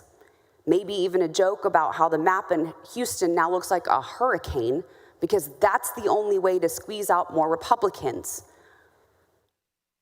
That is a hurtful statement to me and to so many people in my district, especially the Black and brown voters. Throughout the process of SB4 and HB4 moving through this legislature, the people's voices have been ignored. There were no Senate statewide regional hearings, unlike those held for every redistricting process in all of Texas history. Texas House was no better, with a meager 3 field hearings, and at the Houston one, almost 1,000 people showed up. But thanks to confusion and disorganization, my opinion, disrespect, and a lack of access for folks who use sign language, hundreds never got the chance to speak. Afterward, I joined my House colleagues to hear the people's testimony for 2 hours at Wheeler Avenue Baptist Church. Since their voices were not a part of the official record, I would like to take this moment to enter some of their words into the record tonight. Savant Moore, a proud CD18 voter, said, "This district isn't just lines on a map, it's a legacy. Where Barbara Jordan made history, where Mickey Leland marched for the poor, and where Sheila Jackson Lee defended those that no one else would. So when you propose a redraw of CD18, you're not just moving boundaries, you're moving the soul of our community. We didn't come here asking for change, we asked to protect what generations of people built." Another person, Debbie White, said, "Gerrymandering denies communities their rightful voice in Congress. It fractures neighborhoods like the 3rd Ward, Acres Homes, and 5th Ward. Communities that deserve fair representation. Redistricting should reflect population growth and the diversity of our state, not suppress them." Coretta Brown said, "Will you allow yourself to become a cheater of democracy? Will you sit silent while standing on the shoulders of giants like Barbara Jordan, Mickey Leland, Thurgood Marshall, and Sheila Jackson Lee? We've seen this before. After Reconstruction, Black representation was violently, and I mean violently, stripped away. Communities lost rights and progress for nearly a century until the civil rights movement reclaimed them through the struggle and sacrifice. If you allow this redistricting to happen, you are choosing to disregard that legacy." Gretchen Brown said, "I grew up in both the 18th and 9th districts. Make no mistake, these districts didn't just raise me. They grounded my values, my vision, and most of all, my ability to fight." 77021, 77033, 77048. If you're familiar, that's up and down MLK Boulevard, but also most of Houston's South Side and also Missouri City. Representation matters. It really does, which is why I called out those zip codes and parts of town. These parts of town are often overlooked. Last on the list, redistricting. It shouldn't erase the neighborhoods that built us, that built me. It should reflect our voices, protect our legacy, and ensure the next generation sees leadership that feels local, lived, and truly theirs. And yet, today, this body passed a map that tells my constituents their voices are expendable. The changes we're witnessing are fundamentally altering the makeup of congressional districts that have historically provided representation for communities of color in Houston. When communities that have worked together for decades, shared schools, churches, and struggles are suddenly divided, you do silence their voice. You weaken their ability to advocate effectively for healthcare, infrastructure, housing, and every single basic need. You destroy legacies, relationships that have spanned generations, and collective memories that teach the next generation. These maps are racist, and they are devastating, plain and simple.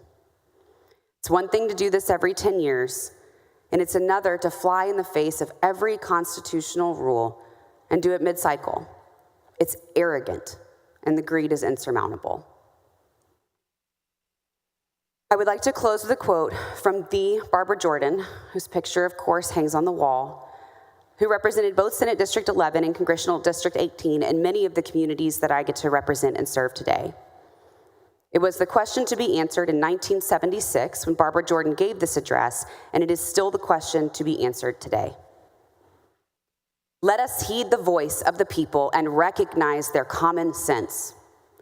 If we do not, we not only blaspheme our political heritage, we also ignore the common ties that bind Americans.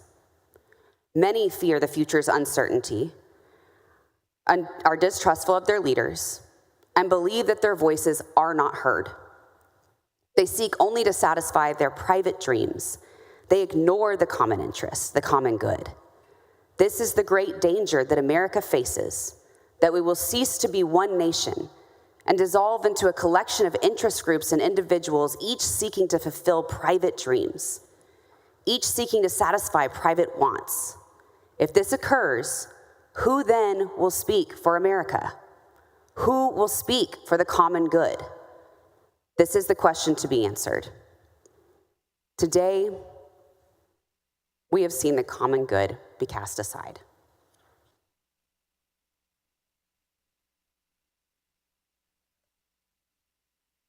Senator Eckhart, you're recognized to speak on the bill. Thanks so much. We've talked a lot about Barbara Jordan in this chamber. And what a wonderful thing that we've talked a lot about Barbara Jordan. I choose to sit right next to her portrait because on days where I feel like there's just no chance of the minority getting heard in this chamber, no chance of having a chairmanship, no chance of being placed on a committee where we have actual expertise, no chance of actually participating in the formation of policy in this chamber, I look over at her and go, geez Louise, put on your big girl panties. Barbara had it way worse. Keep going, right? It's so awesome to be able to glance to the right and know that we can keep going, that we can become a more perfect union. So I want to take you back in time to when Barbara was in this chamber and when redistricting was happening in the early 70s. And I'm going to take you straight to a book that talks about it. It actually has my father's name on it. In 1970 reapportionment, Texas had gained 1 congressional seat, and much as Eckhart worked to draw a seat for himself in 1965, now his state Senate allies, Charlie Wilson, Don Kennard, Oscar Mauzey, Babe Schwartz, and Barbara Jordan wanted that 1 new seat. Jordan was close to Lieutenant Governor Ben Barnes, and he supported her effort to get that new seat. White guy supporting a black woman to get that new seat.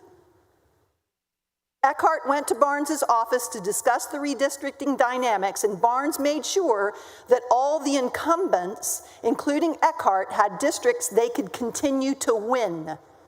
It was the incumbent protection era of gerrymandering. Yet he had to be careful. Eckhart had supported Jordan and loved the idea of her coming to Congress, but he had to give up black precincts in his district to a new district for her to win. Both he and Jordan were able to get what they needed. He kept his workshop district, and she got many, though not all, of the minority communities in her district. At the same time he got caught up in a rift among black allies, Barnes and most of the senators had come to like and trust Jordan. She worked well with them, and they considered her an insider. But Curtis Graves, who was definitely not an insider, wanted Jordan's state Senate seat. Barnes and senators were alarmed at the possibility and decided to block him. Jordan went to Lauro Cruz, who was on the redistricting conference committee, and asked where Graves's house was on the map. Jordan took out a magic marker and drew a line around his house into the district that extended into River Oaks, the wealthy white area of town, and the map was passed. Graves was furious. Knowing that he could not win, indeed the seat did go to a white person, he instead filed to run for Congress, and Jordan and Graves battled each other in the primary, with Jordan winning the nomination. Eckhart had to stay neutral. The reason why I read this, and it may sound familiar to you, this kind of horse trading, the politics of redistricting, that absolutely has been around since the beginning of our republic. Absolutely. But what you hear, the difference here, is that it was transparent. Graves knew that Barbara Jordan had drawn a circle around his house. Ben Barnes knew who all was vying for those seats, and all the people who were vying for those seats knew each other were vying for those seats. There was no law firm that drew the districts behind closed doors and didn't share any of the actual analysis. There was no attorney-client privilege that kept them from knowing what was going on. That didn't happen, members. That didn't happen until the later 1970s and into the 1980s. And it didn't go on steroids until recently. This kind of cloak and dagger secrecy, this pretending that we don't know, is new, and it's dangerous. We must show integrity and leadership. We must be honest with each other and with our constituencies about how, when, and why we are reapportioning. When we do it every 10 years, but most especially when we do it in an unusual mid-decade redistricting effort. This idea of doing redistricting behind closed doors with lawyers under attorney-client privilege in the middle of the decade is very new. So if somebody tells you everybody does it, this is how it's always been done, look at history. We've heard a lot about one person, one vote. And a lot of people, I think, assume that that goes all the way back to the beginning of the Republic. It doesn't. One person, one vote is a concept that was derived by case law in 1965 in connection with the Voting Rights Act. Before that, politicians were almost entirely white and almost entirely male. And while the Congress was apportioned by population, state legislatures could draw congressional districts of any population to satisfy their political benefit. And that's how the U.S. House of Representatives remained almost entirely white and almost entirely male. The one person, one vote concept and the Voting Rights Act changed that and ushered in an era where we started to become a more perfect union, reflective, having representatives that were reflective of the actual population of the United States.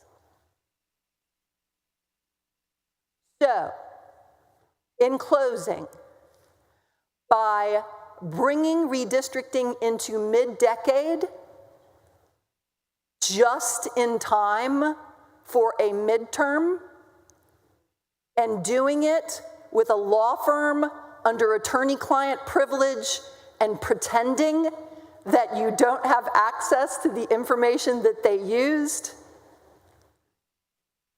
is going to take us backward. We will ignite a redistricting civil war across the United States, where the minority in each state will be disenfranchised by a hyper-politicized and secret process. So for those who are listening who think that this is just Democrats bellyaching,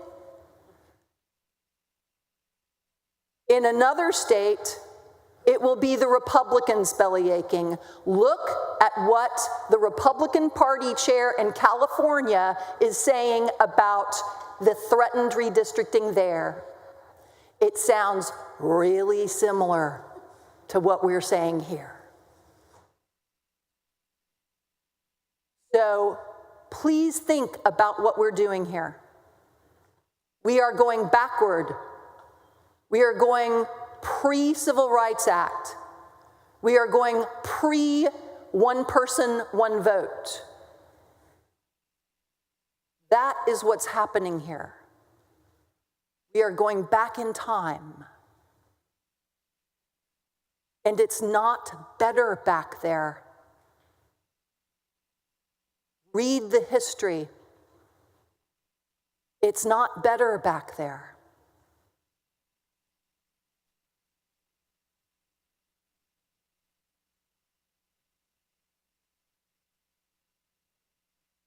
Senator Hinojosa from Nueces. Thank you, Mr. President.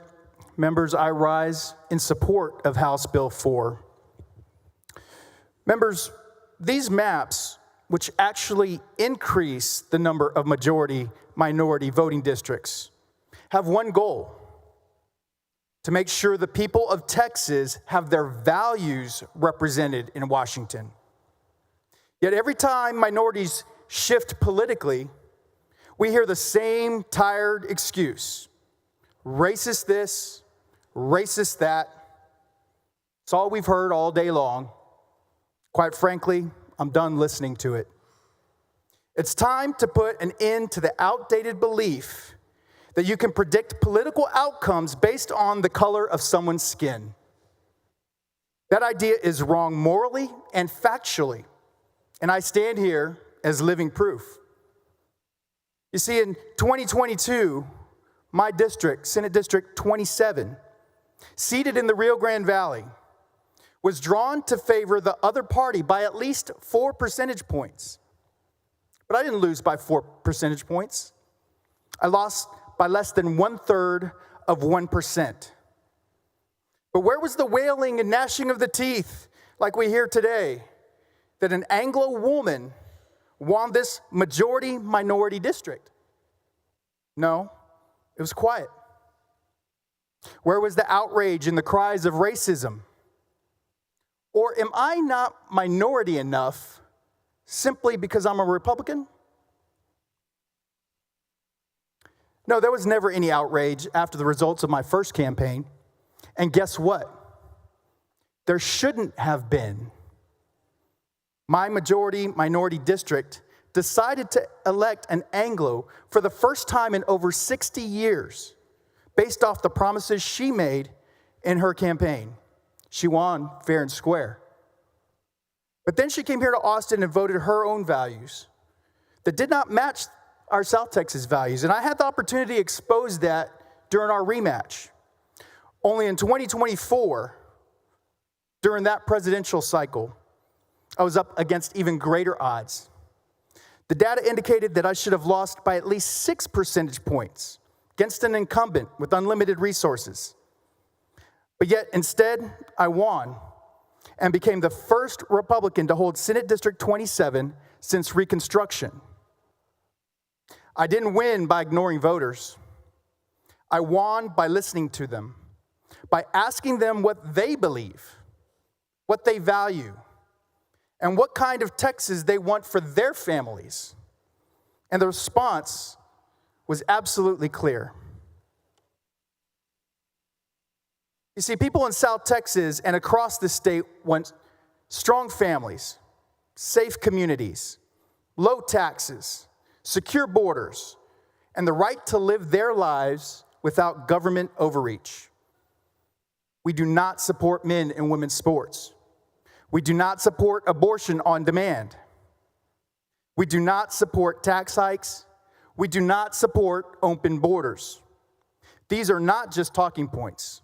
These are the words and values of the people that I represent in South Texas. And therein lies the truth, members. The other party lost us Hispanic voters. They lost us when they shut down our churches during COVID. They lost us when they dismissed faith, family, and the sanctity of life. They lost us when they stopped listening to the very people that they claim to represent. And they keep losing us more and more and more, especially in South Texas.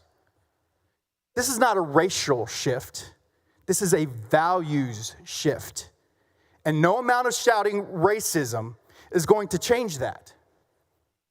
The people of South Texas have spoken, and Washington, D.C. now needs to start listening. We have all seen the political shift in South Texas over the past several years. It came to a head this last election. I won my seat. President Trump won counties all along the southern border that had not voted Republican in generations, if ever. President Trump won with 55% of the Latino vote and doubled his support among black voters from where it was in 2020. So let's stop pretending that this is all about race. It is about values. It is about representation, real representation. The fact that we're redrawing the maps is to ensure that as these shifts have happened and continue to happen, that the people are able to have representation that reflects their values, not their last name, not their skin color. These maps give Texans a voice that reflects their values, not outdated assumptions about race or party. That is why I support them. Because our job is to ensure that the people of Texas, their voices, their families, and their priorities are represented at our nation's capital. So if you're worried about losing minority votes in this next election, stop blaming maps and start looking in the mirror. Stop judging people by the color of their skin and start focusing on the content of their character. And with that, members, I proudly stand and look forward to casting my vote in favor of House Bill 4. Thank you, Mr. President, and thank you, members.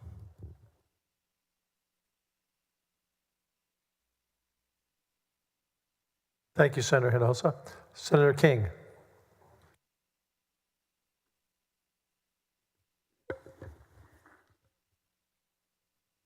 Thank you, Mr. President. Members, I wasn't actually going to give any closing remarks, but there's been so many things expressed alleging or suggesting why I'm carrying this bill. And so I wanted to make it very clear why I support this map. The Biden years were devastating to the United States. But since we've had a Republican majority in the U.S. House and the U.S. Senate, and since we've had a Republican president, we have seen remarkable changes in America. We now have a secure border. We're seeing an incredible slowdown in the flow of deadly fentanyl. We've seen a continuation of historic tax cuts that were about to expire.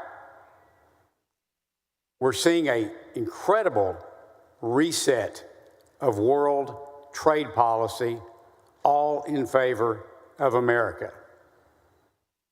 Our military, it's back in the business of national security, not social experiments. We're standing up to Iran. We're standing up to China. We're standing up to Russia.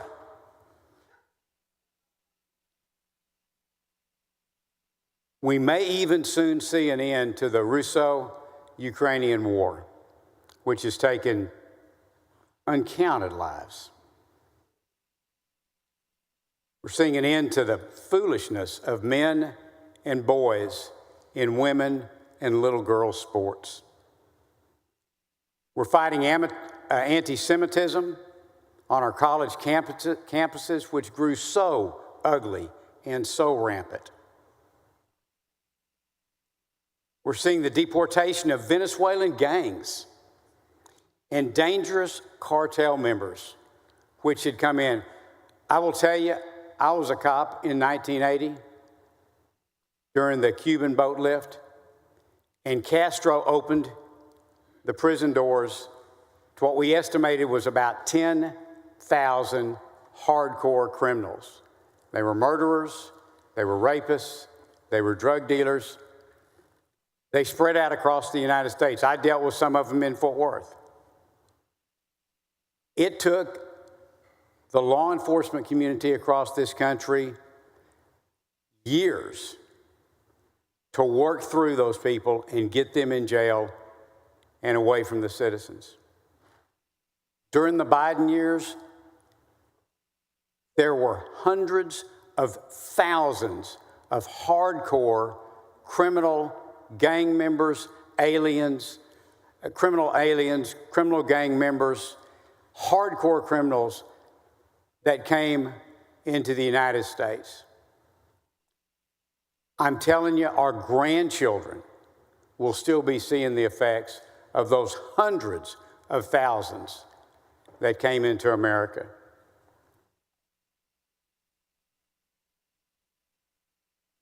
I could go on, but I just want to say that this map, from my perspective, it has nothing to do with race. It's been repeatedly said that it's about race, that it's racist. It has nothing to do with race. It has everything to do with good policy. Because this historic process, the amazing progress that's been made in just 8 months, all of this will end if the Republicans lose the Congress. And it's become incredibly apparent to us in recent months the amount of gerrymandering that has been done in blue states. And I'm convinced that if Texas does not take this action, that there is an extreme risk that that Republican majority will be lost. And if it does, the next 2 years after the midterms, they will be nothing but inquisitions and impeachments and humiliation for our country. That's what we saw during the Biden years, and that's what will happen again if the Republicans lose the majority in Congress. And that's why this map is needed. Now, as to the map itself, just a couple of quick comments. I adopted HB 4, which I have said repeatedly was not drawn by me, but I adopted it because it accomplished my 3 goals. Those 3 goals were that it be legal, that it improve the political performance for those seeking Congress as Republican candidates, and that it improve compactness. This map clearly meets all 3 goals. A lot of questions today were asked about the use of racial data. It is my understanding that race was not used in the drawing of this map, and I can say unequivocally that it was not used in my consideration of HB 4, not used to any degree. Now, I think it's important to note that despite all the criticism of this map, no alternate or substitute maps have been offered by a Democrat as an amendment. Let me repeat that. Despite all the criticism today of this map, there was not a single floor substitute offered by the Democrats, nor was there a single amendment offered. Additionally, throughout all the hearings, no one presented an analysis of data to demonstrate that this map violates any law, not one. Throughout all the hearings, House and Senate for that matter, no one presented an analysis of data to demonstrate that this map violates any law. We heard hours and hours of testimony, and we were not presented with any racially polarized voting analysis, Jingles factor analysis, or political cohesion analysis that suggested in any way that this map was in violation of the Voting Rights Act. Why not? It's because this map is legal as to all applicable law.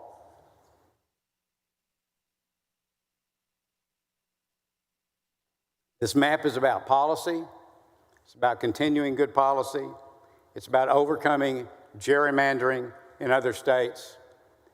And I think it is self-evident that because no analysis has been presented through any hearing or on this floor today, no data has been presented to show that it is not legal. I think it is self-evident that this map is legal in all respects. Now, with that said, just on a personal note, I do truly want to thank all the members that have served on the redistricting committee. It came upon us all pretty quick, and it's taken a lot of work and a lot of time, and it's been very difficult. And in fact, it's even sadly strained some long-time friendships.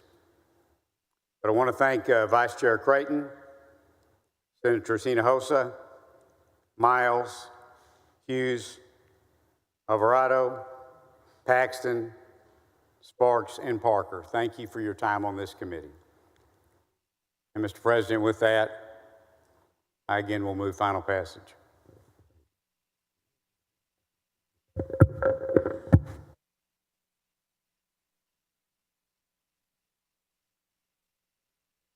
Members, we're going to take a break, a dinner break.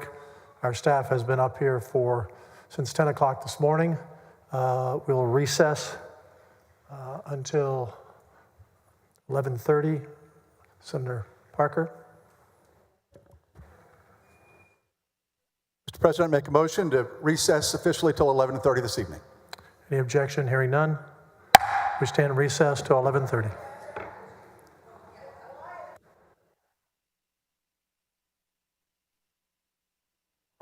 If you want to vote on the motion, the secretary can call the roll. The ladies have been here for almost 11 hours.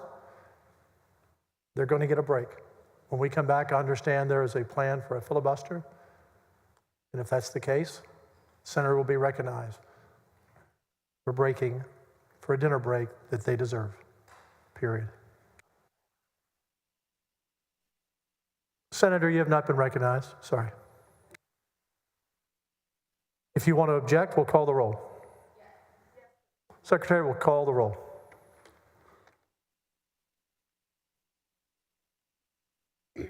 Alvarado, Betancourt, Birdwell, Blanco, Campbell, Cook,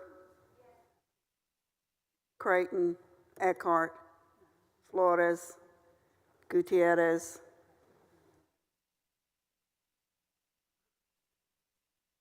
Hagenbu, Hall, Hinojosa of Hidalgo, Nueces, Hinojosa of Nueces, Huffman, Hughes, Johnson, King, Colcourse, Menendez, Middleton, Miles,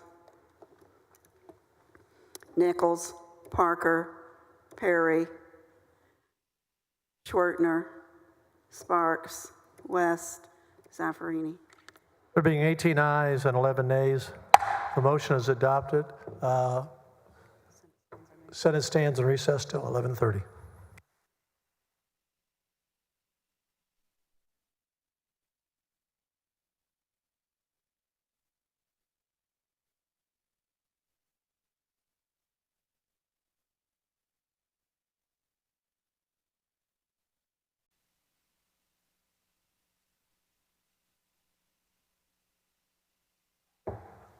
Senate will come to order.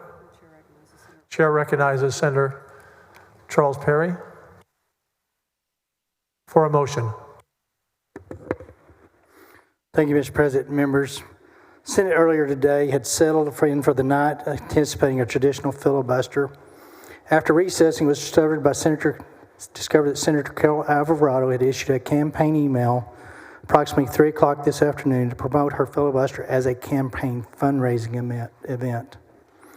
It's unprecedented to the filibuster in the Texas Senate for the purpose of campaign fundraising. Highly offensive to the body, violates longstanding traditions, ethics, and decorums of the Texas Senate. To hold state employees at work under the guise of official responsibilities for the purpose of campaign fundraising appears to be potentially unlawful, at least unethical, using state resources for a campaign purpose. Every Senate employee's state salary is being used to support Senator Alvarado's campaign. The Texas Capitol building and the Senate itself are being used to support Senator Alvarado's campaign. Facilities used such as lighting, security, electricity, information systems, technology, and resources are used to support the Senate, and its official work is being used to support Senator Alvarado's campaign. Using the entire Senate, its employees, and support and resources to support Senator Alvarado's campaign effectively holds hostage the entire Senate and the forces employees to assist and participate in her campaign. Every other Senate member and each employee is a prop to support Senator Alvarado's campaign. In addition, members are here today on a Friday night, on a weekend, after a long 2 or 3 sessions, giving their time to the process. It's disrespectful, it violates the decorum of the Senate, and personally, I'm offended by it. Time away from home, time away from relatives and home is not what we like to do as a Senate. First warning, next time, you're out of the gallery. Specifically, for the record, the campaign was breaking news, Senator Alvarado to filibuster Trump's rigged maps. Friends, most people thought today would mark the end of a fight against Trump's power grab, but I'm here to tell you that we're just getting started. I am standing up to Trump and standing for the democracy. Back in 2021, I spoke for 15 hours and 7 minutes without food and water to defend voting rights. Now stakes are even higher, and I'm prepared to give everything I have to my fellow Texans for this country. MAGA will come after me for this. That is why I need you in my corner, and rush a donation now and join me in this fight. Together we will not back down. With that, pursuant to Senate Rule 6.09, I move the previous question on final passage of HB 4. Shall the main question be now put? The secretary will call the roll. State your inquiry. I don't know if this is working or not. Mr. President, I don't know that this is actually precedent. I know he's mentioned that there's precedent here. Where's the precedent to do any of this? I mean, he can call the question for whatever reason. Any member of the opposing side could call the question. But the excuse that he's using... Senator, if you have a question about moving the previous question, we'll hear that. My question to you, Mr. President, is that Senator Perry is offended.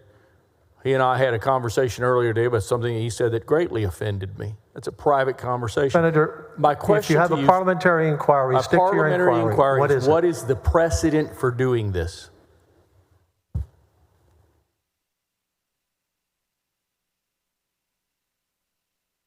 That is not a proper parliamentary inquiry. He has moved the previous question. Do you have a question about that?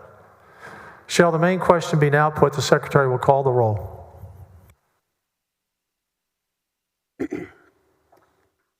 Alvarado.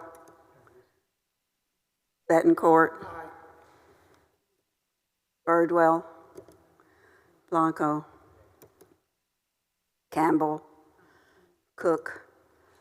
Creighton. Eckhart. Flores. Gutierrez. Hagenbu. Hall. Hinojosa of Nueces. Hinojosa of Hidalgo. Huffman. Hughes. Johnson. King. Colcourse. Menendez. Middleton. Miles. Nichols. Parker. Perry. Schwartner. Sparks. West. Zaffarini. There being 18 ayes and 8 nays. And members, for the record, there were more than 5 seconds to the motion. The motion is adopted.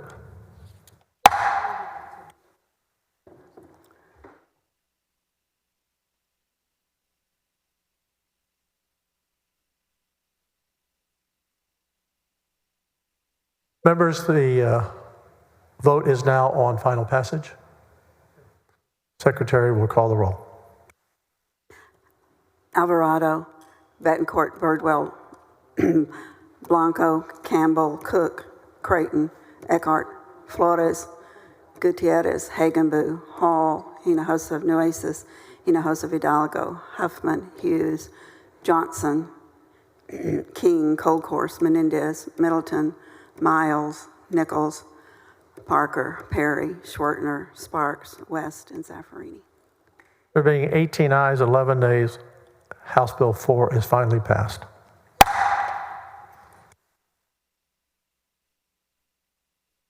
Chair recognizes the Dean of the Senate for a highly privileged motion. Thank you, Mr. President. Mr. President and members, I move... Please remove him from the gallery.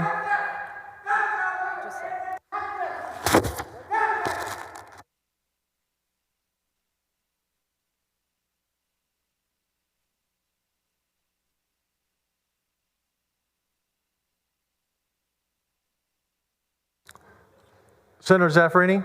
I move that the Senate adjourn until 3 p.m. Tuesday, August 26th, pending the reading and referral of bills and the receipt of messages and committee reports and the completion of administrative duties. Is there any objection? The chair hears none. The Senate stands adjourned until 3 p.m. on Tuesday, August 26th, pending the reading and referral of bills and the receipt of messages and committee reports and the completion of administrative duties. Thank you, members.